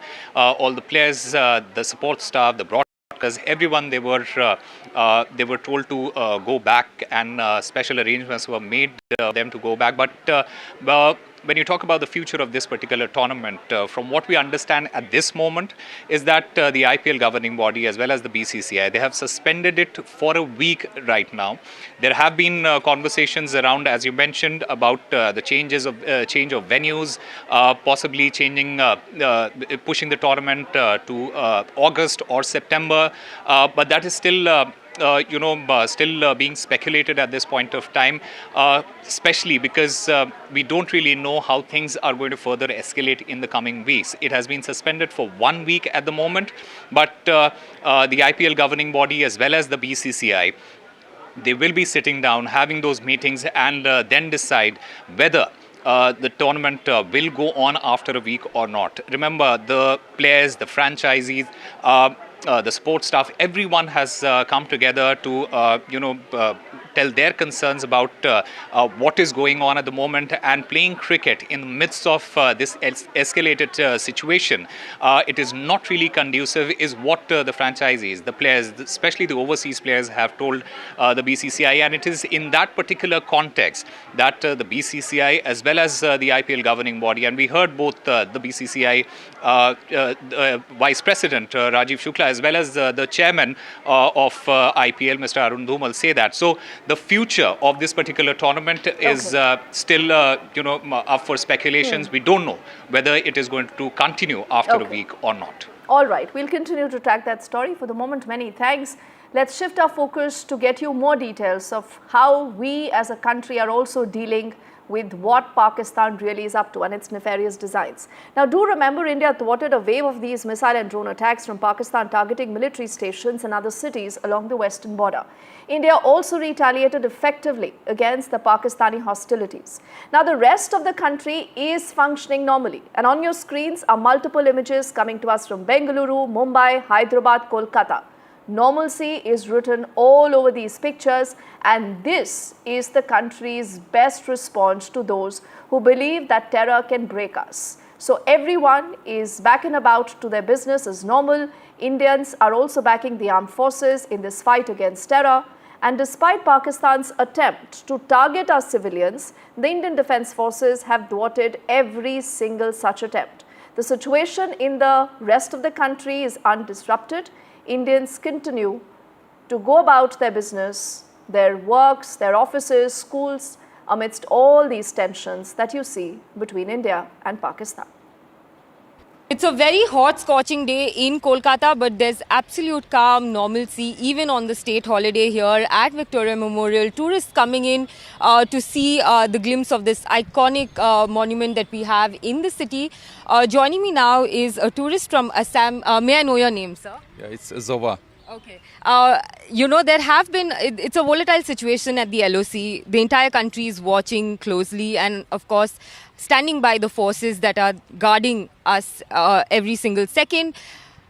Is there any panic? Is there any tension? Life is going on as normal. You're here to see the Victoria Memorial. Your message to the forces and how are you feeling? Yeah, we heard through the news and from all the social media that, of course, there's a tension going around the border. But probably because of our strong army and our forces, the situation inland is quite peaceful, and I don't find any such kind of panic among the people. And message what I can give to them, they are doing really great job, and we are on their side. Joining me is a family that has come in from Gujarat, who's visiting Kolkata, and at this point in time here at Victoria Memorial with the family. कल रात को LOC पे volatile situation था, हमारे जो सेना है डट के जवाब दिया है. कोई डर का माहौल है क्या? आप लोग कोई शेड्यूल में चेंज कर रहे हैं? आप लोग गुजरात से आए हैं? नहीं, ऐसा कुछ चेंज नहीं है. जैसे हम लोग घूमते हैं वैसे ही घूमते हैं. बहुत अच्छा लग रहा है अभी, और जो कर रहे हैं वो अपने देशवासी जैसे कर रहे हैं वो बहुत अच्छा है. ऐसा जवाब देना ही चाहिए. और इंडियन फोर्सेस जो हमारा इंडियन नेवी है, आर्मी है, एयरफोर्स है, उनके लिए कुछ मैसेज? हाँ, बहुत अच्छा कर रहे हैं. मिशन सिंधु सक्सेसफुली रहेगा. Tourists over here in Kolkata are not altering their plans. They are continuing with their daily chores, their daily lives. Everything is running normally, everything is calm. And of course, the people of India at this point in time standing in solidarity with the Indian forces which are protecting us along the LOC and keeping a strict vigil on every inch of Indian soil. With GD Shankar, Shreyashi De for NDTV.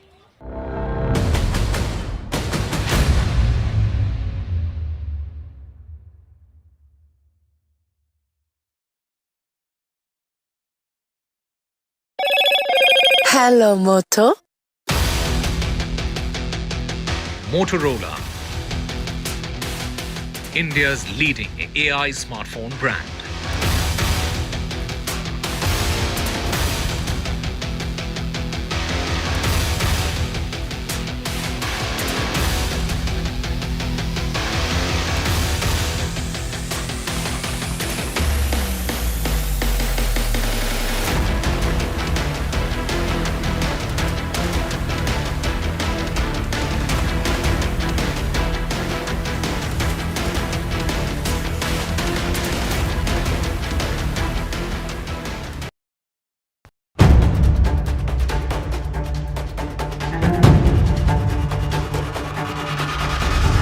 If it matters to you, if it matters to you, if it matters to you,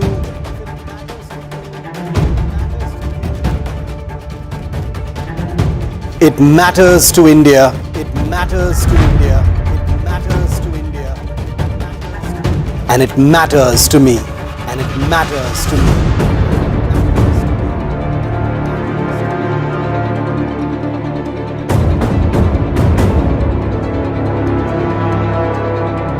India Matters with Shivaru, only on NDTV 24/7.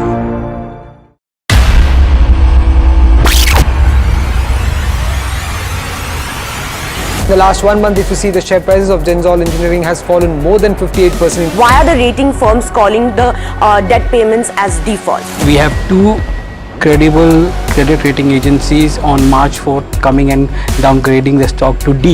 Statements are consistently being proven wrong, and transactions are being taken place which are different from what they were originally pictured to be. The company claimed it would roll out 6,400 electric vehicles. But what it has rolled out is a shocking scam. Let's get you this quick breaking update. What we can tell you now is the 2611 Mumbai attack mastermind Tavur Rana has earlier been produced before the Delhi Patiala House Court, and he was produced before the court of the NI's special judge there. And what we can tell you is that he will continue to remain in judicial custody till June the 6th. He was produced just a day before that custody comes to an end, and that is a routine procedure. Anushka is just going to join us to tell you more about what's really happened in the court and what have we heard, and what is it that investigative agencies will be able to tell us of the kind of interrogation so far. Anushka, what can you tell us? That's right. Tahabur Rana has today been produced to the Special Court of NIA in Delhi Patiala House Court today because his custody was about to end tomorrow. He was produced in front of the court today. The NIA had sought for judicial custody for Tahabur Rana because there is still a lot of dots that the NIA needs to join. We do know that Tahabur Rana was providing logistic and finance to David Headley, who was operating under the name of Daud Jilani and was the main mastermind of the 26/11 attacks. Before this, previously when Tahabur Rana was produced in front of NIA court, the NIA had taken permission from the court to take a sample of handwritings and voice sample from Tahabur Rana so that the call recordings can be matched, and it will be in fact a groundbreaking thing that the NIA will gather from Tahabur Rana with the matters of the incident that took place, and also Tahabur Rana will be taken to several locations where the 26/11 planning was made. So far what we know is Tahabur Rana is not cooperating very much with the NIA regarding the investigation, but the NIA is still pushing forward and trying to gain custody of Tahabur Rana so that further investigation can take place. Voice sampling has been done, handwriting sampling has been done from alphanumeric process. Tahabur Rana did ask some questions from his judge who is representing him inside of the NIA court, that for what matters is the handwriting samples being taken, and all of that samples have been taken. The NIA has gotten the custody till 6th June 2025, and the investigation is still continuing regarding the 26/11 attacks. Over to you. All right, it's a big development, Anushka. For the moment, thank you for getting us the latest, and with this it's also time for us to wrap things on this edition of the news. But before we go, let's get you more details of another important landmark event.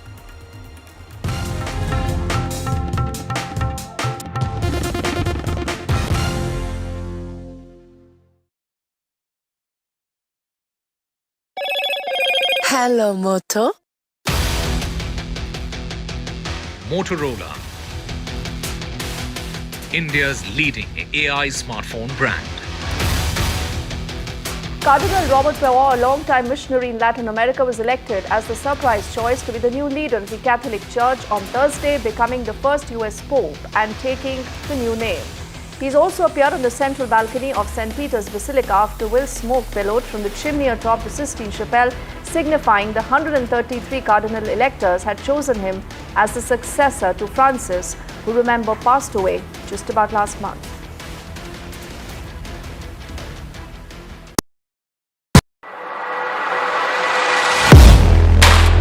Do you really know the company you invest in?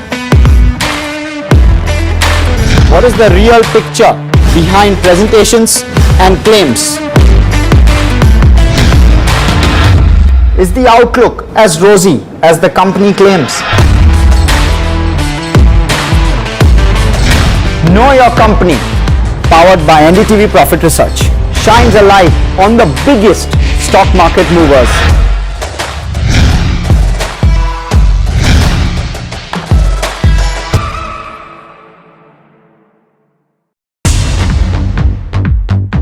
More news that matters. Big exclusive. Tulsi Gabbard gunned down by Pakistan-backed cowards. When you interact with people on ground, you're able to reflect their sentiments much better. More debates that shake the system. More exclusives you won't find anywhere else. Not just another prime time. It's a prime time that's unmissable. I've been reporting on all issues big and small from Andhra Pradesh, Telangana, rest of South India, bringing you all the action, all that you need to know, all that you want to know. The energy of Maximum City is infectious. I'm bringing that energy in our news coverage from financial capital Mumbai. Covering from the southernmost part of India over the last 23 years. I bring in-depth and 360-degree coverage from the Dravidian heartland. The land of Mishti, also known for its bitter politics. I have seen much water flow under the Howrah Bridge, covering Bengal in all its vivid colors. India's IT capital is always bustling, a city full of startups, stories and surprises, and I keep you ahead on all the Bengaluru buzz.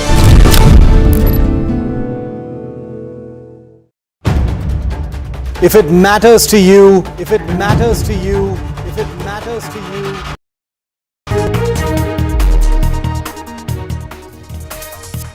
India-Pakistan tensions at an all-time high after a night of India thwarting rockets and munitions from across the border. Government today holds a series of key meetings to review security from border to health to cyber security. Several Pakistani military posts along the line of control (LOC) have been destroyed as Indian forces retaliated to cross-border firing. First official army video released of the military action.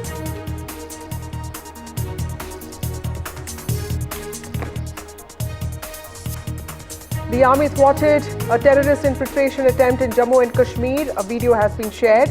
7 terrorists were killed during this operation in the Samba sector.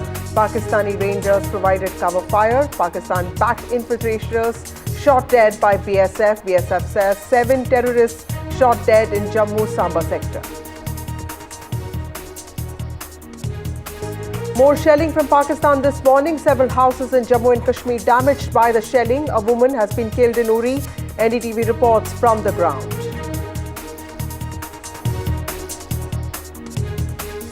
IPL has now been suspended for a week due to escalating military confrontation between India and Pakistan. IPL 2025 suspended for a week.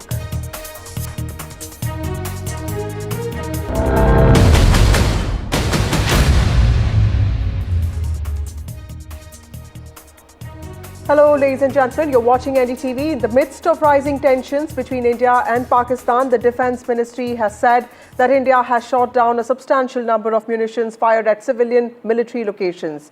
In fact, a series of meetings have been held in Delhi today. Defence Minister Rajnath Singh met the chiefs of armed forces. Home Minister Amit Shah met the heads of border guarding forces. India stands united against Pakistan's retaliation. That is what we get you. Also, several houses have been damaged after Pakistan opened unprovoked firing across the line of control in border areas of Jammu and Kashmir. This happened last night.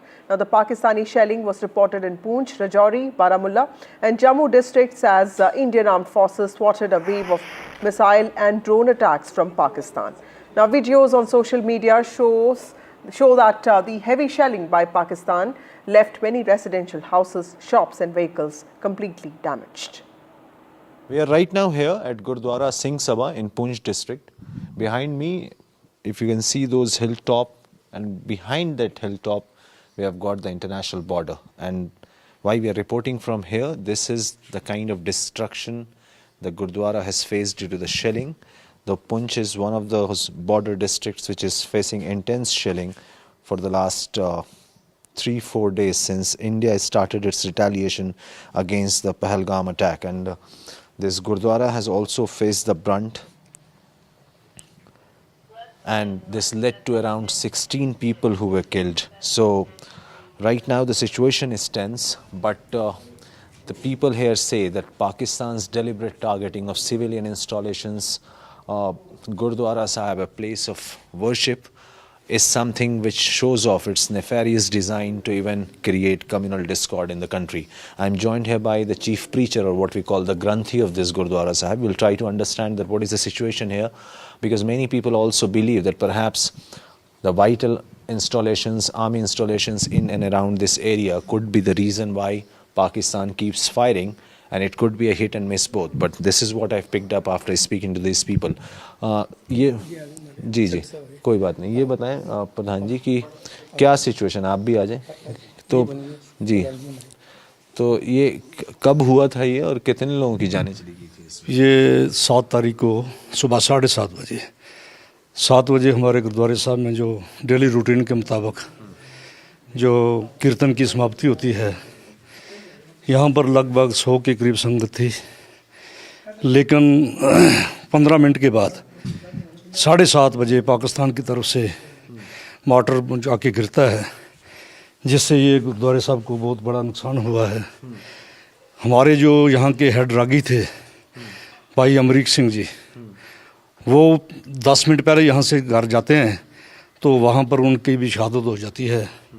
और इस killing में पाकिस्तान ने innocent जो लोग थे हमारे, उन पे फायर किया और सिविलियन पे वार की, जिससे हमारे लगभग 13 लोग जो शहादत प्राप्त कर गए और उसके बाद लगभग 40 के करीब जो इंजर्ड हुए हैं। बता रहे हैं कि कई लोग पलायन भी कर रहे हैं, यहाँ से जा भी रहे हैं, तो क्या स्थिति क्या है? मतलब देखो, लगभग जो हमारे हिंदू भाई हैं 60% लोग यहाँ से मूव कर चुके हैं जम्मू की तरफ, क्योंकि यहाँ पर वो सेव नहीं है, सेफ्टी का उनको यहाँ पर कोई शेल्टर नहीं मिल रहा है, इसलिए वो यहाँ से मूव कर रहे हैं, क्योंकि अपनी जान तो बचानी है। इस भगदड़ में एक पैनिक फैला हुआ है, पाकिस्तान के जो गोलाबारी जो सिविलियन पे हो रही है उसको मद्देनज़र रखते हुए लोगों ने अपने बच्चों को सेफ जगह के लिए यहाँ से वो मूव कर रहे हैं। और सरकार की तरफ से क्या इंतजाम हैं आप लोगों के लिए? कोई बंकर वगैरह का कुछ करवाया? डिस्ट्रिक्ट एडमिनिस्ट्रेशन पहुँच ने किया है इंतज़ाम, चंडक में किया है, और यहाँ पर कोई शेल्टर वगैरह लोगों को मिला है, ऐसी बात नहीं है, कर रही है। लेकिन जो रात के वक्त शेलिंग होती है तो वो टारगेट सिविलियन को ही किया जाता है, जिससे बड़ा हादसा होने का खतरा है। सिविलियन को जानबूझ के वो टारगेट जानबूझ के पाकिस्तान कर रहा है सिविलियन पे बार। और गुरुद्वारे में कीर्तन वगैरह या अरदास चल रही है इस हादसे के बावजूद?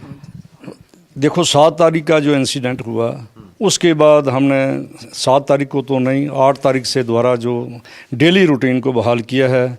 कीर्तन हो रहा है, गुरु ग्रंथ साहब जी का प्रकाश हुआ है और पाठ हो रहा है। वो हमारी जो रूटीन है, हम तो यहाँ पर स्टार्टिंग से रह रहे हैं, हम तो छोड़ेंगे नहीं अपने देश को, अपनी जगह को। तो जो हमारा रूटीन का वर्क है वो चल रहा है।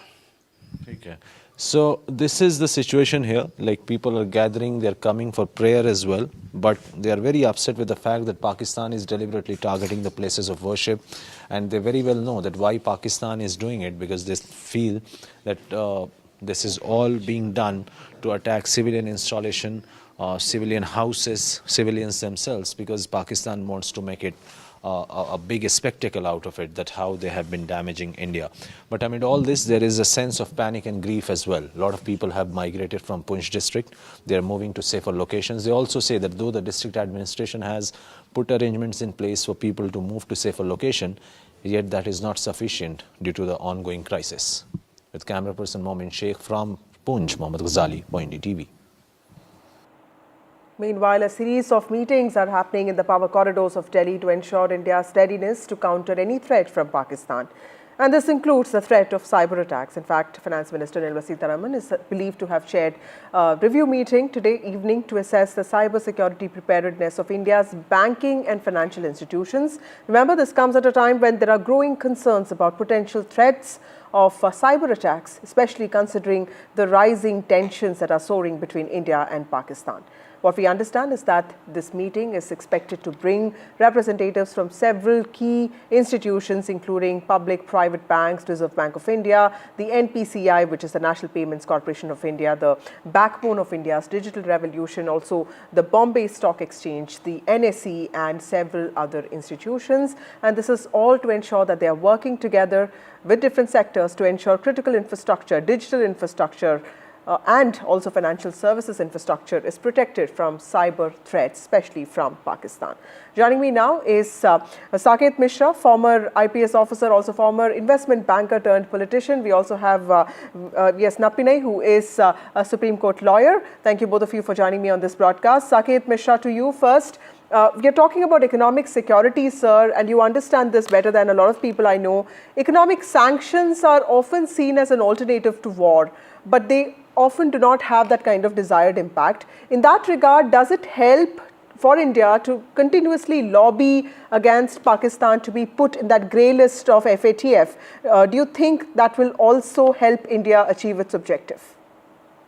Good evening. Absolutely, it does help because if we can actually shut down the movement of funds into Pakistan, which are coming from, I mean, it's not just terrorists, but also the drug mafia internationally, the illegal arms mafia internationally, all that money tends to sort of get transferred one way or the other into places like Pakistan, from where it is used for nefarious purposes. So lobbying to get them into the grey classification, which they should be, I think is an important idea. And it's not the same thing as international sanctions, because what this does is it basically adds an impediment to any transaction in the financial system, international financial system with Pakistan. So it's an economic cost in terms of adding delays, adding cost to every dollar that comes in or out of Pakistan. Right. Ms. Napine, also we're talking about cyber attacks now. How important is the safety of financial systems in India at a time like this? Explain to us in very basic ways what kind of threats are they actually prone to? Well, yes, our financial sector is one of our essential services. And if you look at any cybersecurity policy, it usually targets how our cybersecurity posture should be with respect to those sectors which have been classified as essential or critical sectors. So if you look at, if I could just give you one example, targeting financial sector is not something new. Nearly about 10-12 years back or more, one of the countries faced a severe cyber attack, and it was almost like a show of power against them. And one of the things that was targeted was the financial sector first, and the media and the government agencies. So when you're talking about cybersecurity, and India does have a cybersecurity policy and a strategy document, but it's critical now for us to also have a cybersecurity law or policy in place which will set out on normal days as well as these kind of critical situations what should be our posture. Primarily, when you look at essential services, there are three targets always, and which is national security, economic security, and individuals. So primarily, we are now talking therefore about economic stability and individuals taking care of themselves. With Pakistan, obviously, targeting not just national security, but coming down to the individual level, each one of us has to contribute to national security by ensuring that we play safe. That means we will use one, preventive and protective measures. Two, we will use logic and will not forego it in clicking the malware which will be hidden in various links. So don't get carried away with things which may also carry the tagline Operation Sindoor. Right. Just because it says you're going to give some information about it does not mean that it contains it. Stick to reliable sources. And finally, God forbid if you fall victim, don't panic. Under any circumstance, don't panic. Have a backup resilience mode, and this is really going to be critical for the financial sector, for economic, it doesn't, even for private sector and economy, and for each of us as individuals. Right. Saket Mishra, can you also explain to us the importance of cyberspace in modern warfare? Because clearly there's a military action that's happening, there's diplomatic offensive that's been launched, but we get so much information and also misinformation on the cyberspace. Clearly the front lines are being reimagined now, isn't it? Well, they're being reimagined, that's true. And I think the cyberspace, especially with the development of AI, where you can generate pictures, deep fakes, all that can make a huge, huge difference. But I think the real issue is slightly deeper, which is the challenge that Pakistan has today is that it is being ruled by or effectively being controlled by a person who has no logic. So they are not today, the real risk comes today from the fact that the general does not care whether the country gets ruined or not. The army there is only bothered with keeping their control of the entire economic space. I mean, their army effectively controls between 10 to 15% of annual GDP. That's the kind of oligarchy. So therefore, yes, the cyberspace is important. It's generating a lot of fake news. A lot of that, luckily, also with advances in technology, can be checked or fact checked actually almost immediately. Right. So it's important, but I think the real issue is the economic desperation of Pakistan today. Because they really have nothing. It's a bankrupt state, and it's a bankrupt state which has been bankrupted by their leaders. So the real off-ramp for that country has to be where they tell the generals to sort of take a hike, and the people come up and start to have a normal economy. Right. Thank you, Mr. Mishra. Thank you, Napine, for joining us on this broadcast. And like both of you said, while there are new front lines, it's also important to understand that the core of this issue also is the intent of the people who are governing, who are at the helm of Pakistan. With that, it's time for a short break. More news and updates on the other side.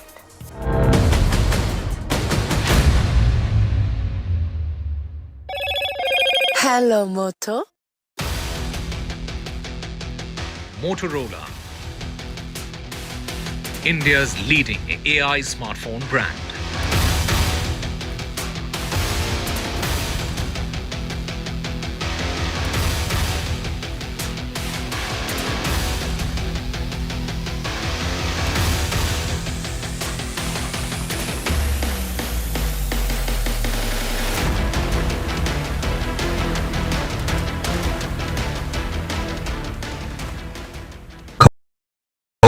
In today's interconnected world, India's voice is more crucial than ever.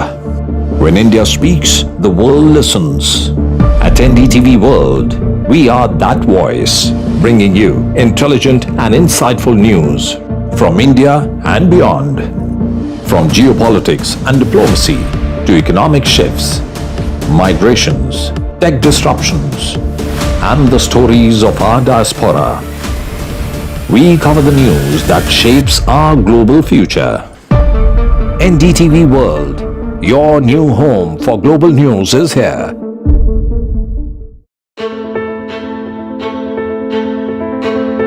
News is not just headlines, it is what impacts you. And news should never be mistaken for noise. What matters is the reality. Accurate, in-depth and with the right perspective. For over 20 years, I have been a journalist and never has clarity mattered more than now. At Newsnight, we go beyond the surface. We dissect the details, challenge the narratives, and bring you the unparalleled clarity you deserve in a world clouded by misinformation. We are bold, we are direct. Newsnight, for the news in your interest. Only on NDTV 24/7. How often have you turned away from debates that descend into endless fights? We bring you a show where every question is answered, where every debate finds its resolution, where every story finds its conclusion, where opinions collide but facts prevail, where stories unfold with insights and trust. When the noise ends, the last word begins.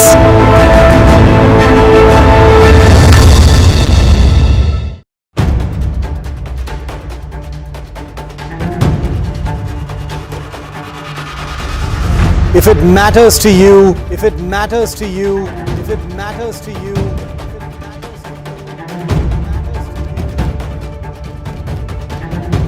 it matters to India, it matters to India, it matters to India, and it matters to me, and it matters to me.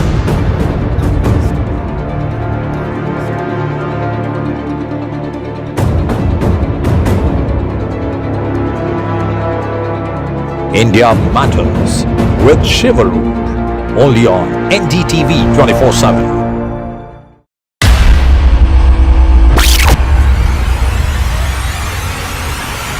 The last 1 month, if you see, the share prices of Denzol Engineering has fallen more than 58%. Why are the rating firms calling the debt payments as default? We have two credible credit ratings.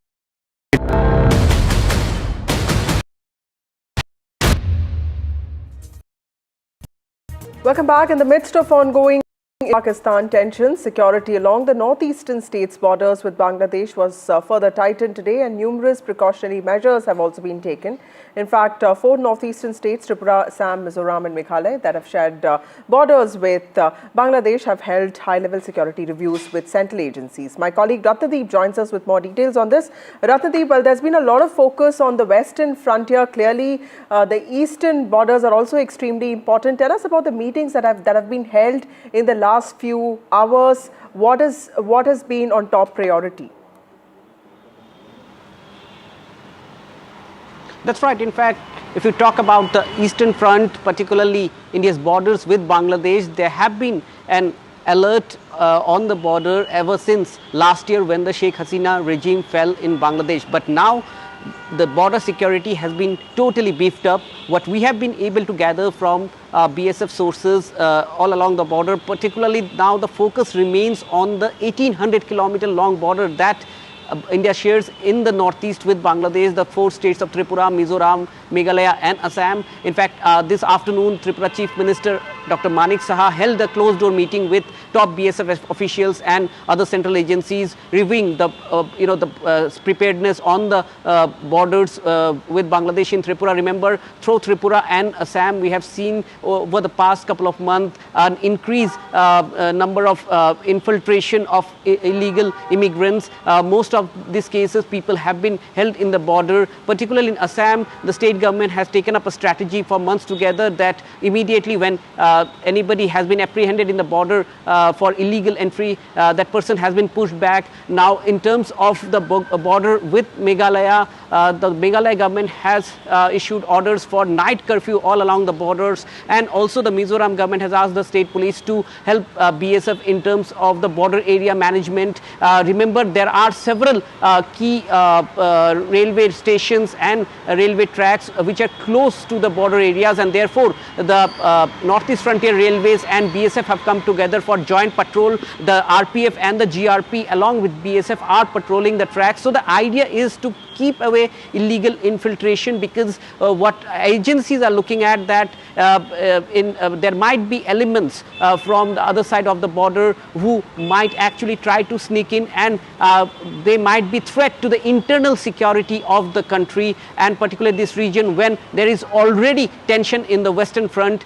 And now the idea is to keep the eastern borders completely secure, and therefore northeast having a very challenging terrain. The focus remains on the 1800-kilometer long borders that the 4 northeastern states actually share with Bangladesh, and therefore several rounds of meetings are taking place in different states. The state government of Tripura holding this meeting today, a very closed door meeting, and what we have been given to understand that the state government has also sent a status report to MHA. Assam government is also reviewing the situation, so is Meghalaya government and Mizoram government, and different battalions of border security force who are deployed in northeast are on the vigil. Also, there is a strict vigil on the riverine border that India shares with Bangladesh in Assam, in Lower Assam's Dhubri district, bordering Kurigram of Bangladesh, the riverine border on the Brahmaputra river, where you have the smart border fencing, where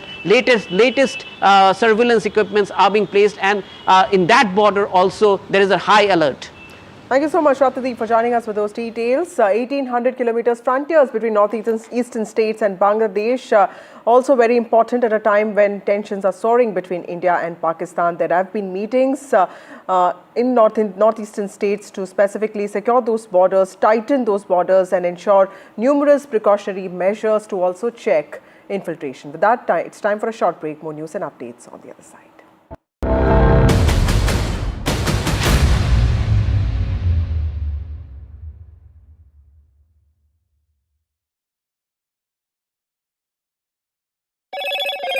Hello, Moto. Motorola, India's leading AI smartphone brand.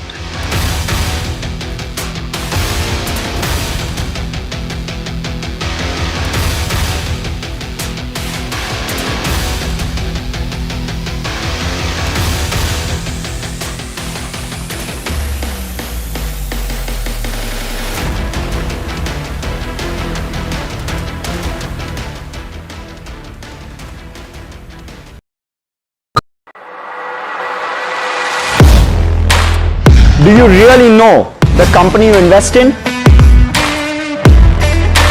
What is the real picture behind presentations and claims? Is the outlook as rosy as the company claims? Know Your Company, powered by NDTV Profit Research, shines a light on the biggest stock market movers.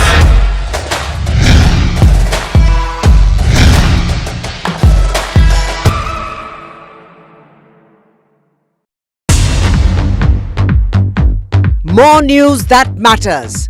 Big exclusive Tulsi Gabbard gunned down by Pakistan-backed cowards. When you interact with people on ground, you're able to reflect their sentiments much better. More debates that shake the system. More exclusives you won't find anywhere else. Not just another prime time. It's a prime time that's unmissable. I've been reporting on all issues big and small from Andhra Pradesh, Telangana, rest of South India, bringing you all the action, all that you need to know, all that you want to know. The energy of Maximum City is infectious. I'm bringing that energy in our news coverage from financial capital Mumbai. Covering from the southernmost part of India over the last 23 years, I bring in-depth and 360-degree coverage from the Dravidian heartland. The land of Mishti, also known for its bitter politics. I have seen much water flow under the Howrah Bridge, covering Bengal in all its vivid colors. India's IT capital is always bustling, a city full of startups, stories and surprises. And I keep you ahead on all the Bengaluru buzz.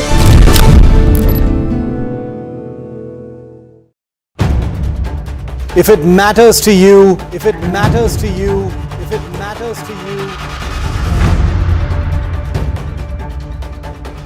it matters to India. It matters to India.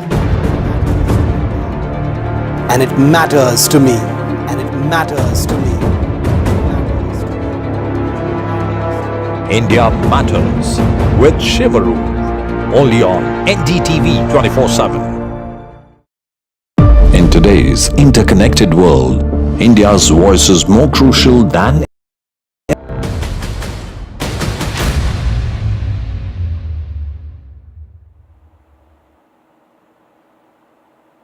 Welcome back. Jammu Kashmir LG Manoj Sinha visited Uri on Friday. In fact, this was after the town witnessed heavy shelling by Pakistan. The LG is in fact taking stock of the situation. Meanwhile, Chief Minister Umar Abdullah also rushed to Jammu, where he took stock of the situation after Pakistan attempted a drone attack on a military station in the city. In fact, he also took to X and wrote, and I quote, "Driving to Jammu now to take stock of the situation after last night's failed Pakistani drone attack directed at Jammu city and other parts of the division."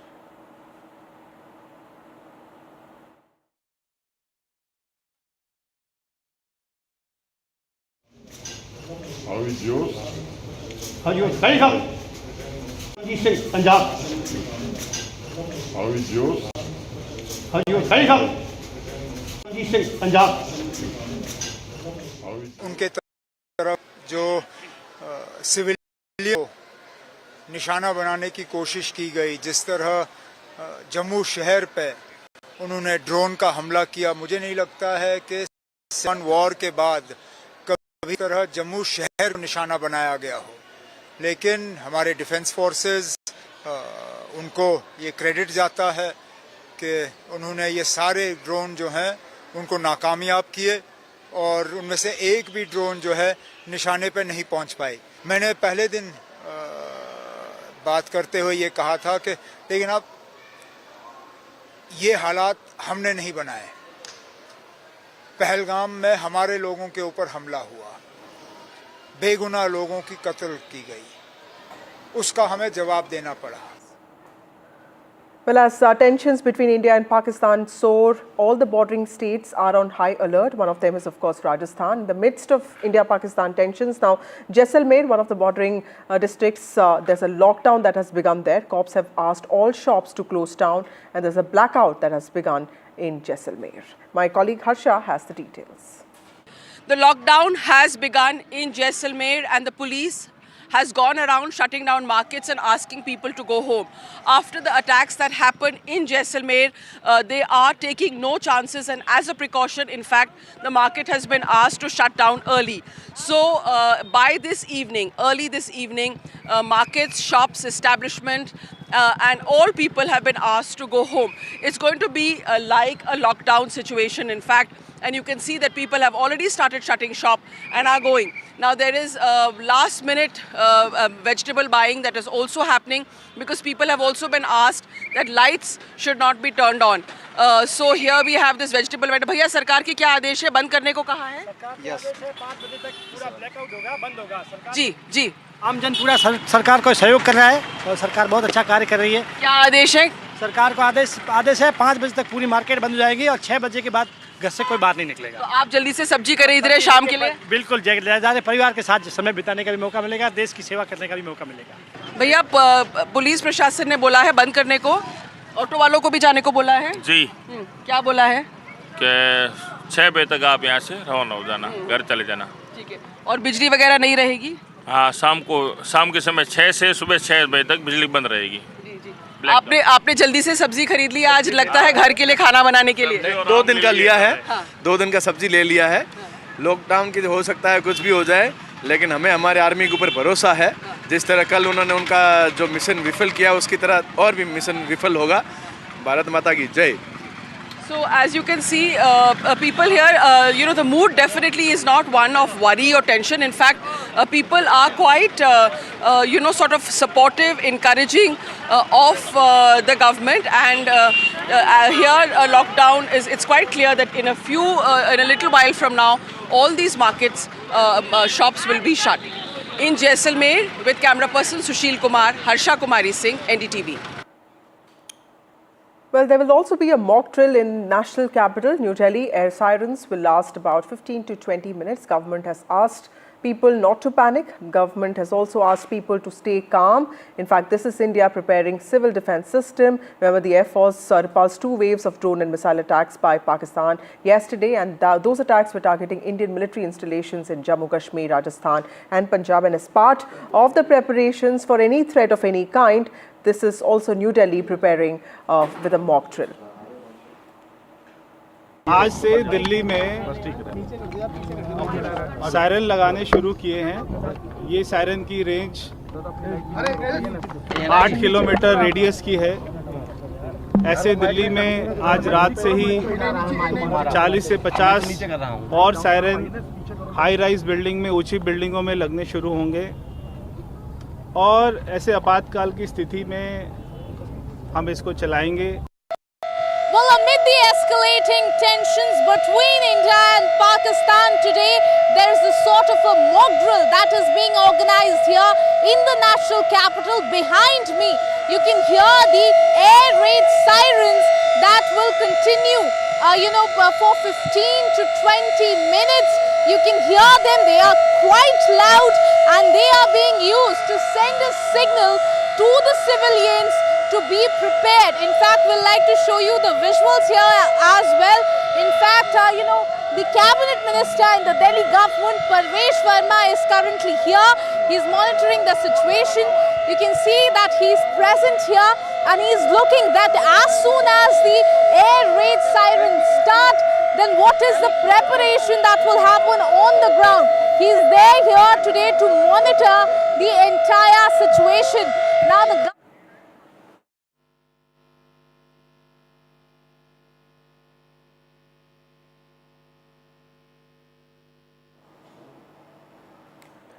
Well, that's Foreign Secretary Vikram Misri and Colonel Sophia Qureshi and Wing Commander Vyomika Singh all set to brief media on what happened yesterday. Evening, this is the special MEA briefing with Indian Forces. Briefing by Foreign Secretary Shri Vikram Misri on the ongoing developments around Operation Sindoor. We are also joined by Colonel Sophia Qureshi and Wing Commander Vyomika Singh. With that, I hand over the floor to Foreign Secretary. Sir, over to you. Thank you, Randeep. नमस्कार, good afternoon, आप सबका स्वागत है। और मैं सबसे पहले अनुरोध करूंगा कर्नल सोफिया कुरैशी से कि वो आपको आज तड़के सवेरे से हुई घटनाओं से अवगत कराएं। Colonel Qureshi. Thank you sir. नमस्कार। 8 से 9 मई 2025 की मध्य रात्रि को पाकिस्तानी सेना ने सैन्य बुनियादी ढांचे को निशाना बनाने के इरादे से पूरी पश्चिमी सेना पर भारतीय वायु क्षेत्र का कई बार उल्लंघन किया। यही नहीं, बल्कि पाकिस्तानी सेना ने नियंत्रण रेखा पर भारी कैलिबर वाले हथियारों से गोलीबारी भी की। अंतर्राष्ट्रीय सीमा और नियंत्रण रेखा पर लेह से लेकर सरक्रीक तक 36 स्थानों पर 300 से 400 लगभग ड्रोनों का इस्तेमाल घुसपैठ का प्रयास करने के लिए किया गया। भारतीय सशस्त्र बलों ने काइनेटिक व नॉन काइनेटिक साधनों का उपयोग करके इनमें से कई ड्रोन्स को मार गिराया। इतने बड़े पैमाने पर हवाई घुसपैठों का संभावित उद्देश्य वायु रक्षा प्रणालियों का परीक्षण करना और खुफिया जानकारी इकट्ठा करना था। ड्रोन के मलबे की फोरेंसिक जांच की जा रही है। प्रारंभिक रिपोर्ट्स से पता चलता है कि वे तुर्की के असीस गार्ड सोंगर ड्रोन्स हैं। इसके उपरांत रात में पाकिस्तान के एक सशस्त्र यूएवी ने भटिंडा सैन्य स्टेशन को निशाना बनाने की कोशिश भी की, जिसे पकड़ा गया और उसे निष्क्रिय कर दिया गया। पाकिस्तानी हमले के जवाब में पाकिस्तान में 4 हवाई रक्षा स्थलों पर सशस्त्र ड्रोन्स लॉन्च किए गए। इनमें से एक ड्रोन एडी रडार को नष्ट करने में सक्षम रहा। पाकिस्तान ने जम्मू कश्मीर के तंगधार, उरी, पुंछ, मेंढर, राजौरी, अखनूर और उधमपुर में भारी कैलिबर आर्टिलरी गन और सशस्त्र ड्रोन्स का उपयोग करके नियंत्रण रेखा के पार गोलीबारी भी की, जिसके परिणाम स्वरूप भारतीय सेना के कुछ जवान हताहत हुए और घायल हुए। भारतीय जवाबी कार्रवाई में पाकिस्तानी सेना को भी बड़ा नुकसान पहुंचाया गया। इसके अलावा पाकिस्तान का गैर जिम्मेदाराना व्यवहार फिर से सामने आया। 7 मई 2025 को रात 8:30 बजे एक असफल अकारण ड्रोन और मिसाइल हमला करने के बावजूद पाकिस्तान ने अपना नागरिक हवाई क्षेत्र बंद नहीं किया। पाकिस्तान अपने नागरिक विमानों को ढाल के रूप में इस्तेमाल कर रहा है, जबकि उसे अच्छी तरह से पता है कि भारत पर उसके हमले से हवाई रक्षा की तीव्र प्रतिक्रिया होगी। यह भारत और पाकिस्तान के बीच अंतर्राष्ट्रीय सीमा के पास उड़ान भरने वाले अंतर्राष्ट्रीय उड़ानों सहित नागरिक विमानों के लिए सुरक्षित नहीं है। यहाँ स्क्रीन शॉट में पंजाब सेक्टर में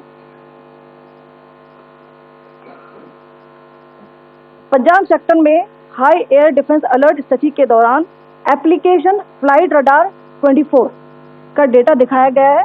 जैसा कि आप देख रहे हैं यहाँ पर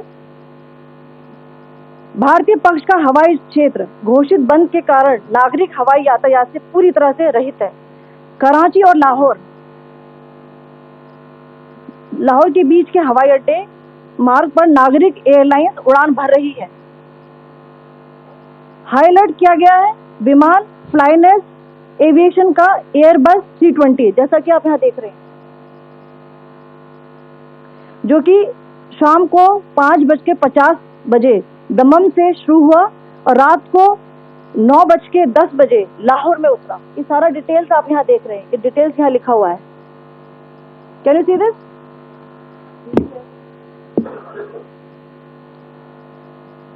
भारतीय वायुसेना ने अपनी प्रतिक्रिया में काफी संयम दिखाया और इस प्रकार अंतर्राष्ट्रीय नागरिक विमान सेवा की सुरक्षा सुनिश्चित की।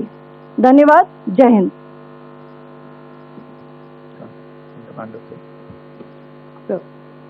Good afternoon to you all. On the intervening night of 8th 9th May 2025, Pakistan military carried out multiple violations of Indian airspace along the entire western border with an intent to target military infrastructure. Pakistan military also resorted to firing of heavy caliber weapons along the line of control. Along the international border and line of control, drone intrusions were attempted from Leh to Sar Creek at 36 locations with approximately 300 to 400 drones. Indian Armed Forces brought down a number of these drones using kinetic and non-kinetic means. The possible purpose of these large-scale aerial intrusions were to test the AD systems and gather intelligence. Forensic examination of the drone debris is being undertaken. Preliminary reports suggest them to be of Aziz Guard Songa drone of Turkey. Later in the night, an armed UAV of Pakistan attempted to target Bhatinda military station, which was detected and neutralized. In response to the Pakistani attack, armed drones were launched at 4 air defense sites in Pakistan. One of the drones was able to destroy an AD radar. Pakistan also carried out artillery shelling across the line of control using heavy caliber artillery guns and armed drones at Sangdhar, Uri, Poonch, Mendhar, Rajouri, Akhnur and Udhampur in Jammu and Kashmir area, which resulted in some losses and injuries to Indian Army personnel. Pakistan Army also suffered major losses in Indian retaliatory fire. Additionally, Pakistan's irresponsible behavior again came to fore. Pakistan did not close its civil airspace despite it launching a failed unprovoked drone and missile attack on 7th May at 8:30 hours in the evening. Pakistan is using civil airliners as a shield, knowing fully well that its attack on India would elicit a swift air defense response. This is not safe for the unsuspecting civil airliners, including the international flights which were flying near IB between India and Pakistan. The screenshot we just showed and we shall share with you, it shows the data of the application Flight Radar 24 during a high air defense alert situation in the Punjab sector. As you have seen, the airspace on the Indian side is absolutely devoid of civil air traffic due to our declared closure. However, there are civil airlines flying the air route between Karachi and Lahore. Amongst the other civil aircraft that you can see, we have highlighted an aircraft which is Airbus 320 of Flynas Aviation, which was originated from Dammam at 1750 hours and landed later at Lahore at 2110 hours in the night. Indian Air Force demonstrated considerable restraint in its response, thus ensuring safety of international civil carriers.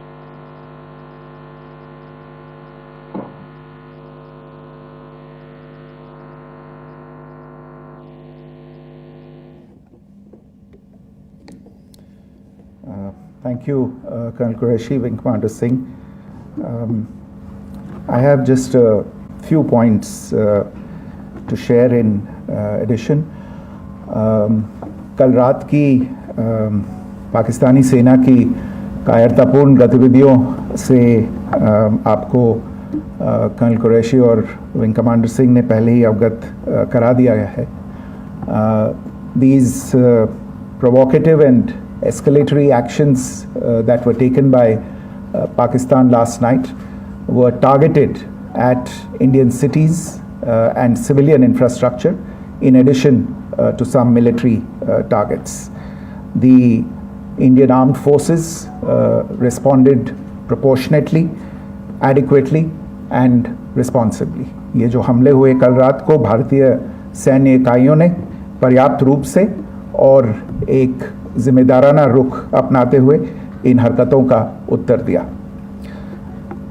What I want to underline is that the official and blatantly farcical denial of these attacks that Pakistan carried out by the Pakistani state machinery is yet another example of their duplicity and the new depths that they are plumbing in their quest for disinformation.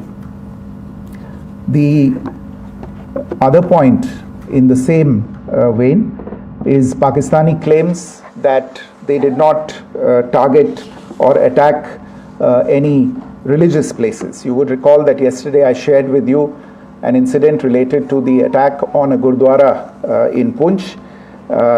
Instead of owning up to these attacks, Pakistan made the preposterous and outrageous claim that it was the Indian Armed Forces and the Indian Air Force that was targeting cities like Amritsar and trying to put the blame on Pakistan.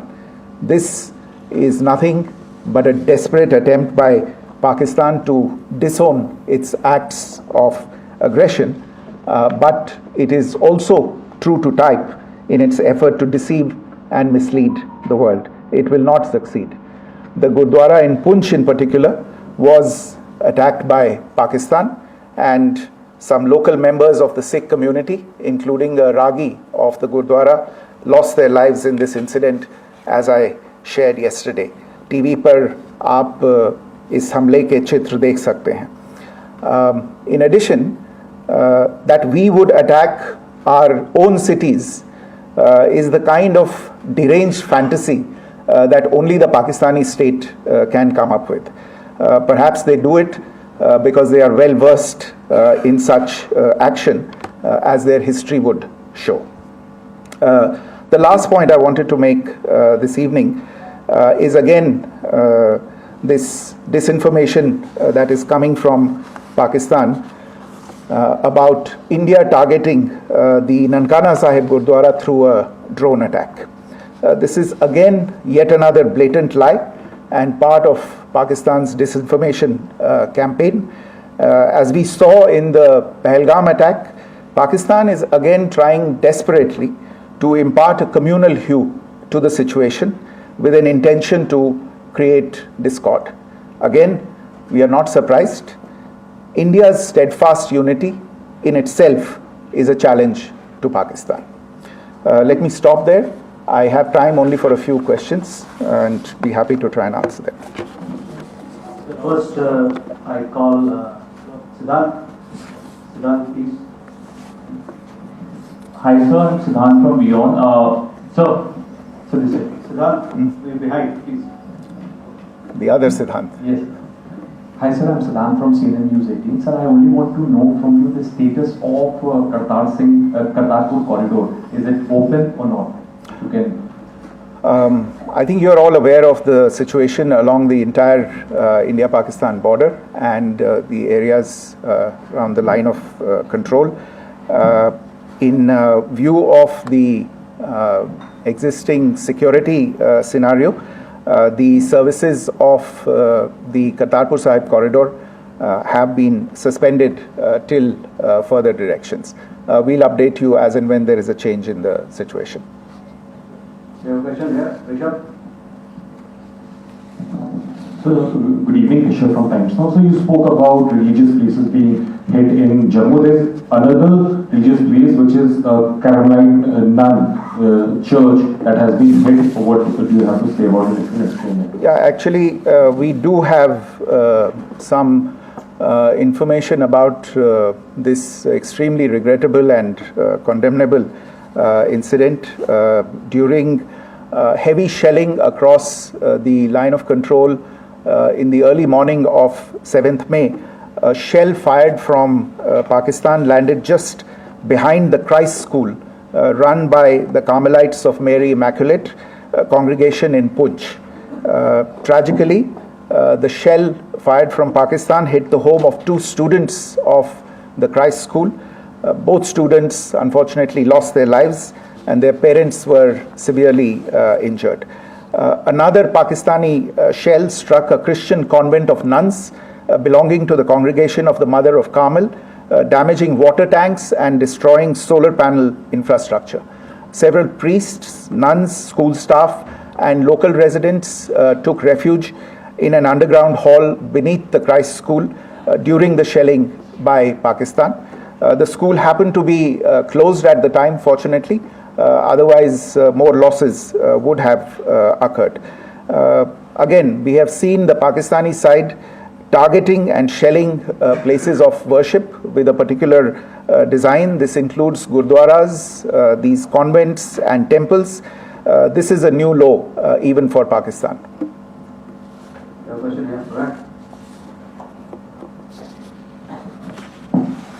Sir Pranay Upadhyay Amarjat से sir कल आपने इसी podium से पाकिस्तान के IMF bailout को लेकर और Indus water treaty को लेकर जो टिप्पणी की थी उसकी पाकिस्तान में काफी तीखी प्रतिक्रिया भी आई और उसके बाद हमने देखा कि पाकिस्तान की तरफ से किस तरीके से लेह से लेकर भुज तक पूरी बॉर्डर के ऊपर जो इन्वेजन था वो किया गया।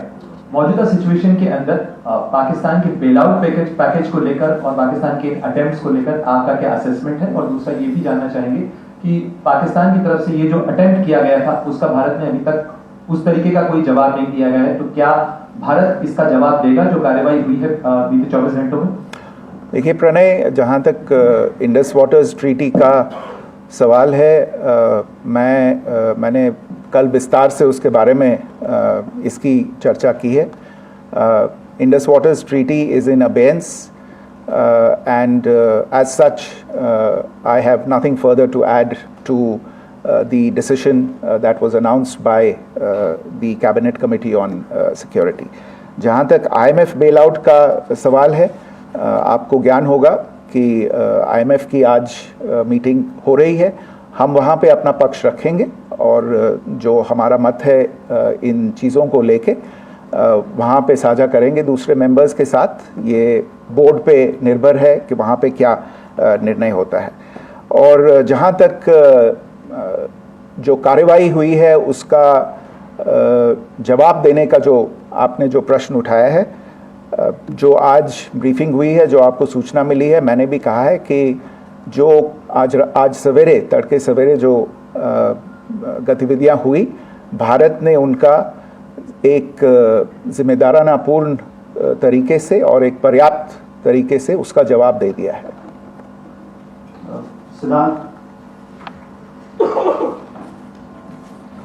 Hi sir, Siddhant from Beyond. Sir, the External Affairs Minister has spoken to many of his counterparts around the world. Yesterday he spoke to the US Secretary of State Marco Rubio. So what were the key areas of conversations during that call?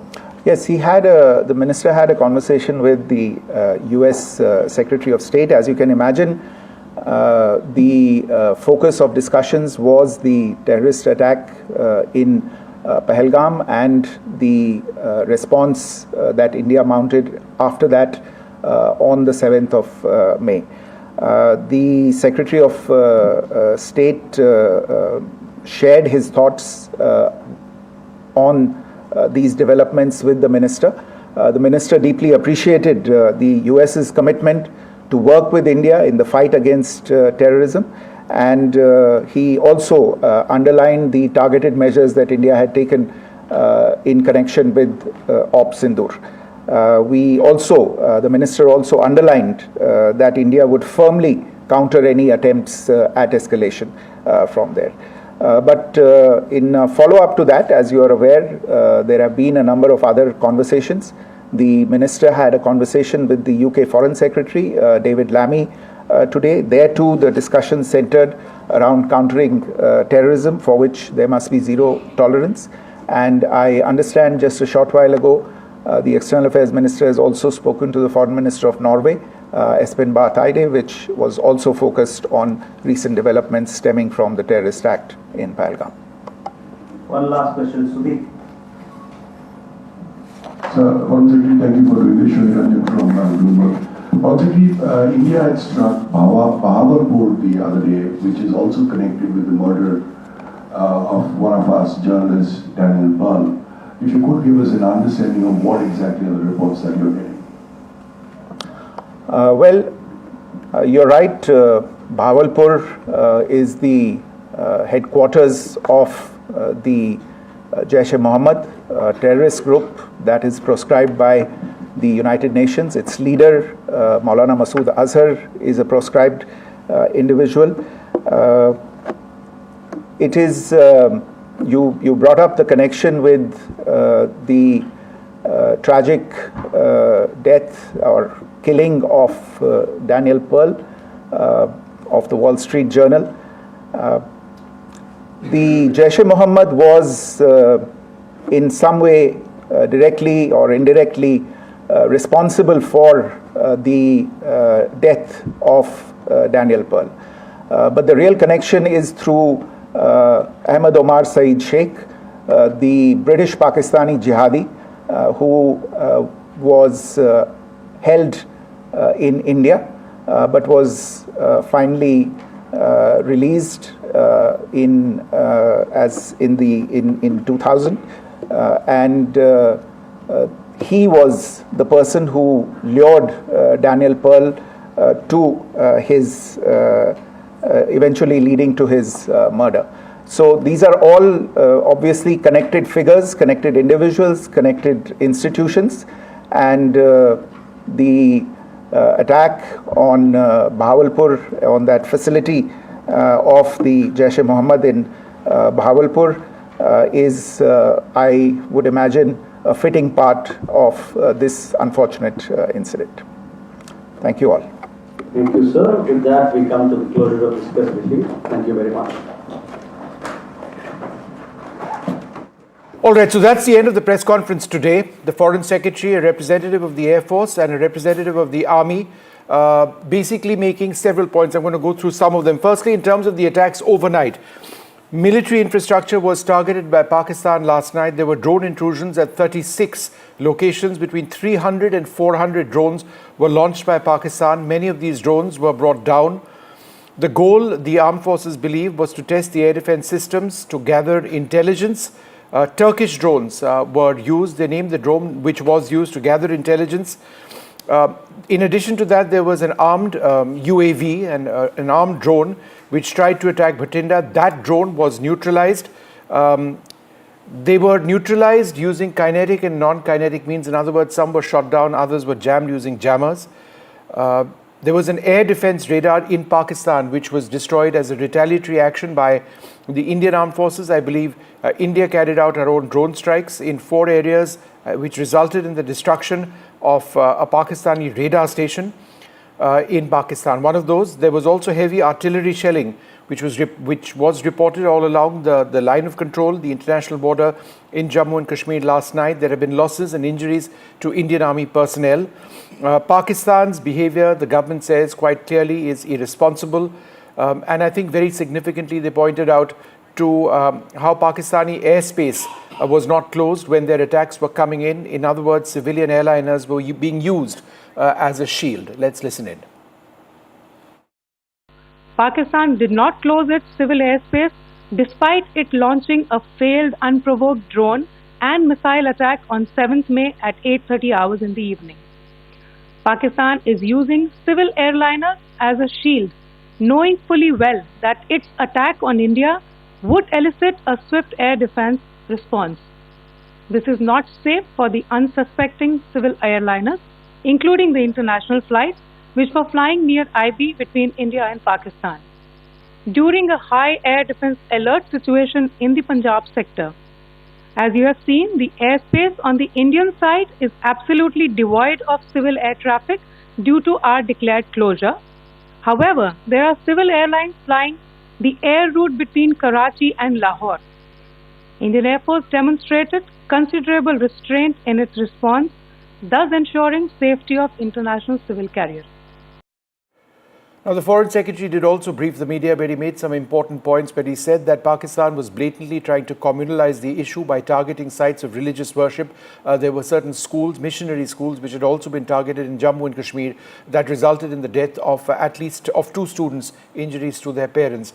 But one of the key points which did emerge in all of this was Pakistan's use of civilian airliners as shields at a time when their attacks went in, crossed the line of control and the international border last night. Captain Amit Singh joins us for more on this. Captain, at a time when drones were coming in from Pakistan, there was the airspace between Lahore and Karachi was kept open. How dangerous was this? It is extremely dangerous, especially during a volatile situation when anything could happen. A flare-up could happen, a missile could hit. We have seen instances like in Iran, wherein a civil airliner was shot down by the air defense.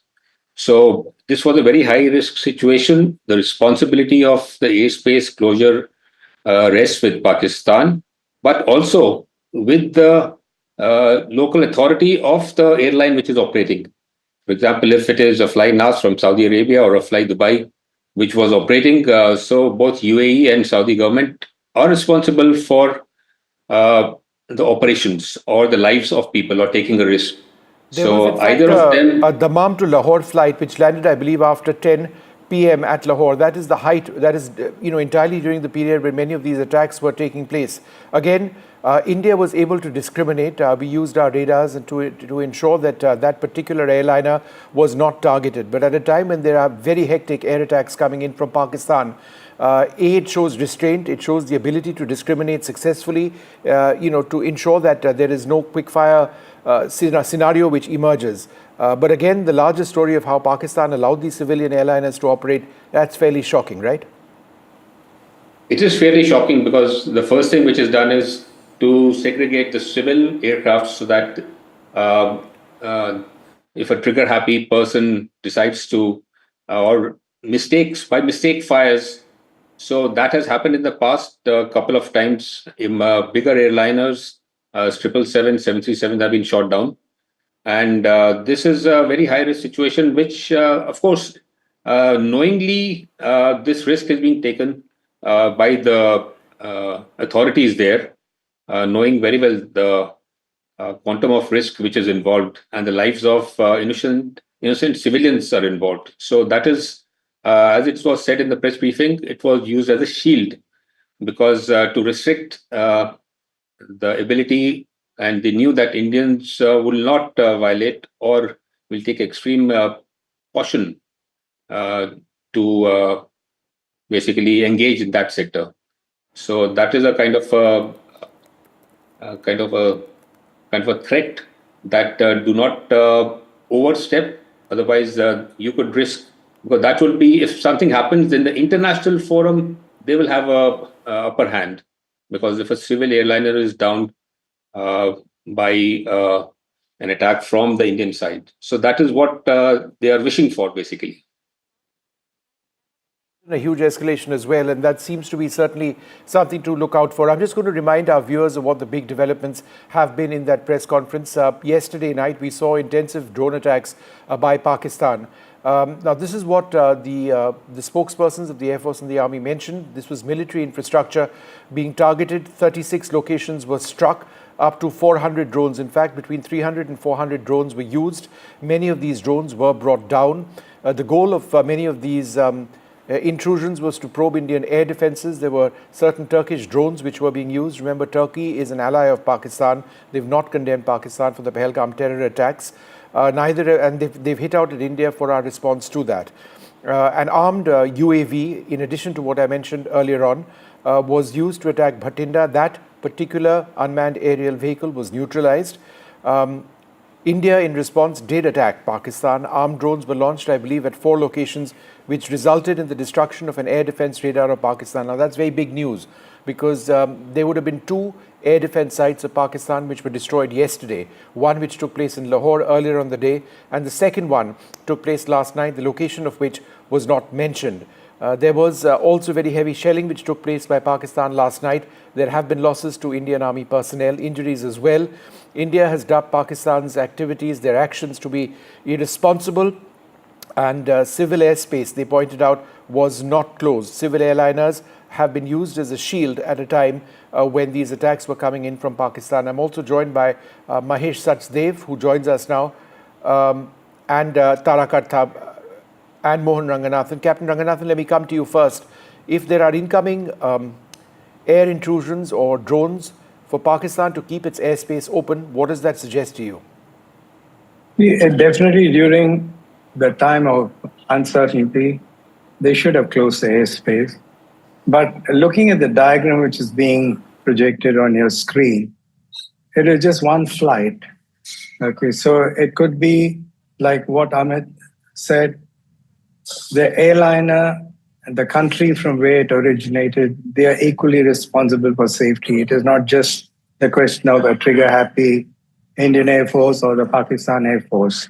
So when they knew that there was a war-like situation and civil airlines have been shut down earlier, it would have been prudent on their part to divert the flight back instead of proceeding towards Lahore. The very fact that they didn't, it is not just Pakistan which is responsible, it is also Saudi Arabia which is responsible, because you said it, the flight was from Dammam. But what is of significant thing in this statement is, now you can't call that a shield. Just one flight in that whole time cannot be called a human shield. So it is just, yes, they have taken off, they're proceeding, and they've been allowed. And you can't say that only India showed restraint. I think even Pakistan showed restraint. They kept off at that time.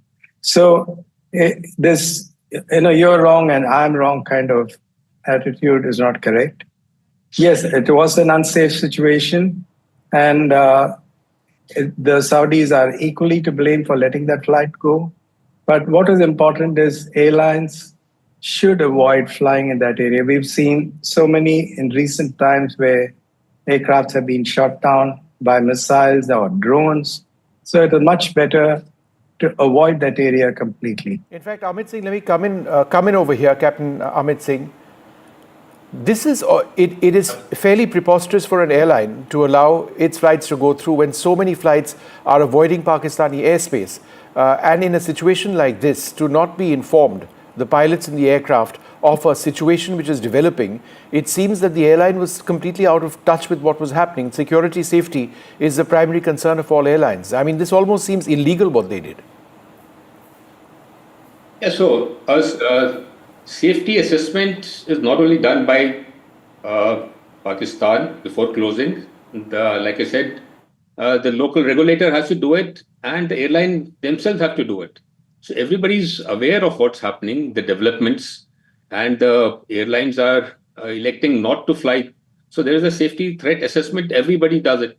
So what is the reason that they decided to enter, and that too so close to the border, to Lahore? Lahore is barely across Amritsar. So that is intriguing, very intriguing. And it is not just one flight. I've observed many other flights. I've observed Fly Dubai and even PIA flying out of Multan and Lahore, Karachi. There are flights flying out. And there are some private operators also. So it is not that there is some restriction, because majority, say I can say 99% of the flights are diverting. So what is the reason that these flights are coming in? Is there something, there must be something very urgent that they're taking risk. Are they civilians? It seems bizarre and unsafe. Ambassador Mahesh Sachdev also with us. Ambassador, what the Foreign Secretary also mentioned is important. He said that this very deliberate effort by Pakistan to try and communalize the situation by hitting, for example, missionary schools or hitting gurdwaras where there's in fact been a loss of life was deliberate and it was targeted. It's a new low as far as he's concerned, even in terms of what Pakistan does. Can you reflect on the significance of what the Foreign Secretary said? Yes, but if I could join the last conversation and talk about... No, sir, if you can just talk a little bit about this so that we can keep the strike rotating. Yeah. Right. I think Pakistan is known to try and communalize the situation, and the kind of jihadi generals that have taken over Pakistan armed forces have a particular mindset which has proclivities in this direction. So one cannot give them benefit of doubt that they did not target and it somehow happened to be a Gurdwara there. This is something which they would have recceived, they would have known, and they would have done on purpose to communalize the situation, blame it on India, and so on and so forth. My colleague Sunil Prabhu also joins us at this stage. Sunil, could you just, for the benefit of our viewers, go through some of the key points which the Armed Forces and the External Affairs Ministry had to say? Well, Vishnu, the most important point is about the fact that India does not want to escalate. And it's up to Pakistan to ensure that they do not continue with these provocative steps that they have been taking, as they did last night across the entire western borders of ours. And it's on that count that they've also explained that the Saudi Arabia foreign minister who's come, they're not telling him anything different as they've been telling the entire world about the steps that they have taken, the reasons for why they've done it, and what they believe is non-negotiable in terms of de-escalation. So it's very clear from the Indian standpoint, three important bullet points. One, that there have been provocations from Pakistan. India has shown considerable amount of restraint. There have been innocent civilians, children and others who have been casualties in this entire attack, be it in Poonch area, as well as various other people who have been affected.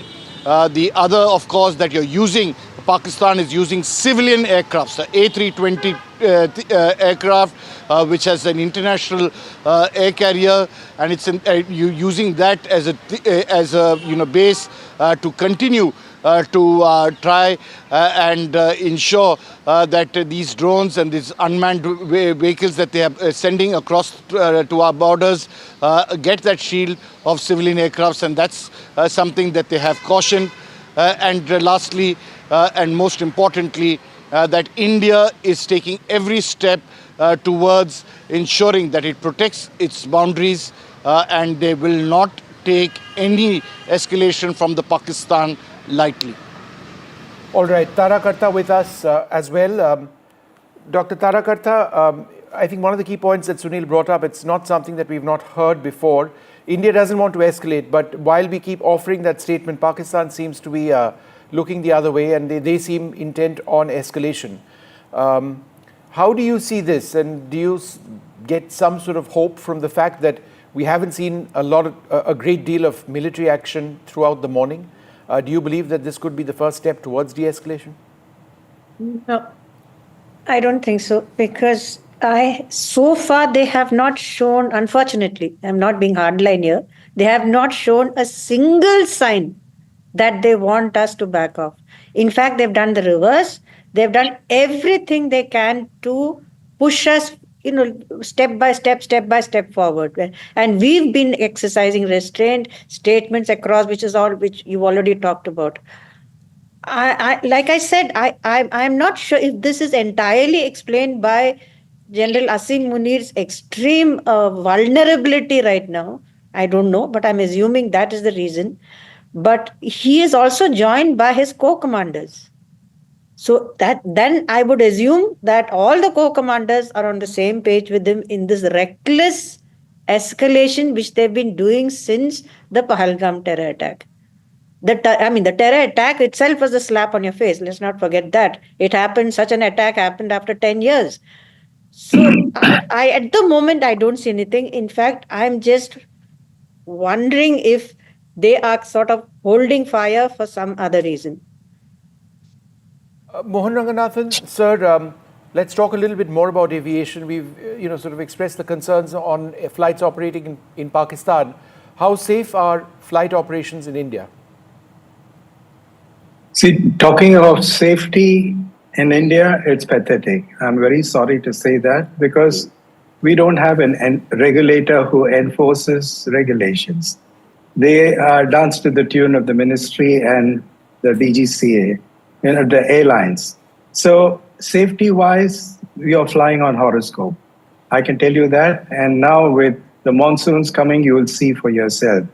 But what is important is it's about time that we have transparency and accountability in aviation safety, which we don't have. Mr. Ranganathan, what I was trying to ask you was about flight operations in an area when there is a military conflict, not so much about the role of the regulator right now.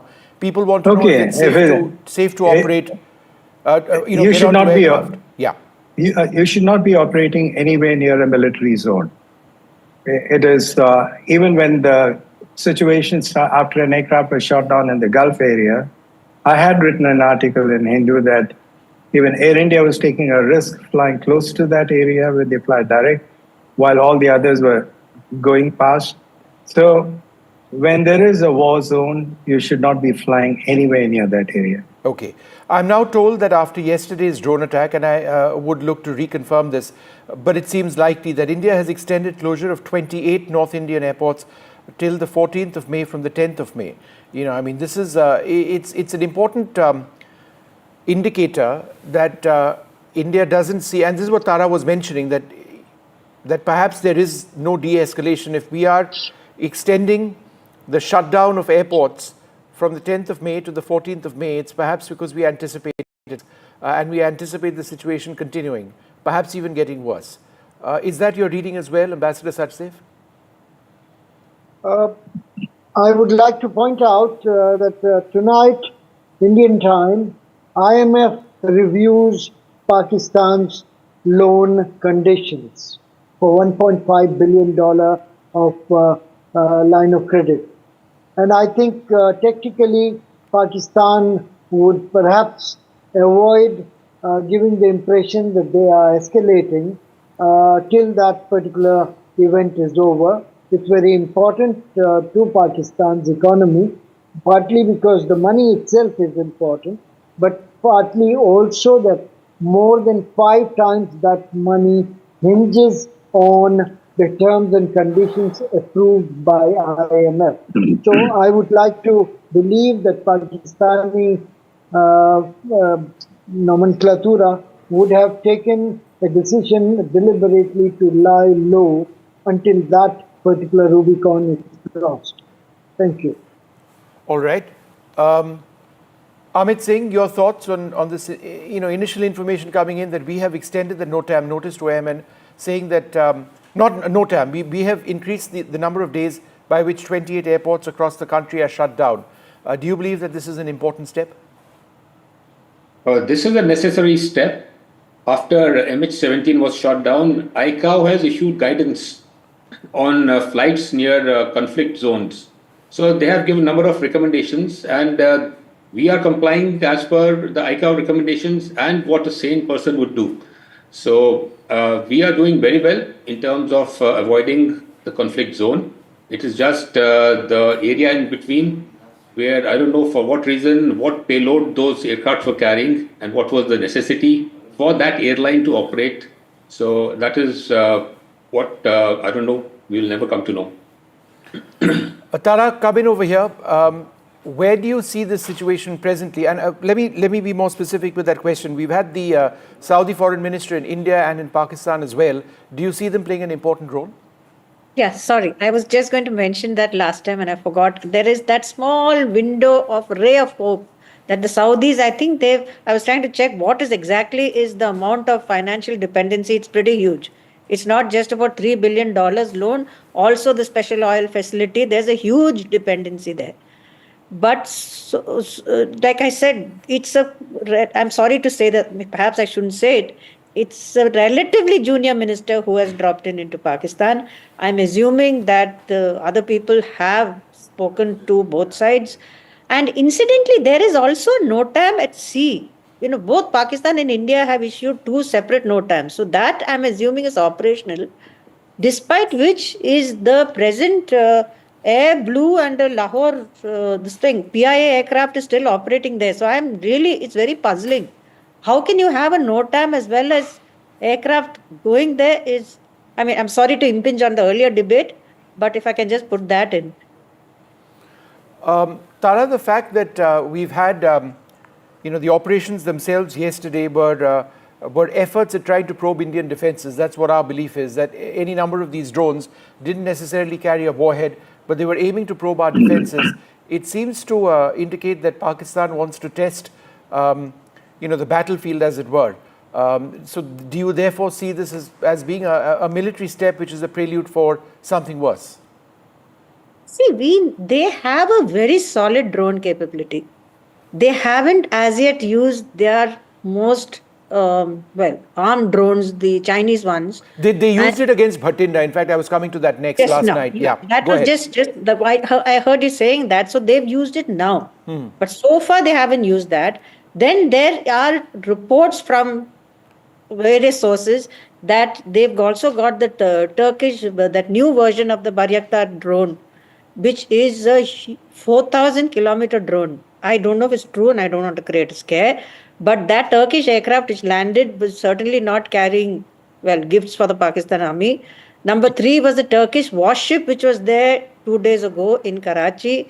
So there's a lot of things happening at the same time, none of which is good. Like I was telling someone else, this is what I think distinguishes this crisis from earlier crises, is the complete lack of pressure from any quarter. There is no heavy pressure coming from Russia, from US, from anybody. That is what distinguishes this particular conflict from earlier ones. And that's dangerous. So in other words, Dr. Tarakatha, you believe that there is no real pressure on Pakistan to end this madness, right? No.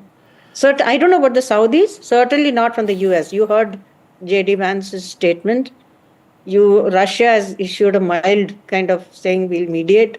Otherwise, you remember during Operation Parakram, during Kargil, it was Tony Blair, it was Bill Clinton, it was the Russian, the number of people who came in.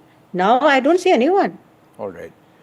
Okay, thank you all very much for being with us. I'm just going to run through some of the key points which have emerged from that very important press conference by the government earlier on today. There have been escalatory actions, and we've seen this last night by Pakistan. We now have a number and the scope of the attacks which took place. We saw all that video last night as well. We now have some larger context.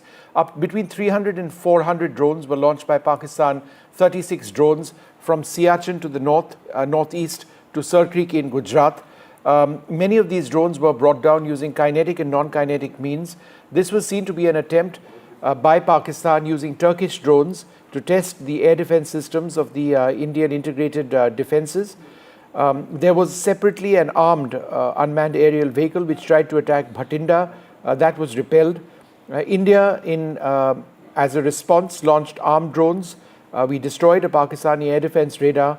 There was heavy artillery shelling which broke out as well last night.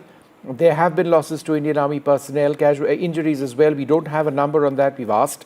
We'll try and update you with those details. But India again calling out Pakistan's behavior as being utterly irresponsible and making a couple of important points that while Pakistan was sending in drones over India, sending in armed drones over India, possibly missiles as well, their airspace was open and civilian airliners were operating, and therefore there was a real danger to these civilian airliners, including a particular flight from Dammam which landed in Lahore at a time when there were military assaults or military attacks going in. India's integrated air defenses were able to accurately discriminate the presence of civilian airliners.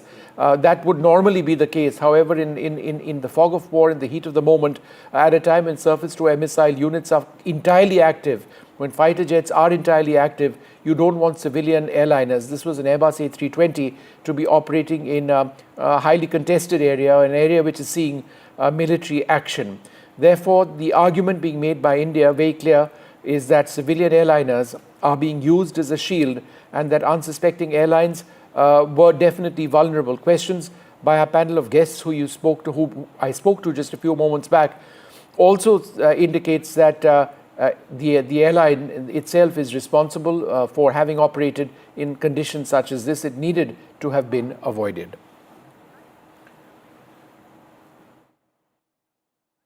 All right, I'm just going to move on now and go across and give you an idea of some of the Indian air defenses which we mentioned yesterday, to give you an idea of what some of the systems India had which were being used. So let's share some of those details. It is a fairly comprehensive effort by India to jam Pakistani defenses and use kinetic means as well. I'll explain that. India operates what's called an integrated command and control air system.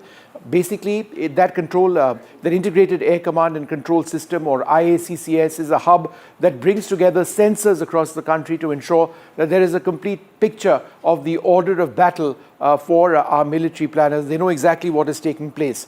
But in that, what also took place, and let's move to the next point, is that there was a targeted counter-attack which India launched when all of those hundreds of drones came in. The weapons which India used was the Harop drone. This is an Israeli drone. It has a range of approximately 200 odd kilometers. It loiters for approximately 6 hours. It's been very successful. We've seen this hit an air defense radar in Lahore yesterday morning. These were used, and we've now been told that another radar of Pakistani air defense was taken down last night as well when India countered the Pakistani drone intrusions.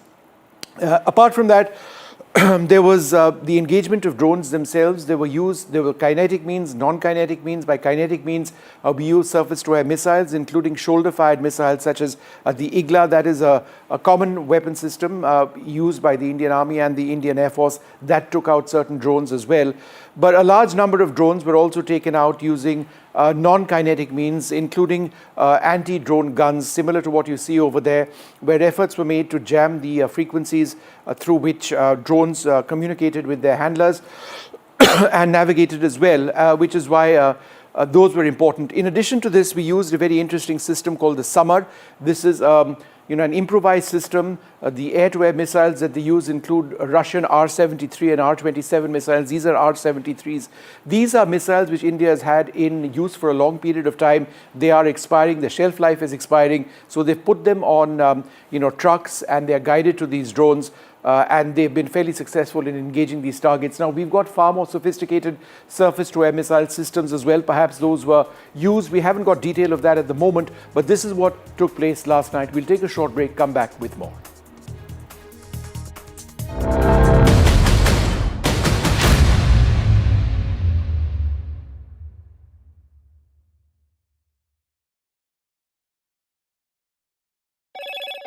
Hello, Moto.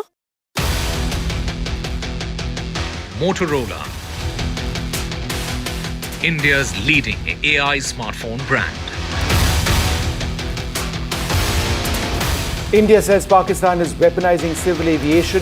Civil aviation is being used as a shield. India closed our airspace. When the attacks were happening last night, Pakistan did not. There were civilian airliners in the skies. India says Pakistan tried to target 36 locations. Drones were sent from Leh to Sir Creek. Drones were shot down. They were jammed in other cases. There were losses to Pakistan when India retaliated, including an air defense radar. Several Pakistani military posts along the line of control have been destroyed as Indian forces have retaliated to cross-border firing. This is video, an official release of the army, which was released earlier on today. The army has spotted a terrorist infiltration attempt in Jammu and Kashmir. Again, a video shared which shows 7 terrorists were in the area. We believe that 7 terrorists were killed during this operation in the Samba sector. This was happening as Pakistani Rangers provided cover fire for this intrusion attempt.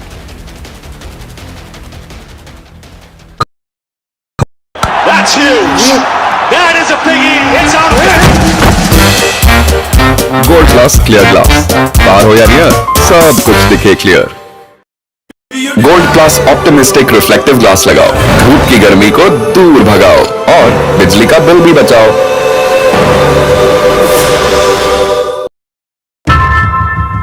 How often have you turned away from debates that descend into endless fights? We bring you a show where every question is answered, where every debate finds its resolution, where every story finds its conclusion, where opinions collide but facts prevail, where stories unfold with insights and trust. When the noise ends, the last word begins.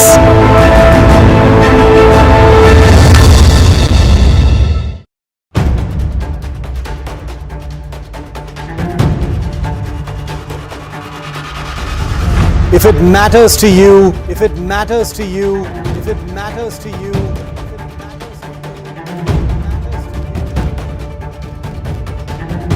it matters to India. It matters to India. It matters to India. And it matters to me.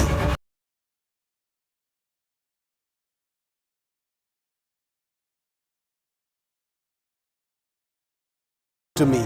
And it matters to me. India Matters with Shivaru, only on NDTV 24/7. How often have you turned away from debates that descend into endless fights? We bring you a show where every question is answered, where every debate finds its resolution, where every story finds its conclusion, where opinions collide but facts prevail, where stories unfold with insights and trust. When the noise ends, the last word begins.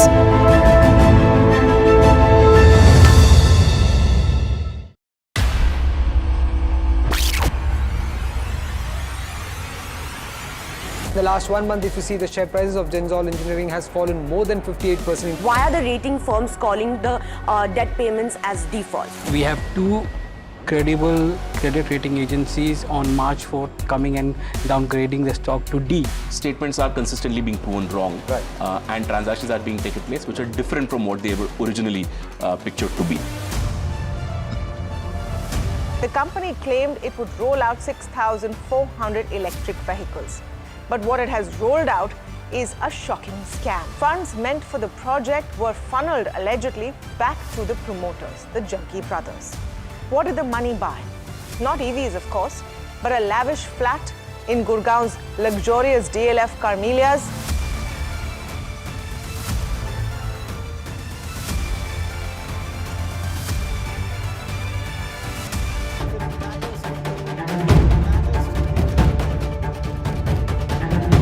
It matters to India. It matters to India. It matters to India.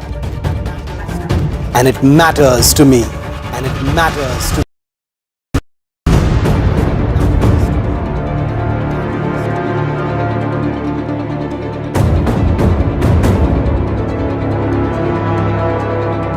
India Matters with Shivaru. Only on NDTV 24/7.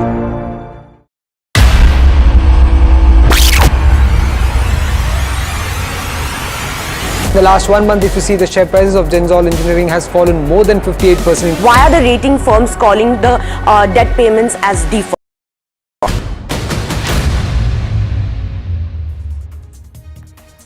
Well, we've been looking very closely at the situation between India and Pakistan, all the military action that's taking place. Where is this all headed? I'm now joined by a very special guest, Michael Rubin, one of the world's foremost commentators on international security issues. Thanks, Mr. Rubin, very much for being with us. As you know, there have been several drone attacks on India. They've been trying to probe our airspace, do a lot more. India has also knocked out a Pakistani air defense system in Lahore. How do you see this amidst the tensions between the two countries? Look, it seems that India is playing a very careful game. And while I've been critical of the time which elapsed between the terrorist attacks and Operation Sindoor, the fact of the matter is India is acting very deliberately, very precisely. Pakistan seems to be flailing. And this shows that India is prepared carefully, both in the wake of the terrorist attack, but more importantly, in terms of its military doctrine over the past few months and years of relative quiet. There have been two rounds where Pakistan has attempted to attack several military bases in North and West India. Most of these attacks, in fact, all of them have been foiled one way or the other. Again, where do you see this in the escalation matrix? I do see this as on the path of escalation. And certainly the Pakistanis, having started this, now are desperate to save face. But what I'm also reminded of is a broader point that I see all the time as a military analyst, that oftentimes when there is a corrupt government or a flailing government, they believe that if they only have top shelf military equipment, that substitutes for a poorly trained army or a corrupt military. I see this in the Democratic Republic of Congo, and now I'm seeing the same thing in Pakistan, where the Pakistani National Defense University, the Pakistani military, the army, the Inter-Services Intelligence Agency must have understood how corrupt their military was, and they believed that if only they had the top-end drones, that would substitute for training, that would substitute for doctrine, and it never works. What they're doing is spending a lot of money. Unfortunately, the international community, through the IMF and others, seem to be subsidizing it. And yet, instead of taking care of their own house, they want to burn down everyone else's. Do you see India continuing this operation in trying to hunt down terrorist bases in Pakistan? The answer to that, both questions, is yes. Certainly, India should be working behind the scenes, for example, through acting National Security Advisor Marco Rubio in the United States, to convey the message to Pakistan that this escalation will not end well for Pakistan. Pakistan is seen as the aggressor, and it's up to Pakistan to basically re-enter talks to learn how to figure out how to deconflict. That said, I strongly believe that we can't simply have a pattern in which Pakistan strikes out with its proxy terrorists, diplomats scramble for quiet, the terrorists regroup, and then we have another cycle in this terrorism. That's the cycle that led to the disaster in Israel on October 7th, 2023. I do think that Prime Minister Modi needs to take a playbook out of the late Golda Meir in Israel's hands, which was after the 1972 Munich Olympic massacre. The Israelis quietly, over subsequent years, it took another 7 years, went out anywhere in the world to eliminate the terrorists who were responsible for that operation. Look, Pakistan can't have it both ways. They can't say that they are ignorant of these terrorists, that these terrorists are operating independently of them, and then try to avenge those terrorist deaths. If Pakistan truly wants to maintain the fiction that it is not a terror sponsor, it needs to stand down right now. It needs to close the terror camps, and it needs to extradite every terrorist that exists inside Pakistan, even if they wear a military uniform.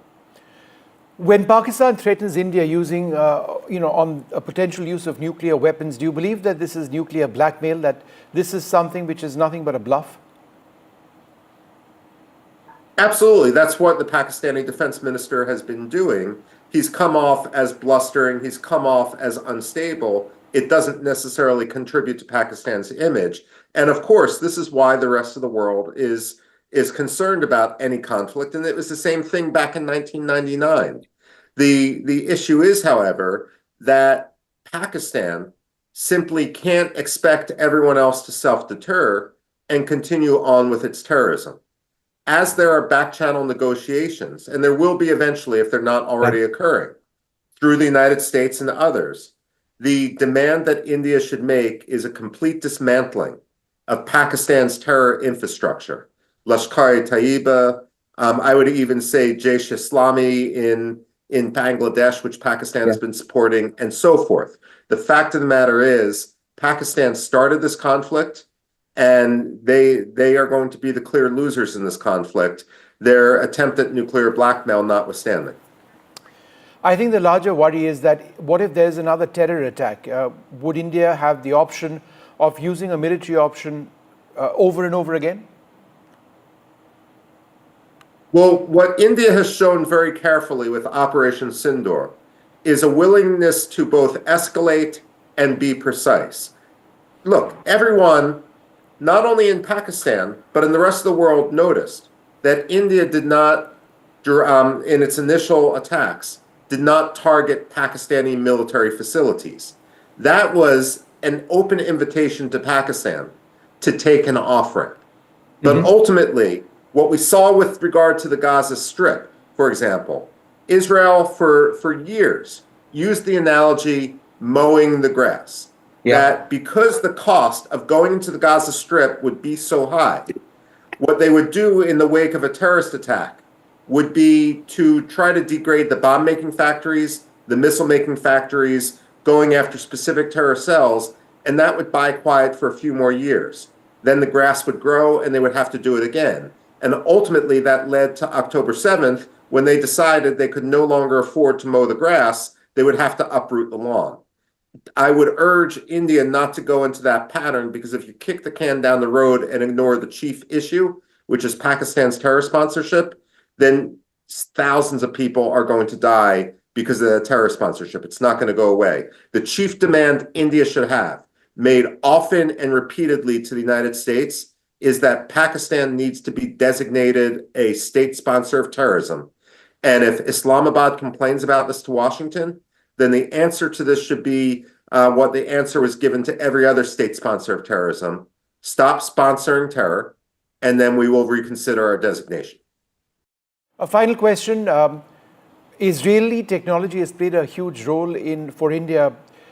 Israeli Harop drones were responsible in the destruction of a Pakistani radar site, an air defense site, in fact. A lot of the other technology we use is of Israeli origin, including surface-to-air missile systems, sensors. How significant is that partnership? Look, the relationship between Israel and India is hugely important. Both are democracies. Both are being attacked by different countries harboring much the same ideology. Now, What I'm curious about is the technology also which Pakistan was using. Is it using Turkish drones? Is it using Chinese drones? And in that situation, especially if it's using Turkish drones, that's a message which many other states in Western Asia are going to be analyzing in the weeks and months to come, especially as especially as Turkey increases its drone and military exports throughout Africa and the Middle East. All right, Mr. Rubin, great speaking to you. Thank you very much for joining us. We're going to move on now to some other news. Thank you. Union Finance Minister Srimati Nirmala Sitharaman has convened a high-level meeting with managing directors and CEOs of public and private sector banks and insurance companies amidst emerging security concerns arising from tensions at the border. Senior officials from the Department of Financial Services and other institutions met, and they focused on reviewing the banking sector's operational and cyber security preparedness. Mari Shakil joins us for more on this. What specifically was the finance minister looking at? The need for regular audits of cyber security systems is what the finance minister emphasized on in this crucial meeting, Vishnu, which was chaired by her, that all digital and core banking infrastructure is fully firewalled and monitored around the clock to prevent breaches or any kind of hostile cyber activity.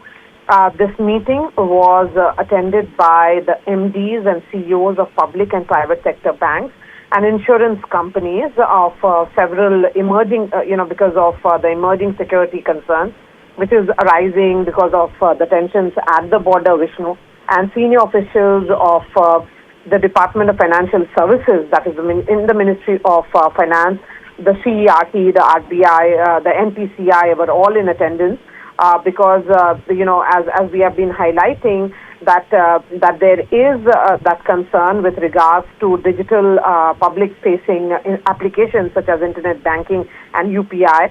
The finance minister particularly emphasized on the need for reinforcing through the banking system all the cyber security measures. All right, Maria, thanks very much for joining us. We'll take a short break. There's more coming up.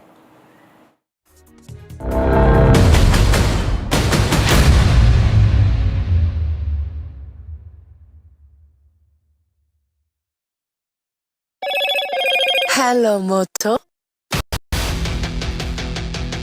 Motorola, India's leading AI smartphone brand. The tweet of the day, the Prime Minister tweeting, "I convey sincere felicitations and best wishes from the people of India to His Holiness Pope Leo XIV. His leadership of the Catholic Church comes at a moment of proud significance in advancing the ideals of peace, harmony, solidarity and service. India remains committed to continued dialogue and engagement with the Holy See to further our shared values."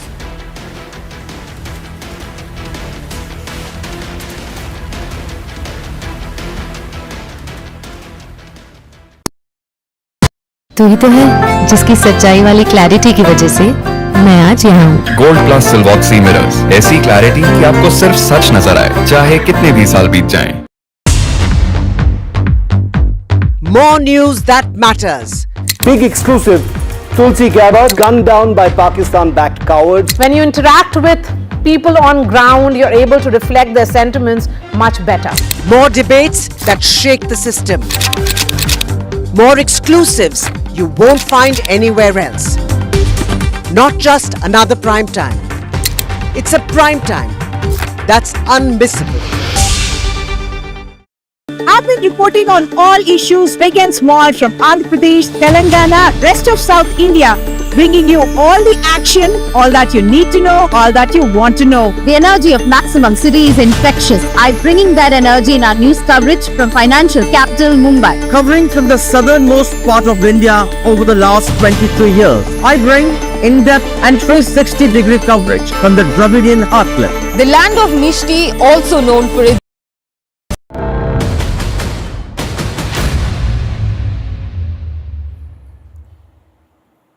Several houses have been damaged after Pakistan opened unprovoked firing across the line of control in border areas of Jammu and Kashmir last night. The Pakistani shelling was reported from Poonch, Rajouri, Baramulla and the Jammu districts as our armed forces thwarted a massive wave of missile and drone attacks from Pakistan. Videos on social media showed that heavy shelling took place as a result of Pakistani attacks. Several residential houses and shops, vehicles, they were damaged. Poonch district is one of those areas near the line of control which has been facing heaviest shelling for the last few days. And if you see behind me, you will not find much of the movement here because a lot of people have started migrating from Poonch to larger district, to bigger areas like Jammu, to Rajouri, and those areas which are away from the international border, because international border is very close to the civilian installations here or the localities here, and this particular area, Poonch, has been under heaviest shelling.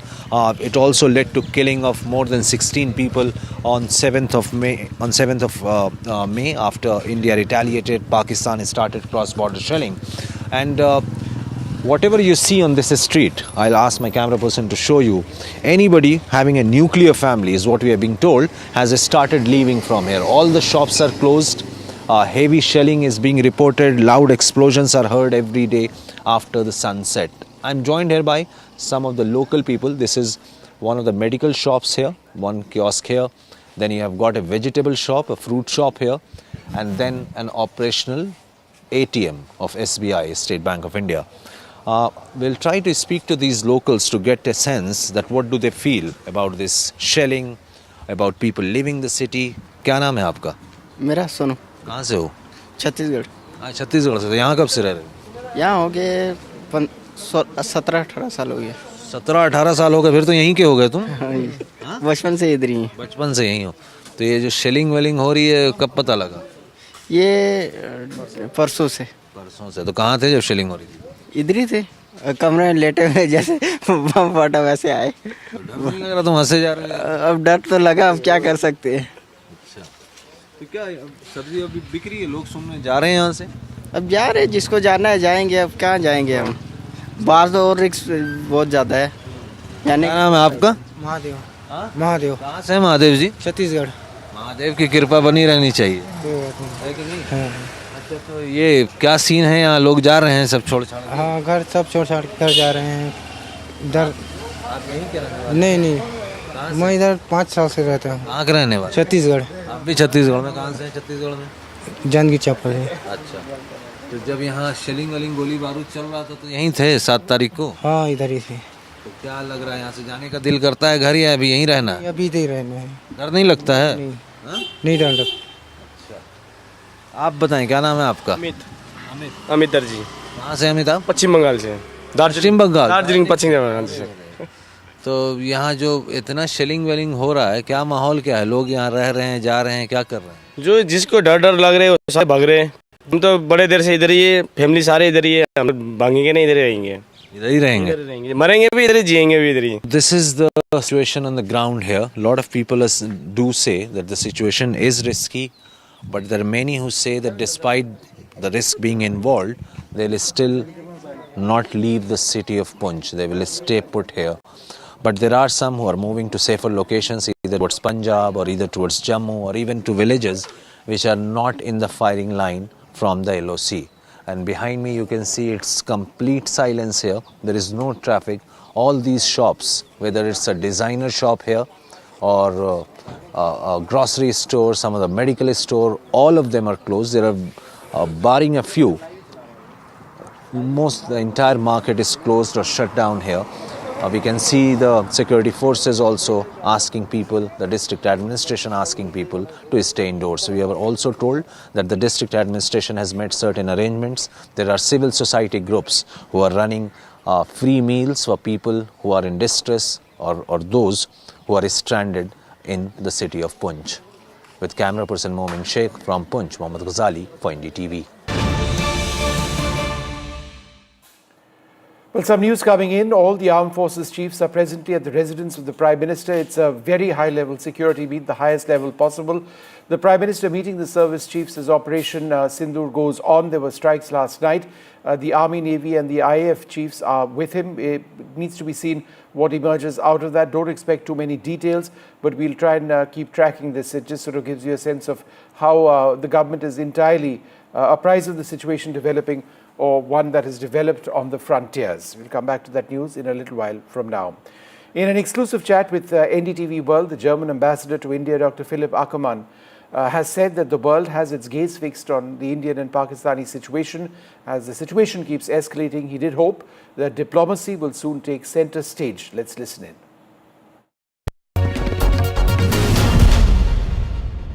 Hello and welcome to a very special interview today with Dr. Philipp Ackermann. He is the ambassador of Germany in India. He speaks to NDTV at a time when there is great political upheaval, challenges in India and around the world as well. Thank you so much, sir, for speaking to NDTV. Thank you for having me. It's a pleasure. So we speak at a time when India is at a state of heightened preparedness, and the security apparatus is on full preparation right now. I would like to first start by asking you your official reaction, your statement on the developments that have unfolded in the last 24 to 36 hours.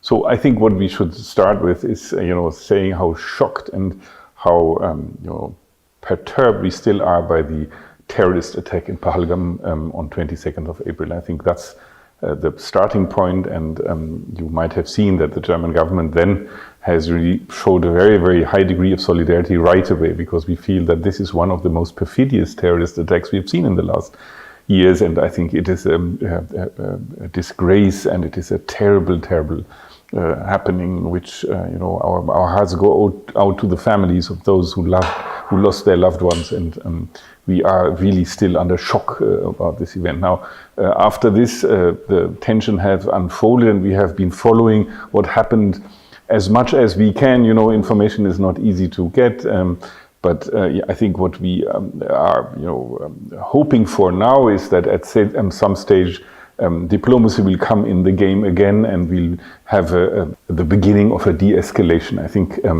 my conviction is that the government of India, but also the government of Pakistan, have no interest in evolving this crisis into a huge, full-fledged military action. And I think that the world is looking with great attention to what happens here. At the end of the day, we need de-escalation in order to avoid another crisis in a time full of crises. Actually, you look everywhere and you see a very, very tense situation in the world. My experience with the Indian government is that it is a very reasonable, internationally extremely involved government that wants to be seen as a government that brings peace rather than conflict. And my trust is that this government will prevail with this attitude also in the future. The Operation Sindoor that India launched, after that it did speak to important stakeholders around the world. In fact, Dr. Jaishankar has been in touch with his counterpart in Germany as well. He's reached out to German leaders as well and communicated that India responded to the Pahalgam terror attack that you mentioned about, sir. And since then, Pakistan has escalated the tensions in the last 24 hours. It has attacked 15 cities in India. The military installations were the targets. All those were thwarted by India. But those missiles and drones, those are there. And that really increased the escalation suddenly in the conflict. Your response to that in the wake of what Pakistan did. And then, of course, India responded. Yeah, the interesting, you mentioned that the phone conversation, I have to tell you that it was an interesting phone conversation with the German foreign minister, who had taken oath one day before this phone conversation. And there is a tradition of Germany going to France as in the first day. French and German cooperation is like no other in the world. So whenever there is a new chancellor, there is a new foreign minister, people go to France right away. So the foreign minister went to Paris, got in the car with his French counterpart, and in the car they phoned Dr. Jaishankar together. So this is maybe the first phone call he made in his new function together with the French foreign minister, and shows also how big an importance we attach to India and what happens in India. So the first foreign conversation of the German foreign minister was with Dr. Jaishankar, together with the French counterpart, next to each other in a car. And that shows, how seriously we take India and how, attentively we observe what's happening on the ground. So, as I said before, we have followed as much as we can the development during the last days. You are right when you say it has a new level of escalation is there. That's certainly true. But we still do hope that, a reason will come and say, that every government concerned will, try to walk on the way towards a de-escalation. I think that's what is needed now. Cardinal Robert Prevost, a long-time missionary in Latin America, was elected as a surprise choice to be the new leader of the Catholic Church. We'll bring you more details of that in our later bulletins. For now, it's time for this short break.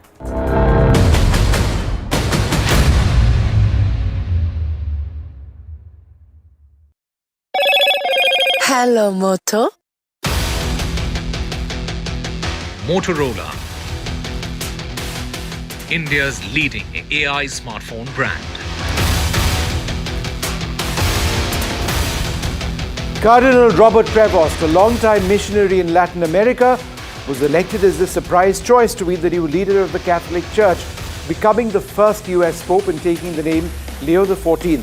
Pope Leo appeared on the central balcony of St. Peter's Basilica after white smoke billowed from a chimney atop the Sistine Chapel, signifying the 133 cardinal electors had chosen him as a successor to Francis, who died last month. President Trump swiftly congratulated him on becoming the first US Pope. What excitement and what a great honor for our country. I look forward to meeting Pope Leo XIV. It'll be a very meaningful moment. Gold class optimistic reflective glass लगाओ, धूप की गर्मी को दूर भगाओ और बिजली का बिल भी बचाओ. In today's interconnected world, India's voice is more crucial than ever. When India speaks, the world listens. At NDTV World, we are that voice, bringing you intelligent and insightful news from India and beyond. From geopolitics and diplomacy to economic shifts, migrations, tech disruptions, and the stories of our diaspora, we cover the news that shapes our global future. NDTV World, your new home for global news, is here.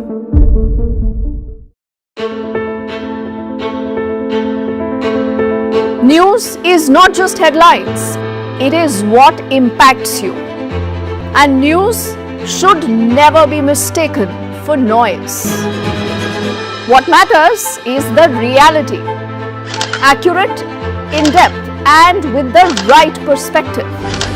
For over 20 years, I have been a journalist, and never has clarity mattered more than now. At Newsnight, we go beyond the surface. We dissect the details, challenge the narratives, and bring you the unparalleled clarity you deserve in a world clouded by misinformation. We are bold, we are direct.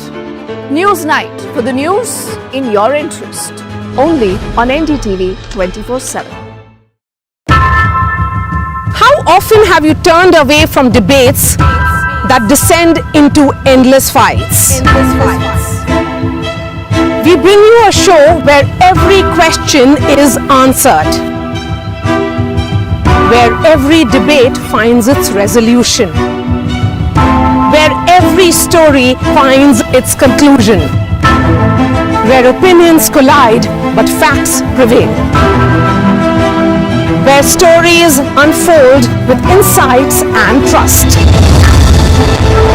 When the noise ends, the last word begins.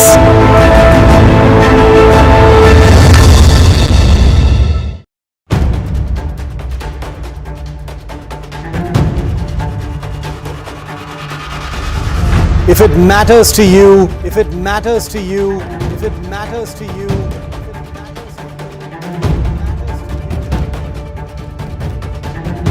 it matters to India. It matters to India.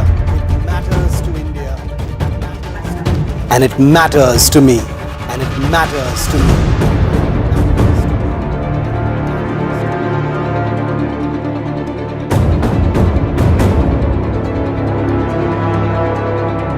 India Matters with Shivaroop, only on NDTV.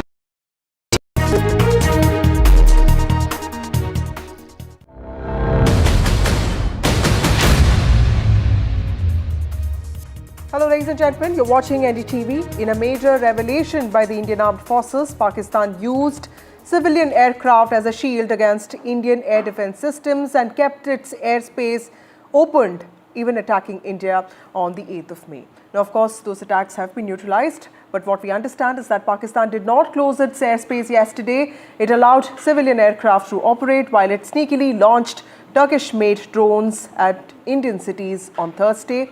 This is what the government said in a briefing today evening. Now, Pakistan used unsuspecting civilian aircraft flying in its airspace as shields. That's what the government has said. This is a big revelation, and it's a new low for Pakistan, the weaponizing of airspace that was meant for civilian aircraft. Now, the Bureau of Civil Aviation Security has also implemented stronger security checks at Indian airports across the country. This is even as tensions soar between India and Pakistan. And these measures include secondary security checks at boarding gates and also a ban on visitors inside terminal buildings.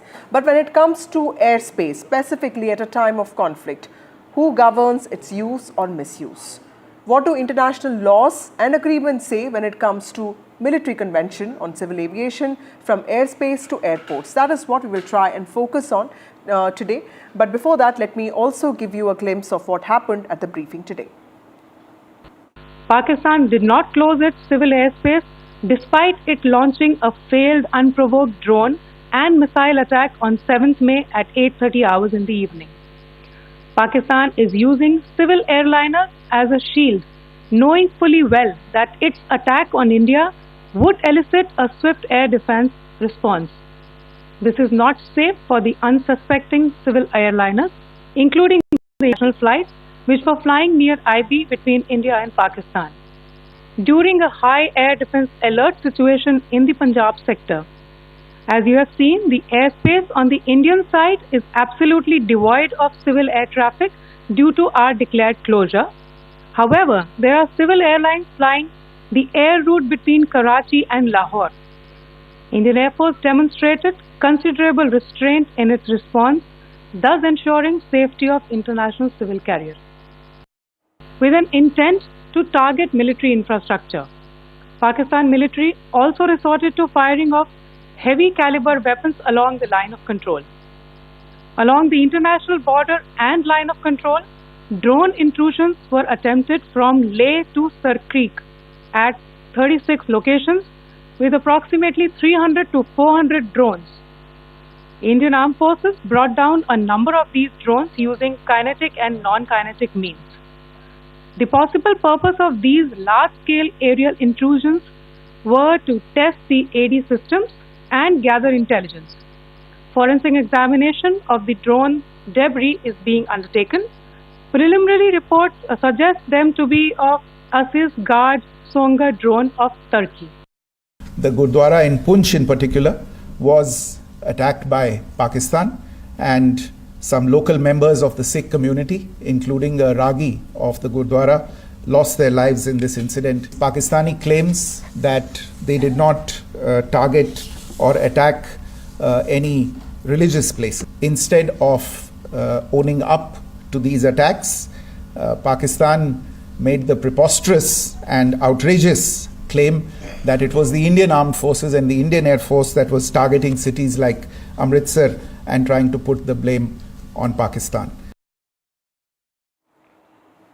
Okay, my colleague Shiv joins us now. Shiv, quoting directly from the briefing that happened today, Pakistan's irresponsible behavior was seen when it did not close its airspace.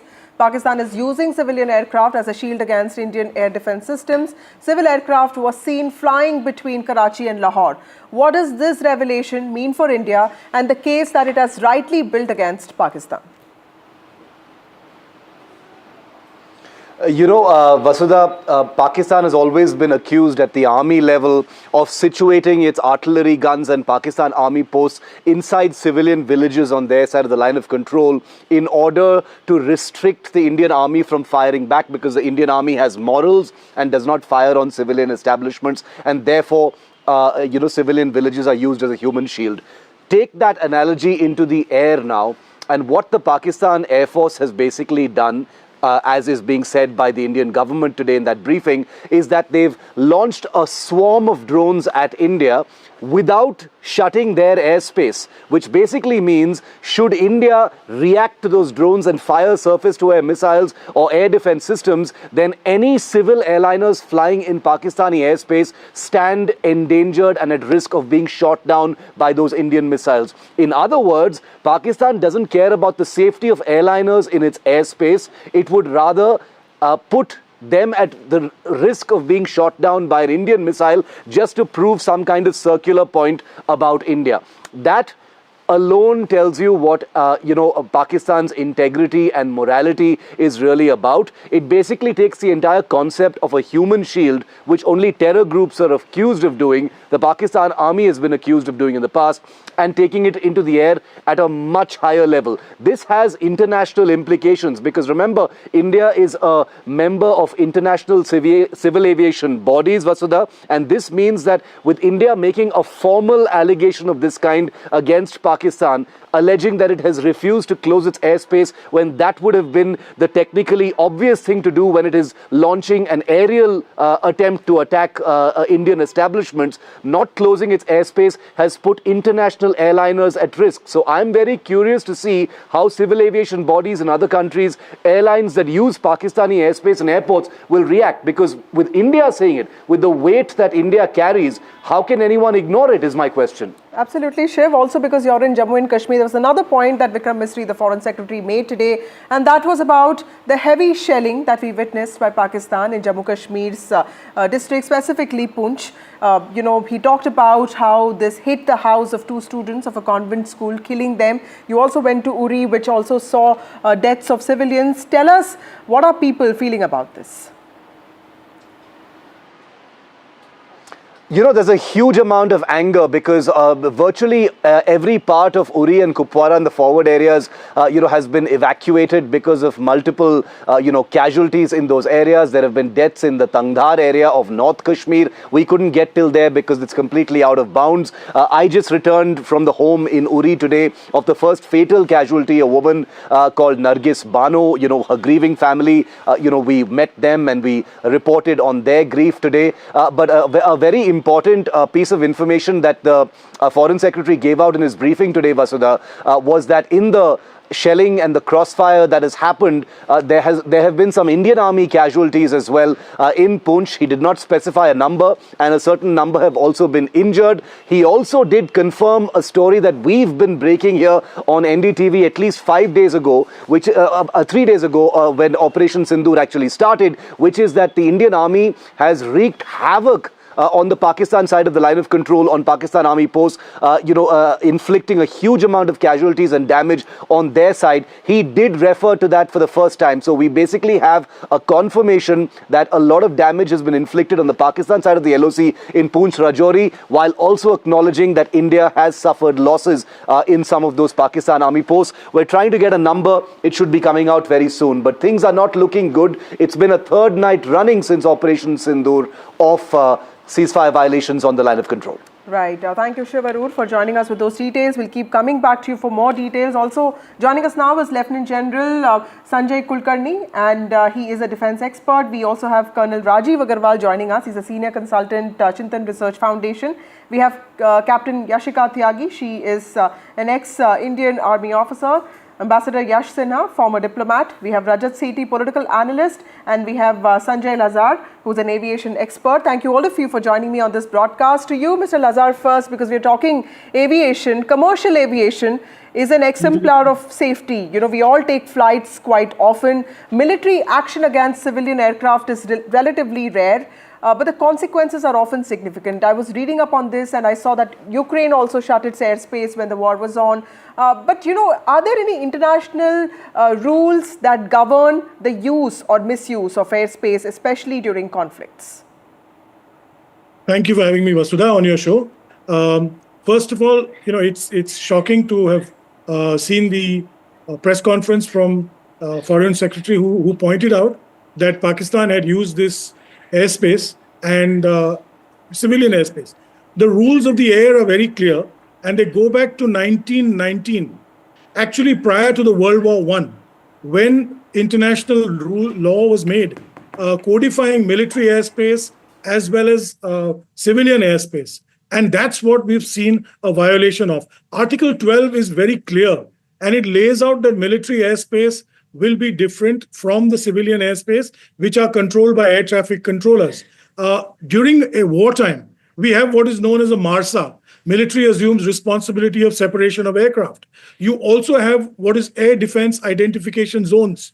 Now, civilian aircraft should not be flying in this. Now, if India had evacuated its airspace or Pakistani airspace, Pakistan kept it open and allowed civilian aircraft to come within, and they were firing off drones under the disguise of the civilian aircraft, knowing fully well that India could not respond or would not respond.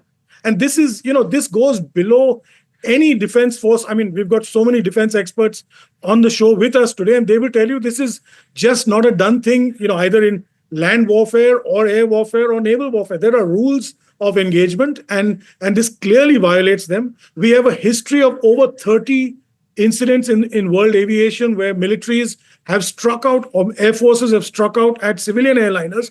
Some of the more famous ones are the Korean Air 007 in 1983, the Iran Air in 1988 by the US Navy. These are aircrafts that went into areas of conflict. And there is no mercy, in a war, unfortunately. Right. So Pakistan has been very underhanded, and it's absolutely unacceptable that they would do such a thing.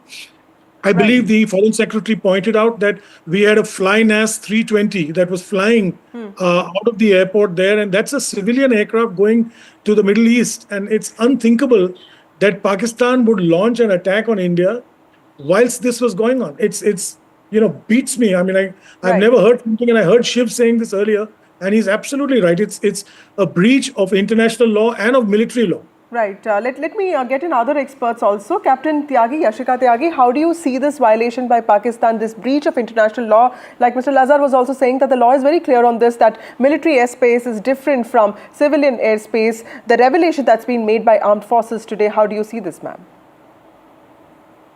Jai Hind. And today being here on this panel is actually a fan moment. I have been reading about General Kulkarni's op, Meghdoot, all along. And sir, salute to you. Great to be here sharing this panel with you. Truly an honor. Now about your question that what do I feel about Pakistanis violating this basic paradigm? Well, what else do you expect from a Pakistani? I think down in the dumps, their morals, their morale is both down into the heels of their boots. I have nothing more to say in this than express deep shame. Retaliation with those 500 drones today were on expected lines. Absolutely. And how their HQ9s failed to perform again on expected lines, and how our S-400 rocked is again on expected lines. And today, I am very glad to say that this one saying that says man behind the machine is one who turns the tide. And today, let us take it one more step further and say man/woman behind the machine. Gives us great pleasure. We all have been watching this briefing given by Colonel Sophia and Wing Commander Vyomika. And let me tell you with great pride as a woman officer, I say that these two women who are there representing these two services, they are representing, but at every stage of this operation, may it be the use of Rafales or the drones or land or the warships getting readied, whatever you may say, everywhere women officers' footprint is there. So it is an extremely proud moment, and I think after this Operation Sindoor is over, we will be doing our analysis about the takeaways from it. And one takeaway that will stand out is how women officers are so ready for the combat. If this is not combat, what is? Absolutely. And women officers are there right at the helm of it. That's a very, very good point. Yeah. Lieutenant General... And I myself have been part of Kargil, Battle of Kargil. And so a lot of years have passed, and from where to where we have come. Absolutely. Very proud moment. That's a huge milestone. Lieutenant General Sanjay Kulkarni, sir, how do you see the escalation that Pakistan has initiated now? Because we all stand by what Vikram Misri said yesterday, that Pahalgam was the original act of escalation and India is just responding to that. But 36 locations from Leh to Sar Creek in Kutch, clearly was this expected? Did you expect Pakistan to react like this? Of course, fortunately, all of that has been neutralized, but what can India expect next? Thank you very much. At the outset, yes, go along with Yashika. We are really proud of our women officers, goes without saying. Now, coming to your question, surely, at least I never expected Pakistan would do that. For a very simple reason. I thought there was some backdoor or some rumors or maybe false information that the NSA had spoken. There was someone from Saudi Arabia had come to India, the minister wanting to, negotiate or facilitate better relations between the two countries. And just the night previous, they had fired all their missiles and drones, and all of them had been neutralized even before they could enter the Indian airspace. But, well, knowing Pakistan and knowing what it did, and again, that what you said rightly, using human shields and all kinds of things, this is what Pakistan is all about. A rogue state you cannot trust. It will do exactly what you think they would not do, they will do it. Right. And that is the reason why. But notwithstanding all that, obviously, the armed forces were prepared. Armed forces knew. And that is what come as a surprise to the Pakistanis. They thought they could surprise us, and instead they got surprised. Because they realized that all the drones, all the missiles were virtually neutralized, and they had suffered heavy losses. Right. And you rightly said, from Leh to Sar Creek, 36 locations, over 300 to 400 of the missiles and drones, damage virtually nil, except for the, the firing along the LOC, where, of course, from the small arms, they graduated to heavy artillery fire, which led to some, locals, both women and children, die along. And again, a communal tinge given to that firing, where you had the Gurudwara being targeted, you had the Christian convents targeted. So that's indicative, and of course the other Hindu homes targeted. That's an indication what Pakistan is all about. Deceit, absolute deceit. A nation you cannot trust, and therefore we ought to be vigilant, irrespective of whatever it be. They couldn't have been trusted. They were never ever trusted from 1947 till date. They proved that they are a rogue state which uses terrorism as an instrument of state policy. Yeah. Okay. Before I go to others, Rajat, then how do you even deal with a neighbor like this? Because, this is clearly a country that is not playing by the book. They have violated the rules, international laws on the use of civilian airspace. They have used citizens, unsuspecting citizens as shields to fight their own battle and to, fight this battle of vengeance and terrorism. How do you even react with a state like this? What can India do in this case? Because clearly, this is a country that's not playing by the rule book here. Good evening, Vasudha. On your show today, I'm wearing the hat of a defense tech entrepreneur and not as a political commentator. We make sensors for our Indian Defense Forces.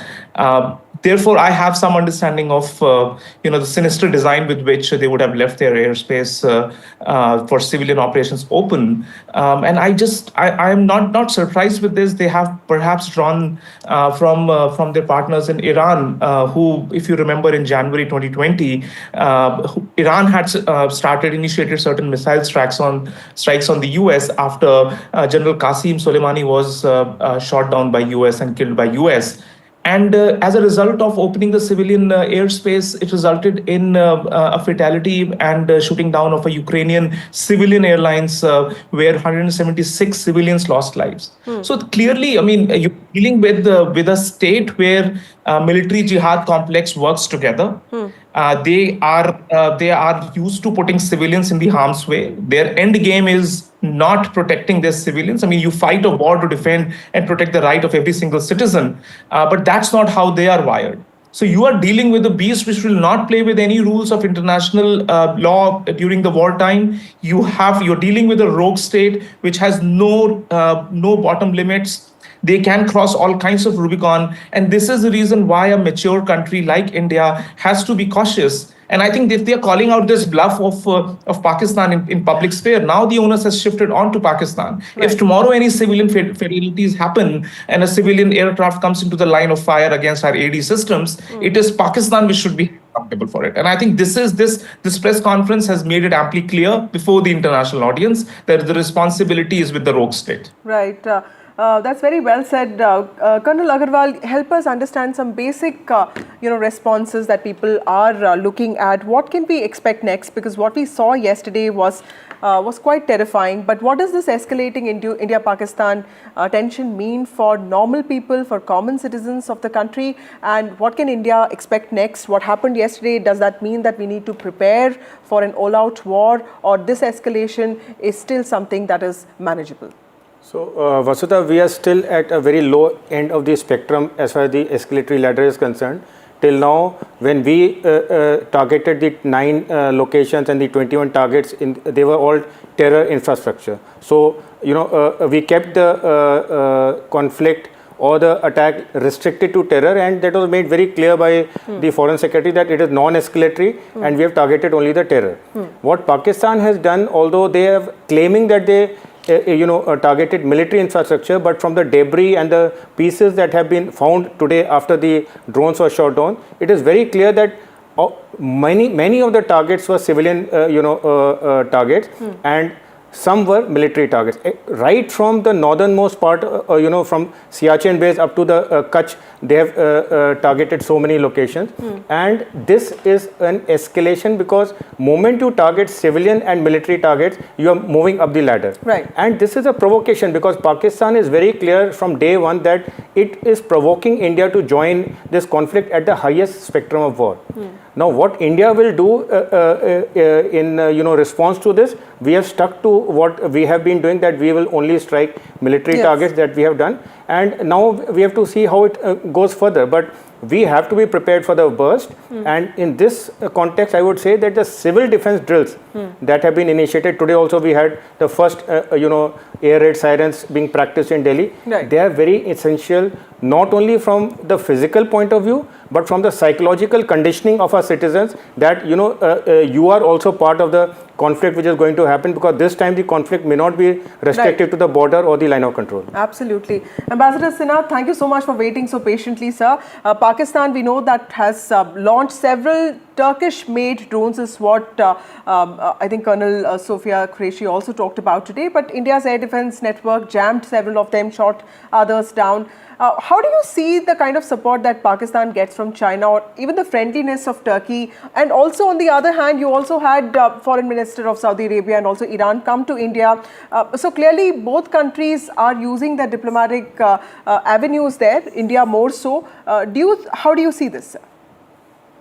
As far as Pakistan is concerned, the support that it gets in the international community right now, basically China, Turkey, Azerbaijan, and of all the countries, Somalia. But there are other countries too who may be sympathetic, but obviously find this whole Pahalgam terrorist attack repugnant, as any civilized person would. But apart from the international support, I think having dealt with Pakistan for over 10 years of my 37 years in the Foreign Service, I'm aware of Pak perfidy. But this is plumbed new lows, I really think, because not only did they sort of term the Pahalgam the heinous terrorist attack as a false flag operation, now they are using civilian aircraft as cover to launch attacks on India.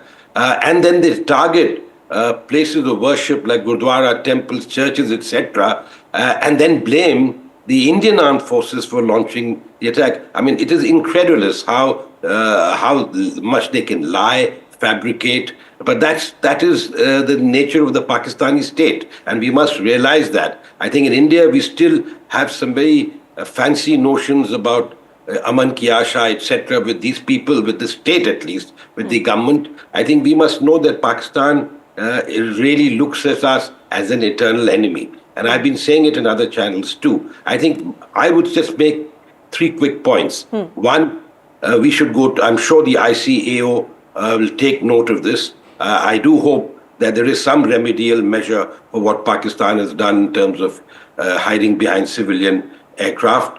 2, I think at the very minimum, when this whole crisis is over, Pakistan should be compelled to sign a no first use, because all the saber rattling, nuclear saber rattling has the world on edge. So they should be compelled to either their nuclear weapons should be sequestered, or they be compelled to sign a no first use.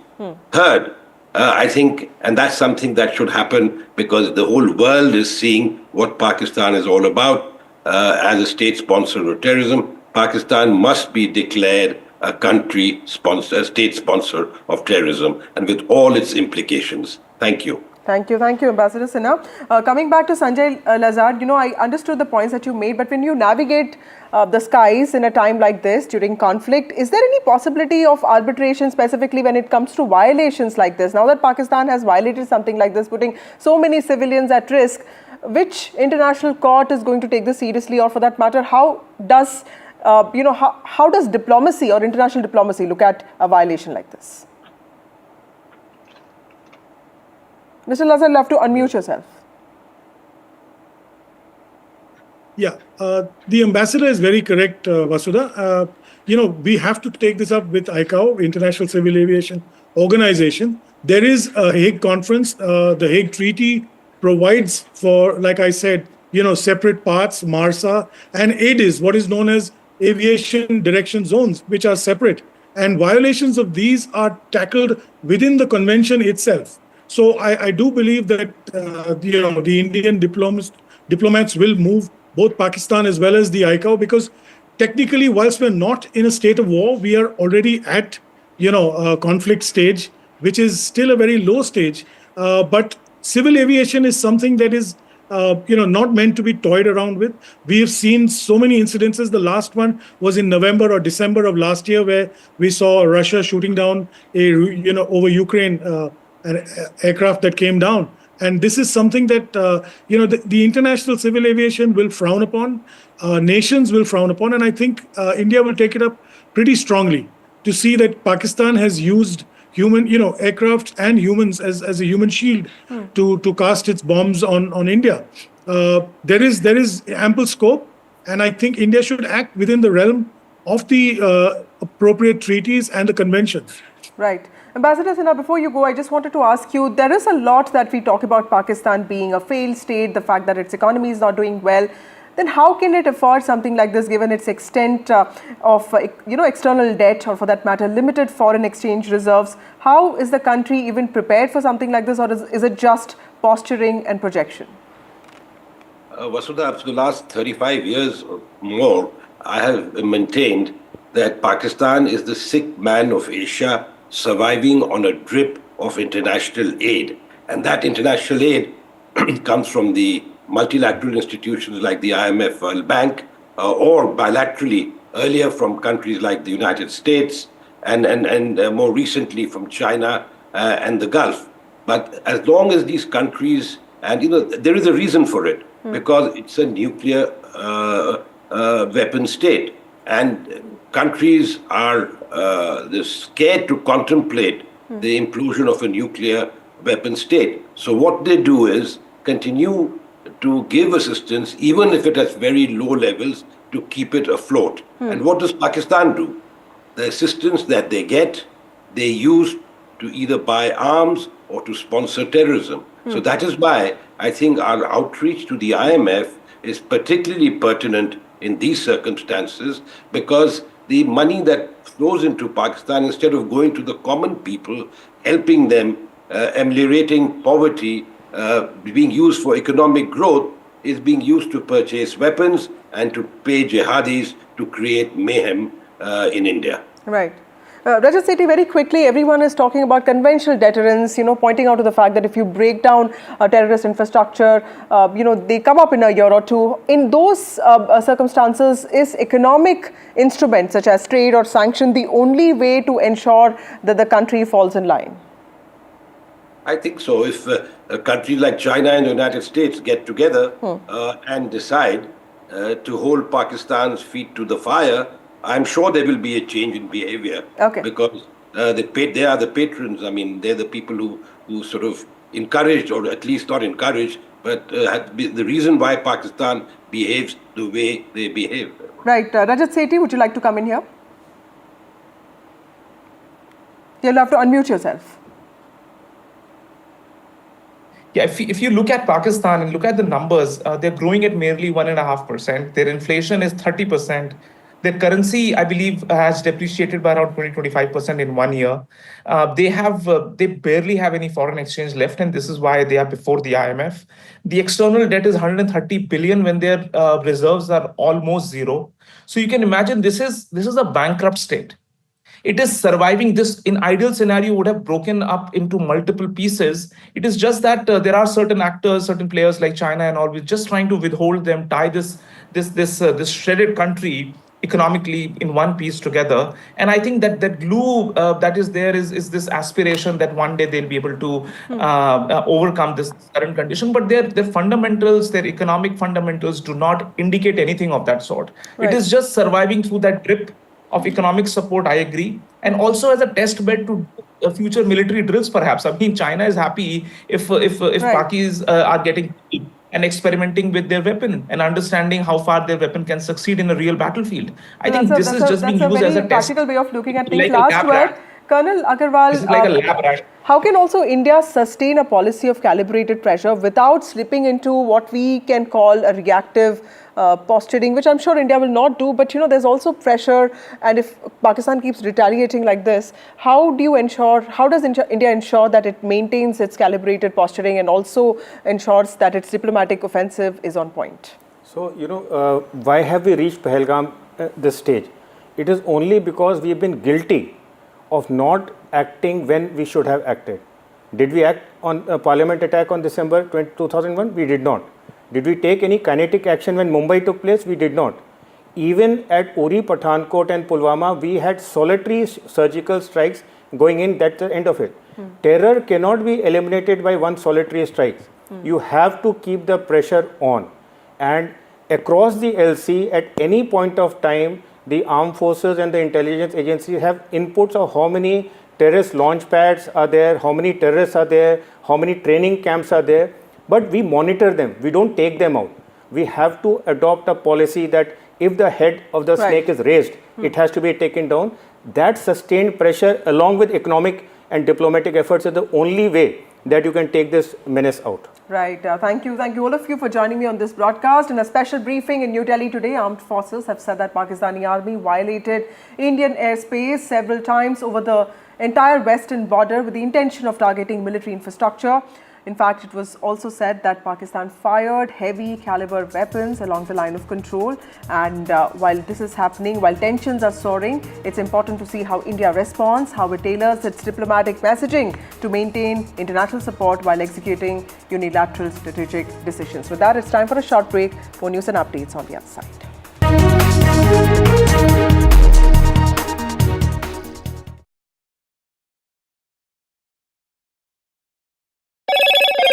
Hello, Moto. Motorola, India's leading AI smartphone brand.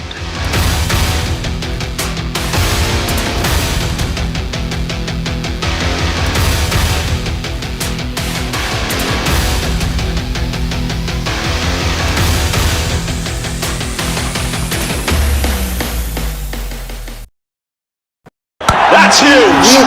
That is a biggie. It's on. Gold plus clear glass, पार हो या near, सब कुछ दिखे clear. Do you really know the company you invest in? What is the real picture behind presentations and claims? Is the outlook as rosy as the company claims?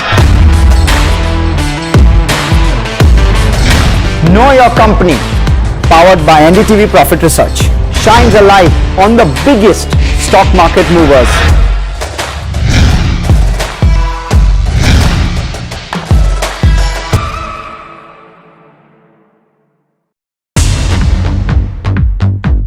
More news that matters. Big exclusive. Tulsi Gabbard gunned down by Pakistan-backed cowards. When you interact with people on ground, you're able to reflect their sentiments much better. More debates that shake the system. More exclusives you won't find anywhere else. Not just another prime time.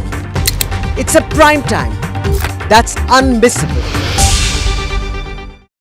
I've been reporting on all issues big and small from Andhra Pradesh, Telangana, rest of South India, bringing you all the action, all that you need to know, all that you want to know. The energy of Maximum City is infectious. I'm bringing that energy in our news coverage from financial capital Mumbai. Covering from the southernmost part of India over the last 23 years. I bring in-depth and 360-degree coverage from the Dravidian heartland. The land of Mishti, also known for its bitter politics. I have seen much water flow under the Howrah Bridge, covering Bengal in all its vivid colors. India's IT capital is always bustling, a city full of startups, stories and surprises. And I keep you ahead on all the Bengaluru buzz.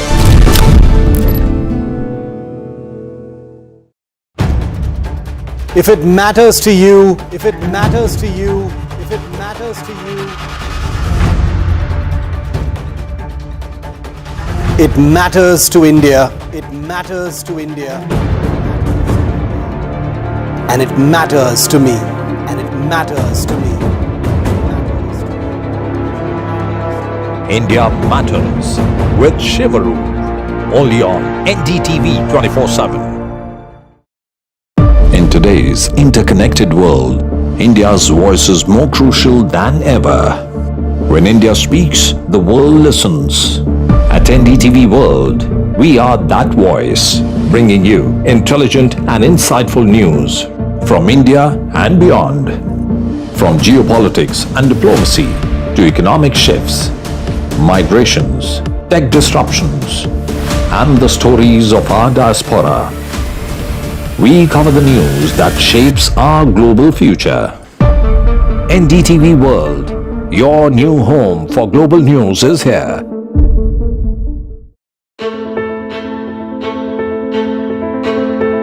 News is not just headlines, it is what impacts you. And news should never be mistaken for noise. What matters is the reality. Accurate, in-depth and with the right perspective. For over 20 years, I have been a journalist and never has clarity mattered more than now. At Newsnight, we go beyond the surface. We dissect the details, challenge the narratives, and bring you the unparalleled clarity you deserve in a world clouded by misinformation. We are bold, we are direct. Newsnight, for the news in your interest. Only on NDTV 24/7. How often have you turned away from debates that descend into endless fights?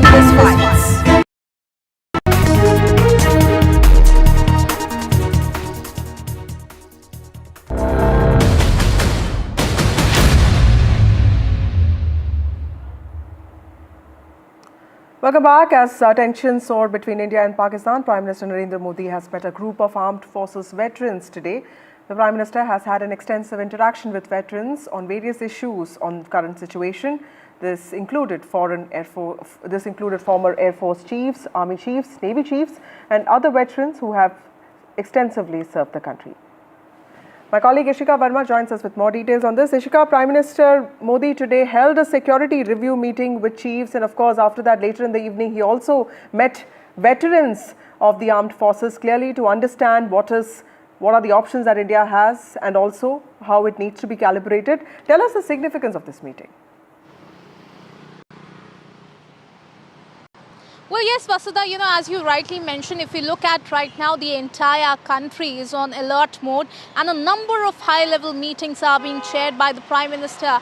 Today also, as you rightly mentioned, today the Prime Minister earlier in the day held, a very important meeting with, former army chiefs and, veteran certainly army personnel to understand as to what could be, the perfect strategy for India to go forward. Now, if we talk about right now, I'm present at the Prime Minister's residence. Behind me, I'd like to show you the visuals that, a very crucial meeting is currently underway at the Prime Minister's residence, where in fact, Defence Minister Rajnath Singh, CDS, Chief of Defence Staff, is also in fact present. The army chiefs are also present, and this certainly is, one of the very crucial meeting, rather, to strategize as to what will be the next step for India. Because, today also if we talk about, the briefing that was done by the government, it clearly mentioned how the Pakistan had tried to violate ceasefire, again and again, and how in fact it, it targeted the military bases in India, and how the border areas, if we talk about how the civilians were also, the Pakistan certainly tried to attack. So now certainly India is going to retaliate, and for that, very important high-level meeting is currently underway at the Prime Minister's residence. Over to you. Thank you, Ishika, for joining us with those details. Very important meeting there, the Prime Minister meeting veterans of armed forces a day after Pakistan retaliated with missile and drone strikes. But of course, India has neutralized all of them. And this is after India launched precision strikes in 9 terror bases across Pakistan. Moving on, several houses have been damaged after Pakistan opened unprovoked firing across the line of control LOC in border areas of Jammu and Kashmir. This happened last night. Pakistani shelling was reported in Poonch, Rajouri, Baramulla and also Jammu districts of J&K as Indian armed forces thwarted a wave of missile and drone attacks from Pakistan. Now, videos on social media showed that the heavy shelling by Pakistan left many residential houses, shops and vehicles damaged. NDTV's Mohammad Ghazali brings us this ground report from Poonch. Poonch district is one of those areas near the line of control which has been facing heaviest shelling for the last few days. And if you see behind me, you will not find much of the movement here because a lot of people have started migrating from Poonch to larger district, to bigger areas like Jammu, to Rajouri, and those areas which are away from the international border, because international border is very close to the civilian installations here or the localities here, and this particular area, Poonch, has been under heaviest shelling. It also led to killing of more than 16 people on 7th of May after India retaliated. Pakistan started cross-border shelling, and whatever you see on this street, I'll ask my camera person to show you. Anybody having a nuclear family, is what we are being told, has started leaving from here. All the shops are closed. Heavy shelling is being reported. Loud explosions are heard every day after the sunset. I'm joined here by some of the local people. This is one of the medical shops here, one kiosk here. Then you have got a vegetable shop, a fruit shop here, and then an operational ATM of SBI, State Bank of India. We'll try to speak to these locals to get a sense that what do they feel about this shelling, about people leaving the city. क्या नाम है आपका? मेरा सोनू। कहाँ से हो? छत्तीसगढ़। छत्तीसगढ़ से। तो यहाँ कब से रह रहे हो? यहाँ हो गए 17-18 साल हो गए। 17-18 साल हो गए, फिर तो यहीं के हो गए तुम? बचपन से इधर ही। बचपन से यहीं हो। तो ये जो शेलिंग वेलिंग हो रही है, कब पता लगा? ये परसों से। परसों से। तो कहाँ थे जब शेलिंग हो रही थी? इधर ही थे, कमरे में लेटे हुए, जैसे बम फटा वैसे आए। डर नहीं लग रहा? तुम हंसे जा रहे हो। अब डर तो लगा, अब क्या कर सकते हैं। अच्छा, तो क्या सब्जी अभी बिक रही है? लोग सुनने जा रहे हैं यहाँ से? अब जा रहे, जिसको जाना है जाएंगे। अब कहाँ जाएंगे हम, बाहर तो और रिस्क बहुत ज़्यादा है। क्या नाम है आपका? महादेव। महादेव। कहाँ से? महादेव जी? छत्तीसगढ़। महादेव की कृपा बनी रहनी चाहिए, है कि नहीं?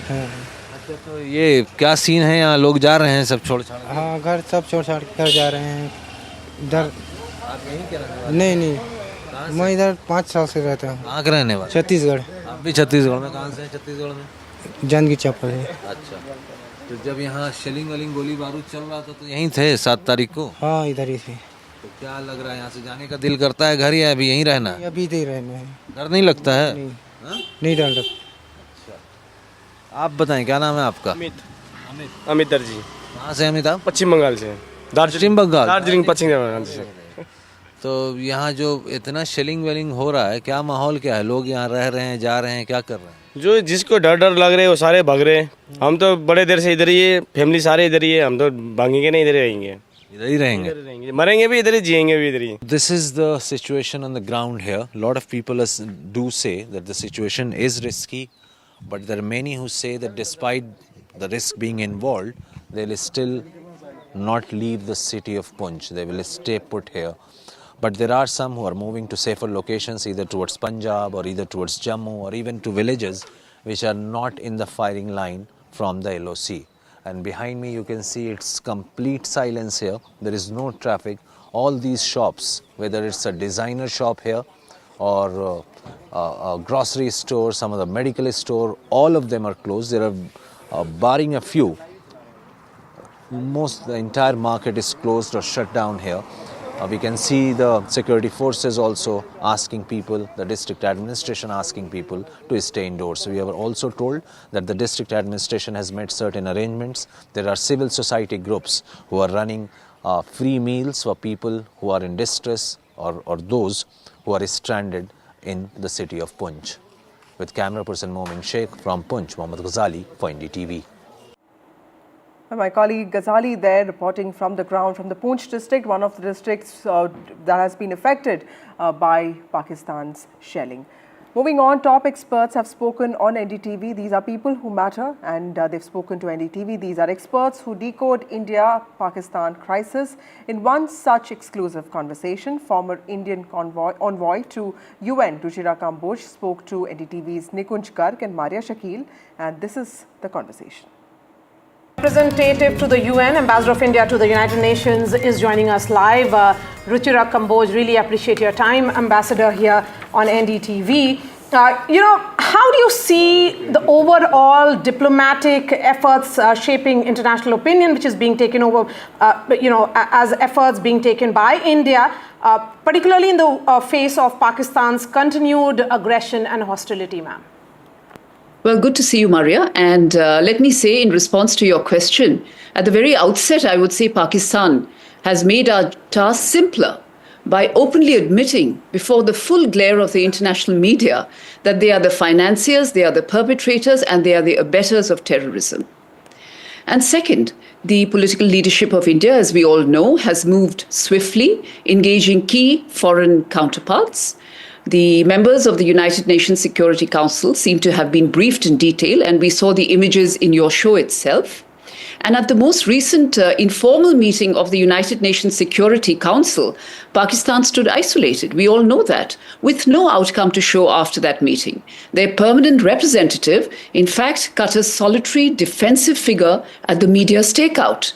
And that image speaks louder than words, more than what you and I can say. So I would say, in short, you cannot defend the indefensible. And when you try, you end up exposing your own farce. You can't defend the indefensible, Ruchira Kamboj, but that's what Pakistan has been doing for a very, very long time on the international forums. What do you think has changed? And also, do you think that because you can't defend the indefensible, you move down the rogue alley? You become more rogue for the world to take note of you. Is this what is happening with Pakistani behavior? Oh, absolutely. But let me tell you something. The world has no tolerance for terror. Something has changed. That needle has moved. And you saw that in the recent meeting of the Security Council. Did Pakistan get any support? I ask you that. They did not. Did they get any outcome of that meeting? No. On the contrary, as we are told, they were grilled at that meeting. They were grilled for their role. The questions of accountability were raised. Several tough questions were posed. Nobody believed that narrative. And importantly, what about the United Nations Secretary General? He also unequivocally condemned the terror attack and demanded justice. And I don't believe anybody, no matter what you say, is buying into that rhetoric. So you cannot defend the indefensible. The world does not have any more appetite for terror. The world does not have an appetite for terror, but does the world have an appetite for the kind of aggression that the Pakistanis are carrying out on our western frontiers now for at least close to 72 hours, Ms. Kamboj? Do you think that finally the world opinion and the world friends of Pakistan like Saudi Arabia and United States also as the world's sole superpower would put an end to this completely uncalled for aggression and butchering of civilians en masse? I agree with you. I agree with each and every word that you're saying. And in fact, you can use even stronger words. Well, it is always the hope and the aspiration that the world will condemn this, continue rather to condemn this in the strongest terms. Because today, terrorism has happened in India, but it is a transnational issue. It could happen in any part of the world tomorrow. And importantly, I think the message that India has sent is the most important message, that there must be zero tolerance. Terrorism is pure evil and it must not be countenanced at any cost. And if you recall, this has been India's principal position. I remember in 2022, when we chaired the United Nations Security Council Counter-Terrorism Committee, this was the same message that we had sent. We had adopted what is called the New Delhi Declaration now. And 2 months later, when we chaired the Security Council in December 2022, we had further worked upon the New Delhi Declaration. And once again, we had crafted a presidential statement, which was adopted despite the polarization of the times that we live in. So I do believe that the world feels very strongly about terror, which needs to be condemned in no unequivocal terms. Only yesterday, in no uncertain terms, the Foreign Secretary rejected that demand by Pakistan for an open investigation to the incident of 22nd. The sense is that they use those dossiers which are provided by India, as it has happened in the past, to cover their track. Evidences are used to cover a track of what they have done. So do you see that international organizations will ever rise to hold Pakistan accountable for these acts of terrorism? Well, let's put it this way, and I've already answered the question. Terrorism is transnational. I don't think the pain that we feel today, that pain is ours alone.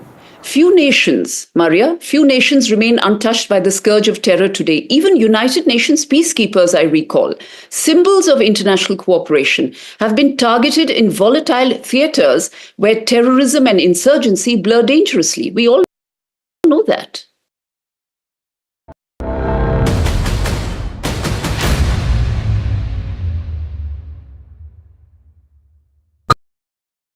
तू ही तो है जिसकी सच्चाई वाली clarity की वजह से मैं आज यहाँ हूँ। गोल्ड प्लस सिल्वॉक्सी मिरर्स, ऐसी क्लैरिटी कि आपको सिर्फ सच नजर आए, चाहे कितने भी साल बीत जाएं।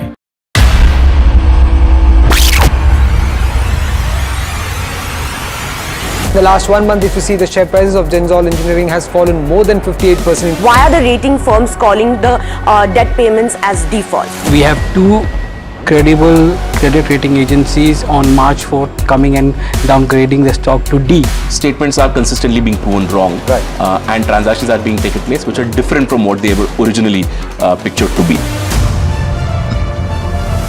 The company claimed it would roll out 6,400 electric vehicles.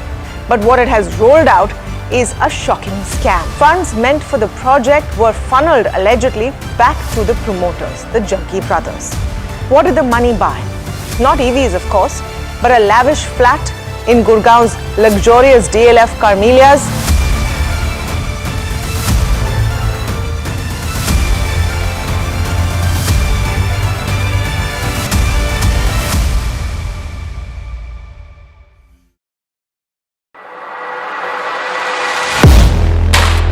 Do you really know the company you invest in? What is the real picture behind presentations and claims? Is the outlook as rosy as the company claims? Know Your Company, powered by NDTV Profit Research, shines a light on the biggest stock market movers.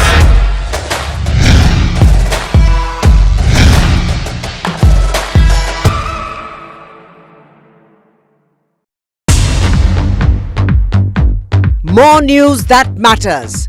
Big exclusive. Tulsi Gabbard gunned down by Pakistan-backed cowards. When you interact with people on ground, you're able to reflect their sentiments much better. More debates that shake the system. More exclusives you won't find anywhere else. Not just another prime time. It's a prime time that's unmissable. I've been reporting on all issues big and small from Andhra Pradesh, Telangana, rest of South India, bringing you all the action, all that you need to know, all that you want to know. The energy of maximum city is infectious. I'm bringing that energy in our news coverage from financial capital Mumbai. Covering from the southernmost part of India over the last 23 years, I bring in-depth and 360-degree coverage from the Dravidian heartland. The land of Mishti, also known for its bitter politics. I have seen much water flow under the Howrah Bridge, covering Bengal in all its vivid colors. India's IT capital is always bustling, a city full of startups, stories and surprises. And I keep you ahead on all the Bengaluru buzz.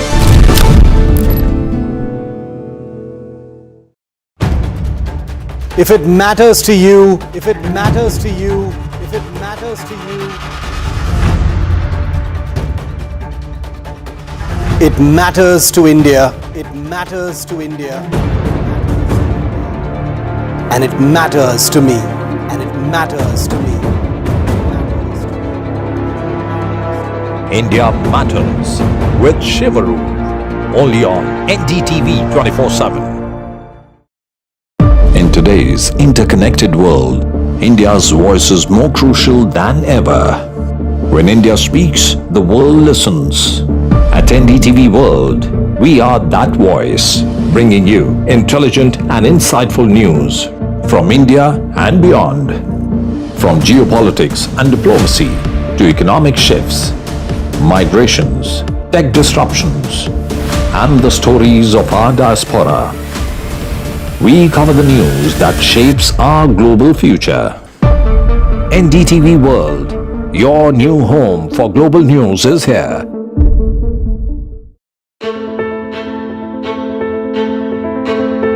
News is not just headlines, it is what impacts you. And news should never be mistaken for noise.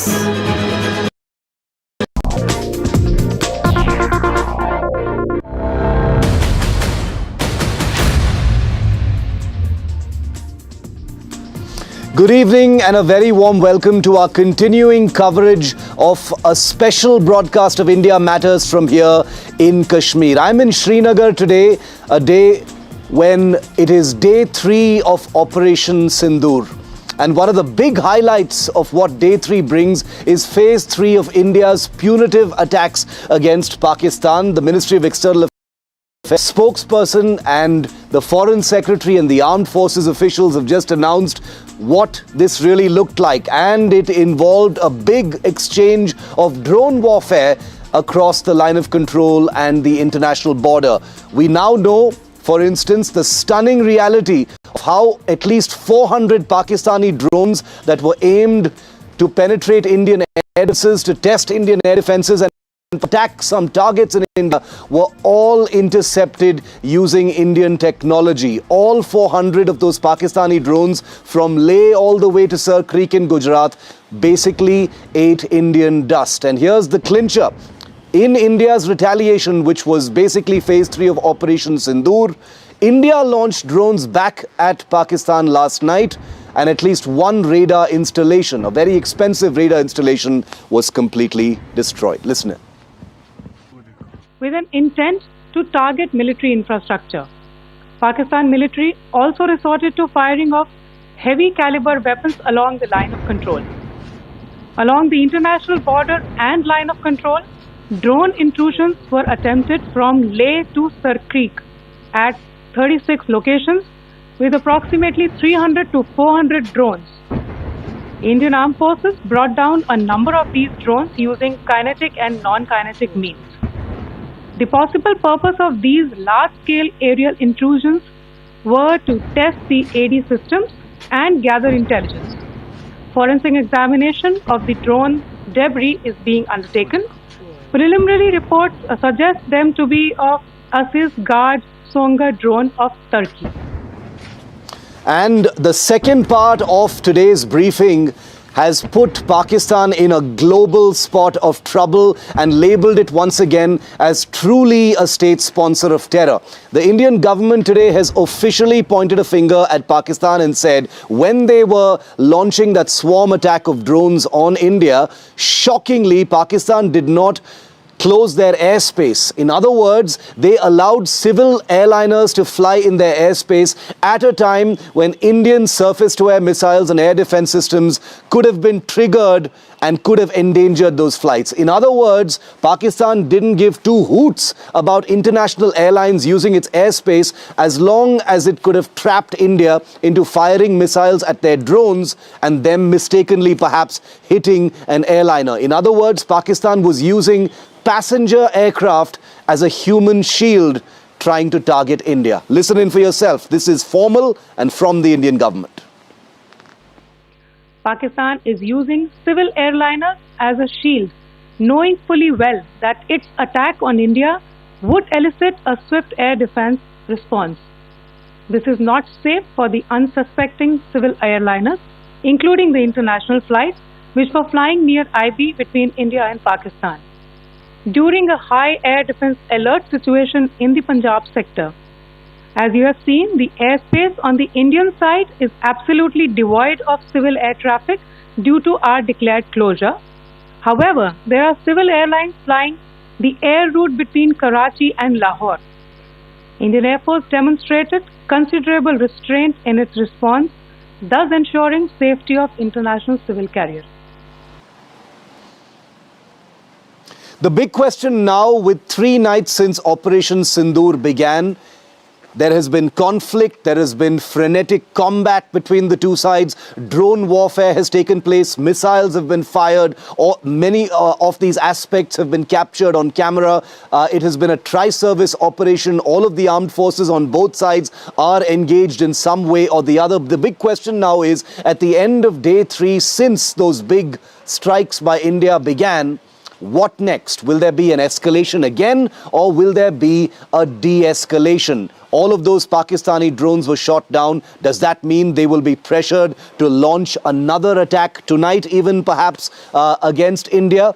Let's try and make some sense of it by none other than General Bikram Singh, former Chief of the Army Staff, someone who's been the Eastern Army Commander. He's also commanded the corps here in Srinagar. He's also commanded a division in Akhnur, which has come under attack and is one of the places where Pakistan is violating the ceasefire in a very, very big way. General Singh, always a pleasure to see you and a privilege to have you at this time.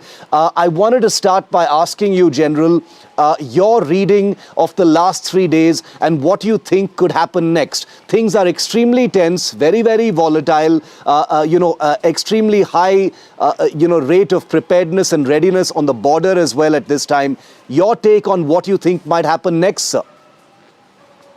Right. Shiv, firstly, let me compliment you for the stupendous reporting from a very challenging arena. And having commanded 15 Corps, I know it's a very, very challenging arena and you've done a great job. My compliments. Right. So far, what we've seen of Pakistan, essentially, they've been actually trying to counter what we did by neutralizing their 9 terrorist camps. And it was a face saver. It started from there. But as you know, that my first interview, my first discussion on NDTV, I had brought it out on the 7th. That let's not talk of non-escalatory this thing. It is going to escalate. I had mentioned that day only, and it has escalated. And I personally feel that it will escalate further. And the reason is that the very fact yesterday, last night, there were 300 to 400, these drones that came in. And right from, Ladakh going down to Gujarat, I personally feel at different 36 points, the endeavor was to ascertain, besides, of course, the location efficacy of our AD systems and the location, I think to gauge how we are poised at the moment with regard to conventional war fighting. Because at the moment, what we are seeing actually falls, the war fighting, when you find it actually starts off with seizing initiative. What is happening from both sides is seizing initiative. Decisive operations start off, once the ground forces come into play. Now, quite possible that this reconnaissance which was carried out last night was to gauge to discern how we are deployed along the line of control, along the IB, and then perhaps, plan their offensives accordingly. The only point I have to mention here is that while we've been talking in terms of 4 to 5 days of war endurance of Pakistan, the very fact, the way they are going about their operations, I feel they would have received, a lot of support from Turkey as well as from China. And that, of course, is a known fact. Turkey has already pledged the support, and China would do it. Let's be very clear. The southernmost artery of the CPEC runs very close to the international border. What they call Peshawar-Karachi motorway. Correct. Along this, so they have lots at stake. $65 billion have been spent by China on CPEC. So they would be concerned about it. And also the fact that, at Pahalgam, the satellite communications being used by the terrorists, those satellite instruments were from China. Correct. So what I'm coming to is that with the support of China and Turkey and other perhaps some players of the Muslim world, Pakistan may be tempted to up the ante for a while. What is that going to look like, General? If I could, pick your brain on that. When you say that things seem set for some kind of an escalation and you have no doubts about that, what could that actually look like? More drone strikes, something else altogether? You've dealt with this kind of thing, so we'd like to know what you think. Shiv, this is a new kind of warfare which we've seen in Central Asia, we've seen in West Asia. Excessive use of drones. It is the best way to fight a war, where your people, your personnel, your combat power is safe, and you are, sending these armed, aerial platforms into the enemy territory to strike. So this is definitely going to be priority one with heavier weapons, because yesterday the drones that came in, majority of those were devoid of armament, devoid of any kinetic means to cause destruction. Warheads, Yes, warheads. And I feel they'll start using warheads now, number one. Number two, when they escalate, the air power will come into play. But then we have air dominance. Our Air Force has done a great job. And but yet they will try with their Air Force, certain airfields, certain military installations, certain military headquarters, certain military vulnerable areas, vulnerable points. They will try and take these on. And definitely airfield. They tried certain airfield, they will do it again. But as far as the ground operations are concerned, I would not like to. I'm aware of the plans fully. I would not like to give out that. It's very sensitive as to what they might do. But let me assure you that our positions are well fortified. Our offensive combat power is well poised to take on any contingency. Is there a scenario, General, I'd like to ask you, where China may try to provoke as well in order to sort of divert India's attention or divide our focus? Is that a possibility if this escalates further? No, I don't think so. I don't think they will get into overt, means. China is aspiring to be it's a global power already. But the point is that perhaps to further bring down the stature of United States and be above it and be of a preeminent kind of a world player, it would like to have India on its side. It will not overtly get into these operations against us, but yes, covertly it would continue to support Pakistan. Interesting. Okay, it would continue to support Pakistan, but overtly it might not actually get into things. It's been the third night, General. It was 2 weeks after the Pahalgam attack, that India conducted these punitive strikes against Pakistani terror infrastructure. They've responded, as you saw, General, by targeting Indian military establishments. They were not successful, but they did make a very big attempt, not once but twice. Does this change the rules of engagement for India in your view? Because so far India has emphasized in official statements and otherwise that its response and actions have been non-escalatory, restrained, and only targeting terrorist infrastructure, and only after Pakistan had escalated to military infrastructure did they attack radars and air defense installations. Is there going to be a change in the rules of engagement in your view? Well, the rules of engagement are already changing. Let's be very clear. You see, Shiv, if you see 65 war, 71 war, the targeting of the airfields was undertaken in conformity with the conventional ground operations. They preceded ground operations every time. And in this case, now what they've done is, instead of using air power, they've used these drones. And why they have come into this depth is because we went in 100 kilometers at Bahawalpur to destroy the Jaish-e-Mohammed headquarters. Yes. So I think it's basically tit for tat kind of a policy they're adopting, that look, you did this, we are going to do the same thing. So they're trying to come in, perhaps, in places like Bathinda, certain other areas in Punjab, and Rajasthan, they'll try and do. But the point is, they will target our military establishments. They will certainly do that. And I think we should take them on equally well. The other thing, Shiv, I would like to highlight is that, my personal views, I mean, they may not be supported by very many, strategists. I think we are at the moment on a reactive kind of a mode. They are hitting us, we are hitting back. It's high time, I think, we need to declare our threshold of tolerance. To what extent are we going to tolerate this nonsense by Pakistan? Is it going to be an open-ended affair? Is it going to continue for months? So we have to identify as to what are those red lines and define our threshold, and thereafter, in no uncertain terms, tell Pakistan that you go beyond this, we are going to hammer you nice and hard. I think that is very much required, and it must be stated at the earliest.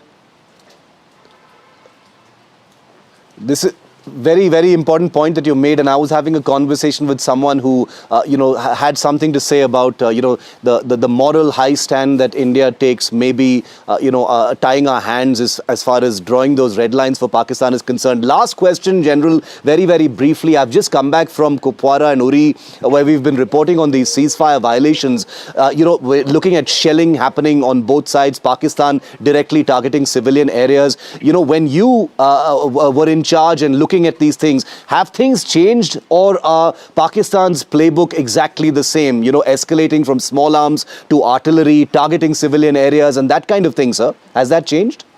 Yeah, by and large, Shiv, it is same. Because I'll tell you, I commanded my battalion in Tangdar, and we used to have our certain villages which are in the hinterland, behind the range, being targeted. And in fact, there were certain areas from where Pakistan was dominating. They could look into the Tangdar Valley and take on these civilian establishments as well. Besides, of course, the army installations and army headquarters. We have a brigade headquarters over there. Now, as far as the fire assaults are concerned, definitely the employment of the kinetic means has gone up. During my time, I remember when I commanded, and also when I was the co-commander, we went in for heavy artillery on a number of occasions, medium artillery. We also went in for long-range AD weapon systems, L-70 guns, targeted towards. We took on a large number of bunkers we used to destroy. So these kind of and of course long-range machine guns and all that. These kind of things were going on, and they used to launch bat actions. We used to also go across and hit them and get back. These kind of operations have gone on, but definitely when you see the dimension of the drones coming in.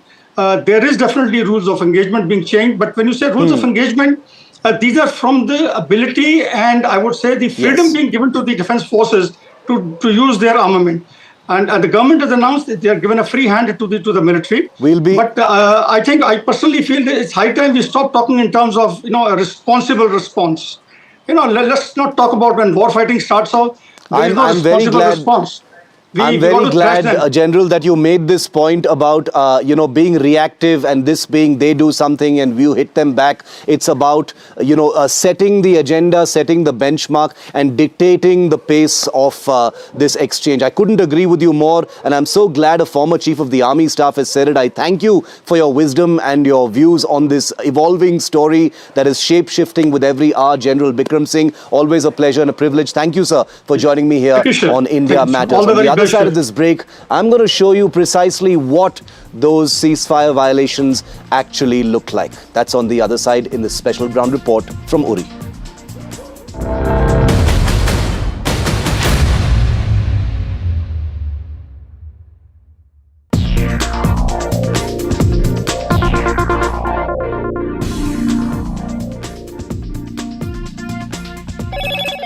Hello, Moto. Motorola, India's leading AI smartphone brand.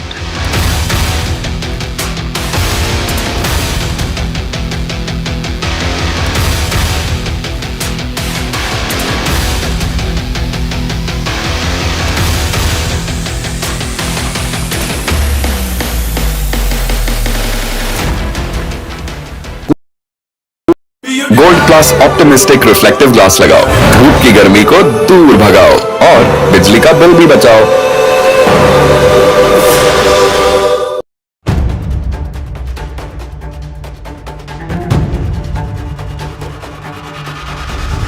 If it matters to you, if it matters to you, if it matters to you,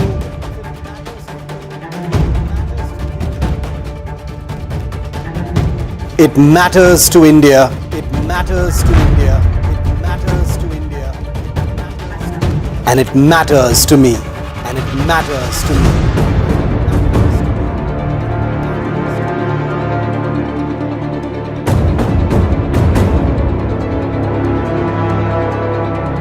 India Matters with Shivaru. Only on NDTV 24/7.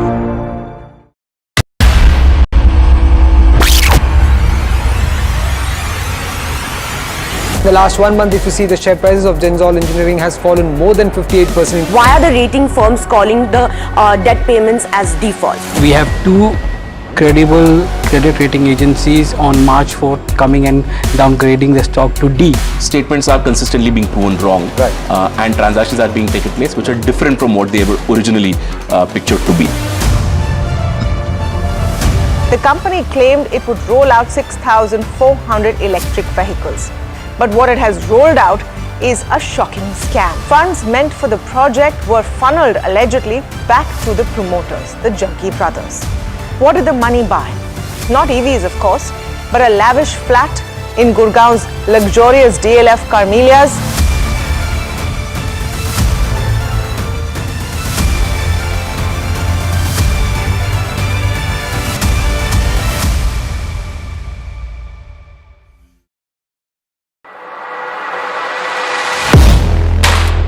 Do you really know the company you invest in? What is the real picture behind presentations and claims? Is the outlook as rosy as the company claims? Know Your Company, powered by NDTV Profit Research, shines a light on the biggest stock market movers.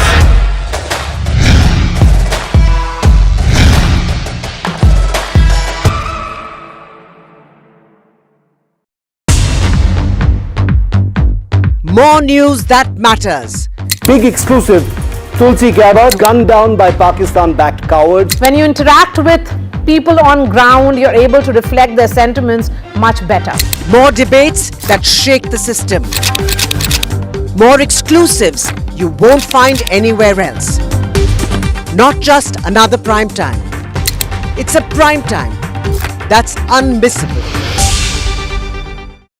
I've been reporting on all issues big and small from Andhra Pradesh, Telangana, rest of South India, bringing you all the action, all that you need to know, all that you want to know. The energy of maximum city is infectious. I'm bringing that energy in our news coverage from financial capital Mumbai. Covering from the southernmost part of India over the last 23 years, I bring in-depth and 360-degree coverage from the Dravidian heartland. The land of Mishti, also known for its bitter politics. I have seen much water flow under the Howrah Bridge, covering Bengal in all its vivid colors. India's IT capital is always bustling, a city full of startups, stories and surprises, and I keep you ahead on all the Bengaluru buzz.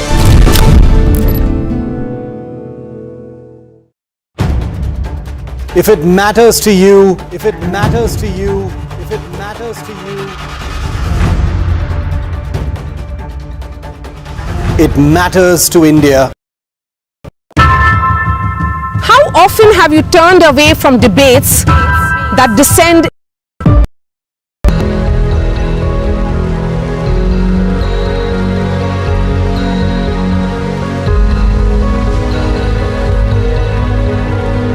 After a night of one of the heaviest confrontations between India and Pakistan in the aftermath of Operation Sindoor, I'm standing here in Lagama village in Uri, where the first manifestations of Pakistan's escalation last night, as announced by the Indian Army this morning, is fully apparent. This is a row of shops that has been completely decimated in a direct shelling strike. Probably the worst damage that we've seen so far in our travels around Uri, and this happened late in the night at about 3 a.m. Once again, nobody was inside, but we hear there have been some injuries. There's still smoke rising from the debris of what were once 3 shops. A familiar, ghastly image of where the shells are impacting here near the line of control in Uri sector. But the damage is actually much worse, and I want to show you where else shells actually may have landed. There are ambulances moving to and from this place because there are so many injured people who constantly need to be picked up. This here is now on the mountainside, built here, a row of houses under construction here. This is all that's left here. Please look at this, viewer. We will not be turning our cameras away from the suffering of the people who live in these areas who never get to leave. This is all that's left. The familiar motif of mangled metal sheets, corrugated sheets that people use as roofs, firewood, chopped pieces of furniture, and the only remnants here, livelihoods completely destroyed. These were once shops over which someone was supposed to have built a house, we are told, and this is all that's left, just splinters of wood and metal, which has become almost like a representative image of what's happening to village after village here in Uri.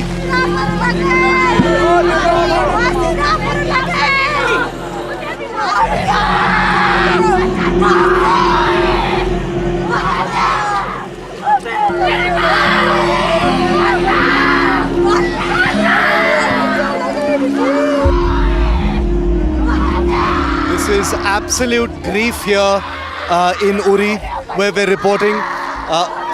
We're going to try and be as sensitive as possible, but it's important for NDTV to capture some of this grief because the nation needs to know what this family has suffered tonight.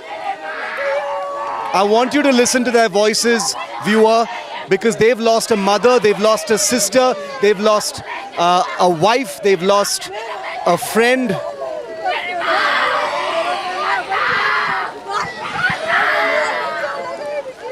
Unspeakable scenes of sorrow and horror for one family here in Uri as they come to terms with the loss of someone in their family because of a shell. They've lived here for so long, they don't have bunkers, they didn't think they were in the line of fire, and they've just faced the most unthinkable loss here. And I'm trying to report this as sensitively as possible.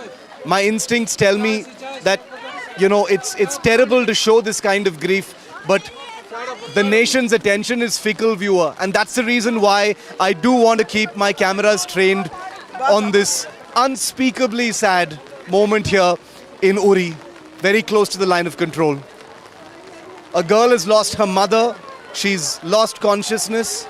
There is a huge amount of disbelief here as the body of Nargis Bano, just 45 years old, has been taken away from here. Small children, women, men, all of them in tears as the rain comes down here in Uri. It's not going to wash away any of the sorrows that we're seeing here.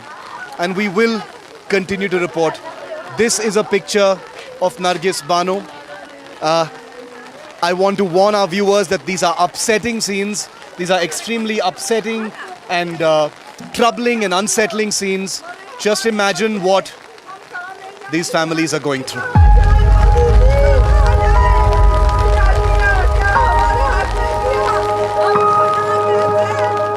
It is always a dilemma for a journalist on the ground to depict grief, but having visited Uri for the 4th time today and to have run into this family, this young woman who's just lost her mother, I asked myself, isn't this insensitive? We're constantly asked questions as journalists, why do you invade the private spaces of families that are grieving?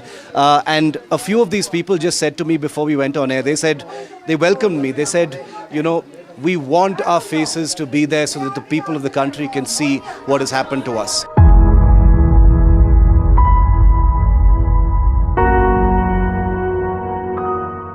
Her name is Nargis Bano. She was 45 years old and she was killed in a car. Her members of her family are grievously injured and they've been taken to hospital. Sir, क्या हुआ था बता सकते हैं? वो गाड़ी में थी? गाड़ी में जा रहे थे, अब खुद को बचाने के लिए यहाँ शेलिंग हो रही थी। फिर ये रिलेशन के जितने भी आदमी अपनी गाड़ी में बैठे स्कॉर्पियो में, तो सब उठा के बच्चे ये भी थे, सारे थे, ये यहाँ से निकले तो उधर मोहरा के नज़दीक पहुँचे, यहाँ से कोई 3 किलोमीटर दूर, तो वहाँ शेलिंग हो गई। उसी का एक शेल इसको आ गया गाड़ी के बीच में से अंदर और इसका सर आधा काट दिया।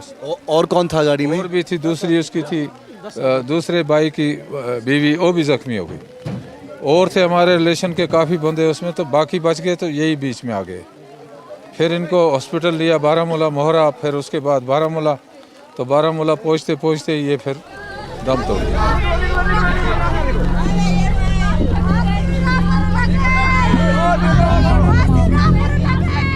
I'm here at the line of control in Uri for the 4th time during this visit. I came here first just a couple of days after the Pahalgam terror attack.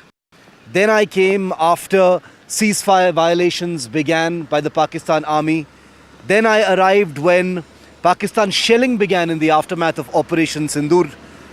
And now I'm here finally 2 days after what has become one of the biggest confrontations between India and Pakistan. Sophisticated weapons have been used, but not very far from where I'm standing, across there in Pakistan-occupied Kashmir, heavy artillery has continued to be used here in the Uri sector. How long is it going to continue? The big question boils down to whether this is all going to lead to an escalation again or a de-escalation. The eye of the storm Uri sector, which every Indian recognizes, every Indian knows, is now about the people living here, the army posts here that continue to face fire but are giving it back in a huge way to the Pakistan army, with a first video released today by the Indian army depicting actual destruction of a Pakistan army post. We don't know if it was here in Uri or any of the many other sectors along the line of control. What is clear is that the Pakistan army has activated and created a huge amount of violence on this frontier for the last 15 days and running. How long it's going to continue depends on whether Pakistan decides to seize the opportunity to de-escalate or whether it has the stomach for more combat. At the line of control in Uri sector with Ashwini Mehra, Shiv Arur, NDTV. Good evening. Welcome to The Last Word. We are looking at the situation overall between India and Pakistan. Pakistan did not close its airspace yesterday and allowed civilian aircraft to operate while it sneakily launched Turkish-made drones at Indian cities. That's what the government said in a briefing this evening. Pakistan used the unsuspecting civilian aircraft flying in its airspace effectively as shields. This as at least 300 to 400 Pakistani drones flew towards civilian buildings, military installations and religious structures across northern India. This was at about this time last night when it all started.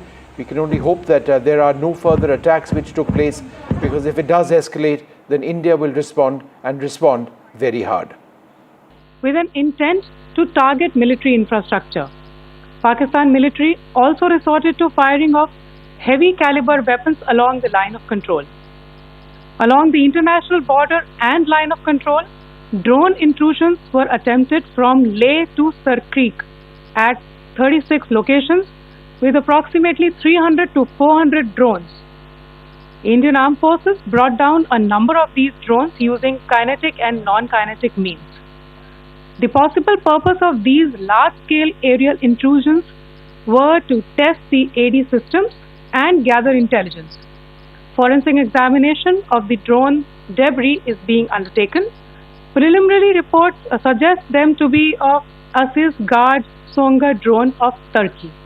I think you're all aware of the situation along the entire India-Pakistan border and the areas around the line of control.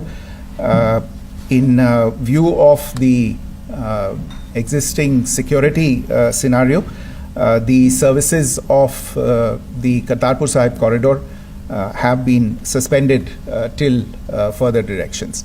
We'll update you as and when there is a change in the situation.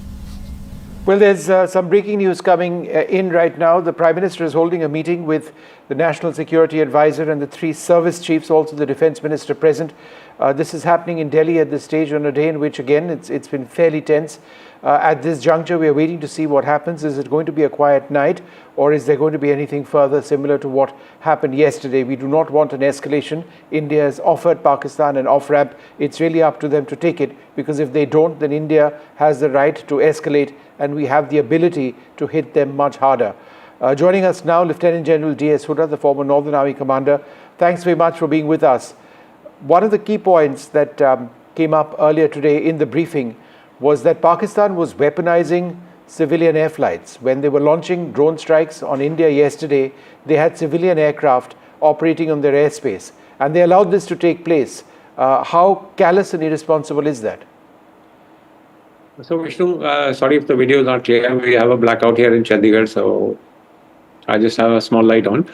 I think it's very irresponsible. Whether it was done deliberately or not, frankly, is immaterial. But in a zone where conflict is going on, in an area where they have launched so many drones, to permit civilian aircraft to fly is, putting civilian lives at risk without a thought to what could happen. And we've seen in the past, in conflict zones, civilian aircraft coming down. So I would say it's completely irresponsible.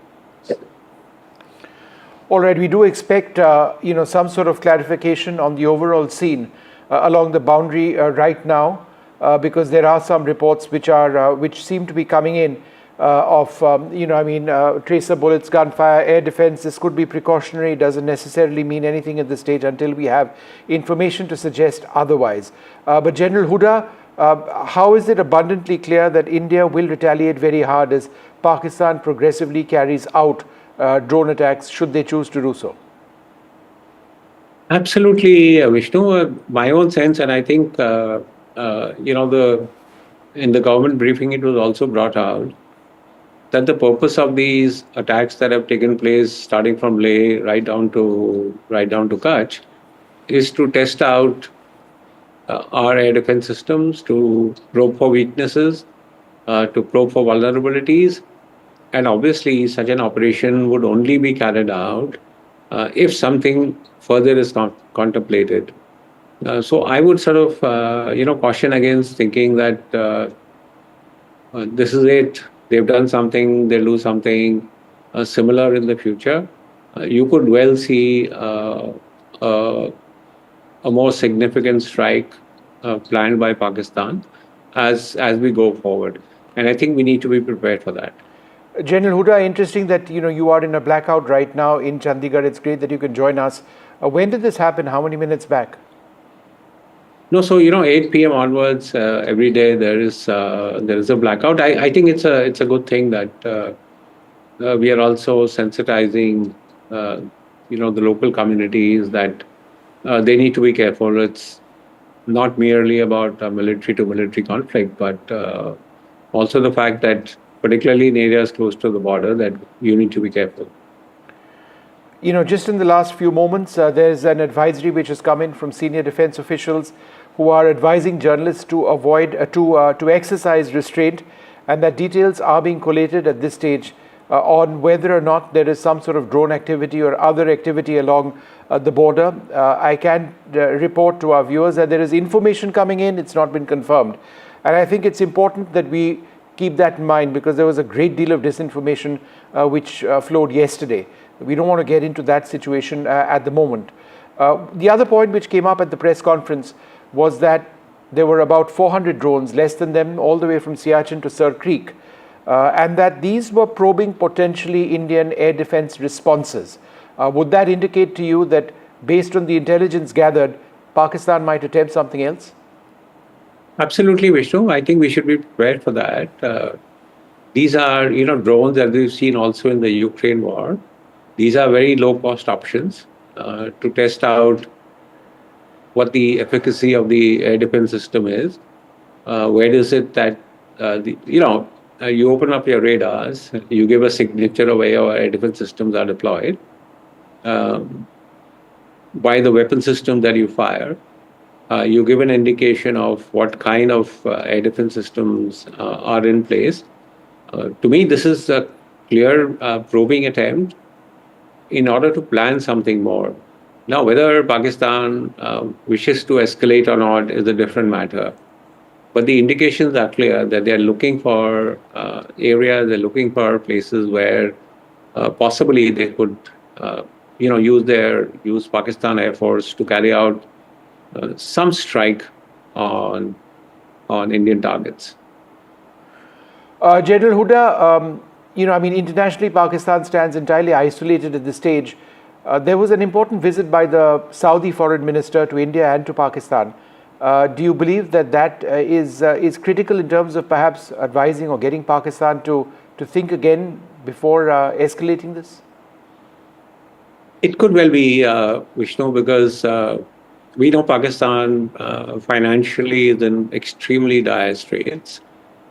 And of the few countries that have bailed them out in the past, of course, one is China. The others are Saudi Arabia and UAE, which are also looking to sort of invest more and more into Pakistan. And if Pakistan becomes unstable, if there is conflict, then these are countries that are going to pull out their investments from Pakistan. So it could well be that, they are going there and telling Pakistan escalation is completely not in your interest. I mean, logically, if we look at it, the conditions that exist in Pakistan today, any conflict with India, I would say would be completely ruinous for their economy. So if better sense prevails, it would be good. But Vishnu, leadership matters, and the kind of military leader that they have in Pakistan, I'm not sure whether they will heed advice and sane advice from others. So, as I said, I think we have to be prepared completely for this to escalate before it de-escalates. General Huda, again, we just reporting this with abundant caution. There are several journalists now reporting that there is artillery shelling and possibly some airborne activity, by which I mean, firing in the air, possibly through tracers, because it's red in color. I've got the video on my screen in Jammu. We've got the Chief Minister Omar Abdullah, who just a little while back also stated that there is a blackout, obviously, and sirens which are sounding in across the city of Jammu at this stage. Based on the statement of the Chief Minister of sirens being heard, it does appear that we may be headed to something at this juncture. Assuming that this is correct, what are your thoughts? No, as I said, Vishnu, yesterday was testing the waters as far as Pakistan is concerned, and they could well then do some activity today to further what they have planned. Vishnu, my own sense is, Pakistan Army will be under tremendous pressure. The fact that targets have been struck in the heartland of Punjab, there would be, questions being asked of the Pakistan military as to what you are going to do. And therefore, they will attempt something. I don't think very large, very big, maybe demonstrative, but they will attempt an activity that will show that look, if India has struck us, in Punjab, we have the capacity and capability to also carry out something in Jammu and Kashmir or elsewhere in General India. Huda, there is a siren at this stage in Srinagar, which is also being heard. We've got, my colleague Shiv Arur over there. We've got journalists in Jammu as well, and Omar Abdullah, who's also in Jammu, I believe, saying that sirens are being heard over there. We've got, we've got some initial indicators of firing in the air, red tracer bullets. That's what it looks like to me. We will play that out in a little while from now. Just a few moments back, there's been an important meeting that's taken place of the Prime Minister, the Defence Minister, National Security Advisor, and the 3 service chiefs. I think this is that footage of that meeting taking place. They are obviously looking at what the situation is, how India is going to respond to all of this. As always, we are just going to be very careful in how we are reporting all of this. It's very early. The army or defense sources just a little while back telling us that, look, they are compiling the information. It's still very early at this stage. They're asking us to exercise restraint as details are being collected, but that's something that we will continue to do at this stage. But very cautiously reporting that, and this is factual, there have been sirens which have been heard in Jammu. There is a blackout in Jammu. There have been sirens which have been heard in Srinagar as well. These sirens are often heard when there is an air defense alert which takes place. General Huda, when we go up the escalation matrix from where we are now, what happens next? Look, Vishnu, from my perspective, the ball is completely in Pakistan's court. We will react to what they do. I think the Foreign Secretary has very, very clearly stated that we are not interested in escalation. We haven't hit any military targets. We have only hit terrorist headquarters and terrorist camps. And so right now the ball is completely in Pakistan's court as to whatever you do, the Indian military is going to respond in equal measure, if not more, to that. And I think that should impose some caution on what they plan to do and how they plan to do it. I think, Vishnu, we should plan for some action from the Pakistan military side. It would be wise and professional to plan for that. And knowing how the Pakistan military thinks, we should expect something that comes from their side. As I said, whether they do it in a demonstrative way just to show that we have the capability to do something, or they wish to escalate and do something larger, is completely up to them now. Okay. And they, I think, need to think responsibly about what the next steps are. General Huda, just some more news coming in. As a precautionary measure, a complete blackout has been enforced in Ambala. Ambala has a major Indian Air Force base. So that's an additional piece of news. There is artillery shelling, which is now being reported in the Jammu Rajouri sector. I'm not entirely sure where exactly, but there have been sirens in Jammu, some indicators of air defense activity, and sirens in Srinagar. Let's go across to NDTV's Nazir Masoodi. Nazir, what's happening in Srinagar? Well, Srinagar still it is calm, but Jammu is really in panic. There was sirens sounds were in Jammu, and followed by complete blackout, and 2 loud explosions were heard, followed by heavy firing. It is again chaos in Jammu city. Many shops in today also, because of yesterday's chaos and the fear, were closed today from Satwari area, which is closer to the Jammu airport and the Jammu airfield. So it is chaotic situation again. Complete blackout. Chief Minister Omar Abdullah has tweeted he is in Jammu. He rushed to Jammu this morning after yesterday's massive air activities and projectiles which were fired from Pakistan. All of them were neutralized.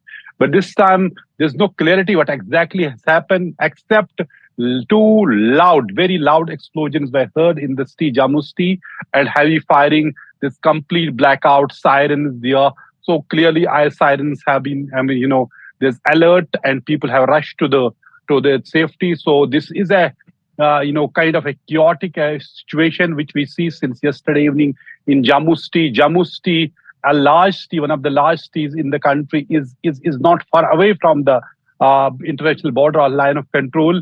But it is for the first time people living in Jammu have been seeing it. It didn't happen even in 71, but the way people are actually watching it, and in fact, the first time in their lives. Chief Minister was in Jammu today, meeting the people who have been displaced by Pakistani shelling. They have come from different parts of Jammu, particularly Araspora, Samba, where there have been artillery shelling, heavy firing, and people had to flee from their homes. And several ministers also rushed to different parts of Jammu and Kashmir, meet the affected people. So did the J&K Lieutenant Governor Manoj Sinha, who visited Uri today. Also met the soldiers there and he talked to them as well. Hold on for a second. Let's go across to Shiv Arur, who joins us now from Srinagar. Shiv, what are you hearing?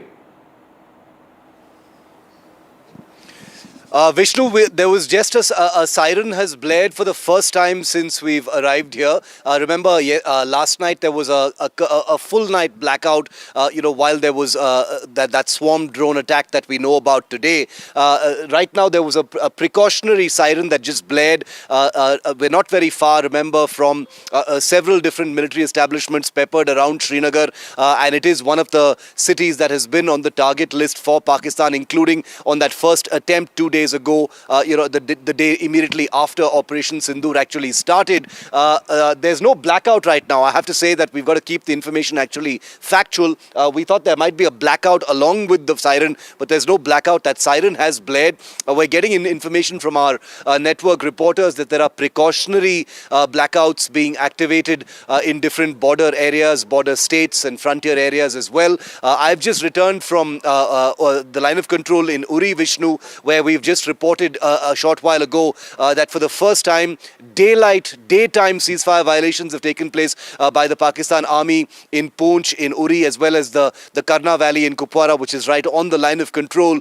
So, if there was any doubts about whether Pakistan plans to sort of de-escalate today, I think that argument has been settled. But more importantly, after the swarm drone attack that was, detailed by the Indian government today in that press briefing, and you've also been reporting details, Vishnu, that, many of those drones didn't have warheads, possibly an exercise in testing Indian air defenses and rules of engagement. There is every expectation that Pakistan might try to up the ante and heat things up with an even bigger swarm of drones, potentially speaking, of course, and that may be what these precautionary sirens and air raid alerts may be about. Explosions which are now heard in Samba. There is some air defense activity as well. Very sketchy video, which I do have with me. Once it becomes more lucid and clear, I'll play it out. The red streaks that you see, as I understand it, are mostly tracer bullets. Whether that's precautionary or not, whether there is indeed drone activity, whether anything is being intercepted, bit early right now to say. Let's go across to Gurpreet Chinna in Firozpur. Gurpreet, what's happening there?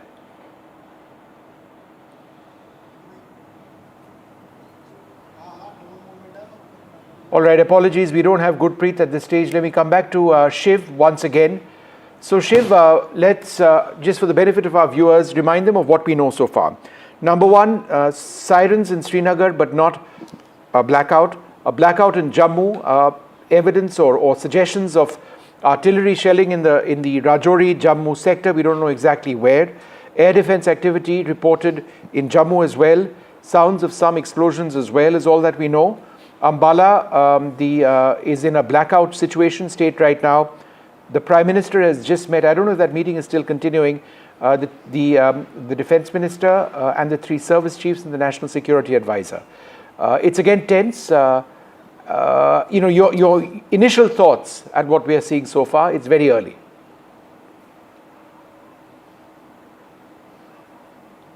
Vishnu, at this point of time, the country is on the maximum state of readiness. We've got to be very careful, with the information that comes out right now, because like you rightly said, they're sketchy. There are a few videos. Omar Abdullah, the Chief Minister of Jammu and Kashmir, has put out a picture of something in the sky. He said he's heard, sounds of blasts as well.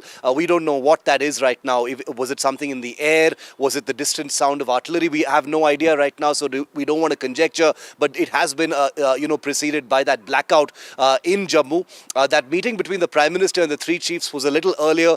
We will get a confirmation shortly whether that continues. Remember, earlier in the day, Defence Minister Rajnath Singh had met the three chiefs as well as the Chief of Defence Staff. So those top-level meetings are continuing. But at the operational level, India remains at literally its maximum state of alert, and that is completely understandable given the actions that we've seen over the last 3 days. As the Indian Armed Forces officers and the Foreign Secretary said today, Vishnu, in that press conference, they added an incredible amount of detail to that drone warfare that we were, reporting yesterday in fits and starts and with only some strands becoming clear.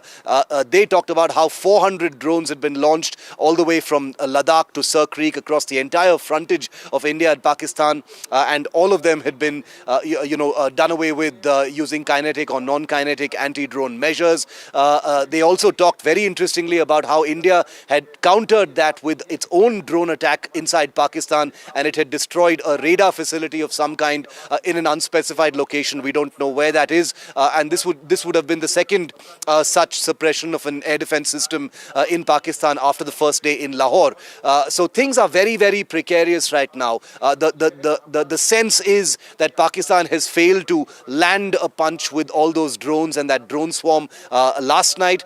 It might try to do that again tonight, given that it did not succeed, or at least it was not seen to succeed. And all of us understand those domestic pressures inside Pakistan. So this looks like it's going to be a tense night. It's already been bookended with the first daytime ceasefire violations in 3 sectors, Vishnu.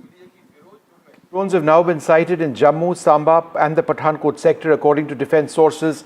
Speaking to ANI, we'll try and confirm that independently. So it's all happening. Sirens are being heard in Srinagar as well. You were also earlier today in Uri, reporting on the losses of people who've lost their loved ones.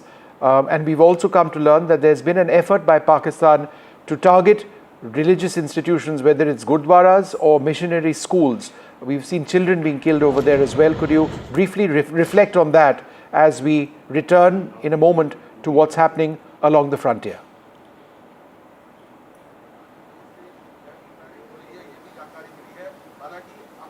Shiv, can you hear me? Vishnu, sorry, was that for me? Yes, it was. Go ahead. Yes, the Foreign Secretary did talk very interestingly. It's interesting how these details are coming out, layer by layer. There were some stray reports about those shells from Pakistan landing, at 2 churches and 1 convent in Poonch. That has been, confirmed today by the Foreign Secretary. Remember, that comes amidst Pakistan trying to float the bogey that India has attacked the Nankana Sahib Gurdwara in Pakistan, trying to create a communal divide, which came by itself a day after the first press conference of the Ministry of External Affairs, where India had put out details and proof of how Pakistan, had destroyed a Gurdwara in Poonch and had launched attacks into what is literally the Sikh heartland of India, which is Amritsar and Pathankot and Kapurthala and places like that in Punjab. So Pakistan clearly on the defensive, trying to conjure some kind of a communal narrative because of the implications of what the Indian government has said. And I think the fact that those shells landed and killed 2 young students in that convent and grievously injured their parents, I think just speaks for itself. It's also interesting that the government, is putting out these pieces of information, dominating that part of the narrative, Vishnu, where Pakistan usually tries to, lead the way, set the agenda, try to make allegations of bizarre kinds against India, which tends to be reactive. This time it looks like the rules of engagement have changed slightly, and it's Pakistan that seems to be at the receiving end and trying to clarify what's happening. Hold on for just a second. More explosions have been heard with heavy drone activity in Jammu in the Nagrota area. We are hearing about air defense activity in the Samba sector as well. Let's go across meanwhile to Rajasthan. Harsha Kumari Singh in Jaisalmer. Harsha, what's happening there?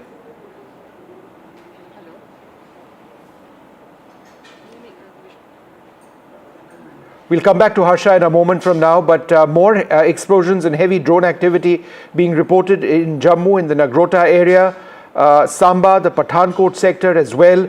Srinagar has had a siren, but let's go across at this stage for a quick reaction to Gurinder Singh Dhillon, the former Additional Director General of Police Law and Order. Thanks, sir, for being with us. Your initial thoughts on what's happening now with firing being reported in the air across several parts of the Jammu area down to Pathankot in Punjab.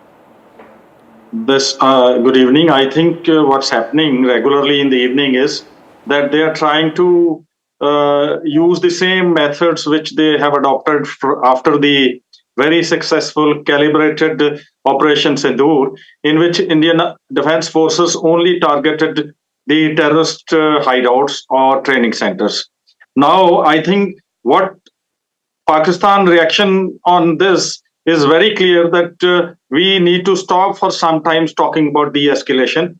Their political leadership, their ethical morality level of their army leadership, and the cohesion is missing in the Pakistan country. It's a rogue nation. So what we need to do is we need to, I think this time... Now for a second, because we've got some breaking news coming in. There is an air battle. There is a battle which is taking place against drones right now. Drones have been sighted in Jammu and Samba and Pathankot and are being engaged. So this is official confirmation now from defense sources who are telling us that, it is in a sense a repeat of what we saw in the preliminary stages of yesterday. There is video as well now emerging, and we'll try and play that out. Let's get that video up since the information is now confirmed of drones having been sighted in Jammu, in Samba and in Pathankot. Can we have the video up soon, please, which we've received? Let's quickly go back to Shiv Arur now. Shiv, again, it's similar to what happened yesterday, but these drones are now being engaged. They engaged a variety of means. We'll talk about that later on. But this is, similar to what... So it's escalation, and that's what it is.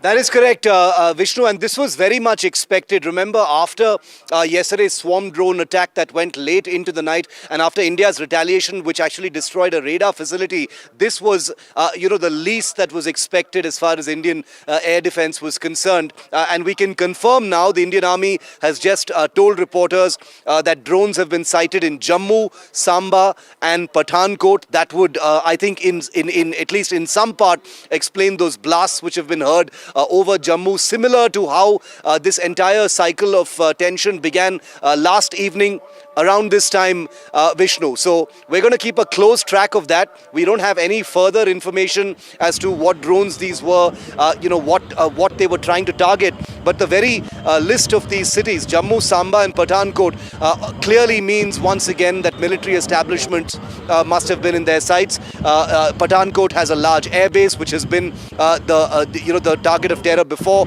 Samba and Jammu have large cantonments and military areas, and therefore I think it's safe to say at this point of time that another wave of drone attacks, or at least attempted drone strikes on Indian establishments, could potentially have begun over Jammu, Pathankot and Samba at this time, Vishnu. We've got the first video emerging. This is deferred visuals as always, but this is very clearly drone activity. It's unclear if this is tracer. It does appear to show some interceptions possibly taking place. And I'm just trying to get the location of this. I think it's the Jammu area where this is coming from. Okay, this is Firozpur. This is Firozpur. All right, so this is Firozpur, where this is now coming from. Deferred visuals taking place, being shown on your screens. I have clarified, and this is signs of firing in the air which is taking place in Firozpur. Explosions can be heard in Poonch as well because of shelling from the Pakistani side. The flashes that you see on your screen to me appear to be evidence of interceptions. The footage on your screen now, we've changed the footage, is from Samba. You can hear what appears to be gunfire. I would suggest that that is ACAC fire. It is. That's tracer fire in the air, and you can hear that quite clearly. So we've now got firing taking place in Samba. You've got firing taking place and interceptions possibly in Jaisalmer as well, and the sound of explosions coming in. So what is the sound of explosions? Let's get you more details of that. Let's go back to Shiv Arur at this stage. All right, Shiv, we've got the first deferred visuals of tracer fire in Samba, possible interceptions in Firozpur. We've got reports coming in of loud sounds, explosions in Jammu as well. What else are you hearing at this stage, Shiv? Vishnu, this would make all of those precautionary air raid sirens make sense at this point of time. That's exactly why they happened. The blackout in Jammu, is now understandable, given that those drones have been... remember that the army has not specified how many drones. They've only said drones have been sighted in Jammu, Pathankot and Samba. What we do know for a fact is that Indian air defences would have presumably been at their highest possible state of alert, given that this is essentially, Vishnu, the third wave of drone strike attempts by Pakistan. The reason I say attempts is because, at least as far as what the Indian government has officially said, not a single one of those drones has managed to hit any target. Debris of those drones has been found, in different sectors and different states of the north and the northwest part of the country. But this could potentially be, whether these are drones with warheads, whether these are armed drones, a different variety from the Turkish Songar drones which were shot down in their hundreds according to the Indian government last night. It is not clear, and we don't want to conjecture about that. Let the Indian Defence Forces do their job. They're fully on alert, completely professional. They had a field day handling hundreds of drones, according to that press conference today, what happened last night as you and I were reporting, Vishnu. So I think these are the initial minutes. Let's wait and see whether these are this is a small wave of drones, or is it going to be one as large as yesterday? We'll have to wait and see. There are obviously going to be a flood of videos coming in from these three places, potentially others as well, Vishnu. There's nothing more firing as such. All right, so there is intense firing taking place in some parts of Jammu and Kashmir. This is ACAC fire, which has been seen over the Samba area. There are explosions as a result of interceptions taking place in Firozpur right now. There is the sound of explosions which are being heard at this stage in Jammu as well. Blackouts in Ambala, in Chandigarh and in Jammu. We've got an update from the Defence Ministry where they say that these drones, which have come in once again tonight, have been engaged. This being the case, this marks what many would consider an escalation. We'll take a break at this stage, come back to the very latest situation which is developing now across our frontier in parts of Punjab and certainly in the Jammu area. Also, I should mention extensive artillery firing which has broken out.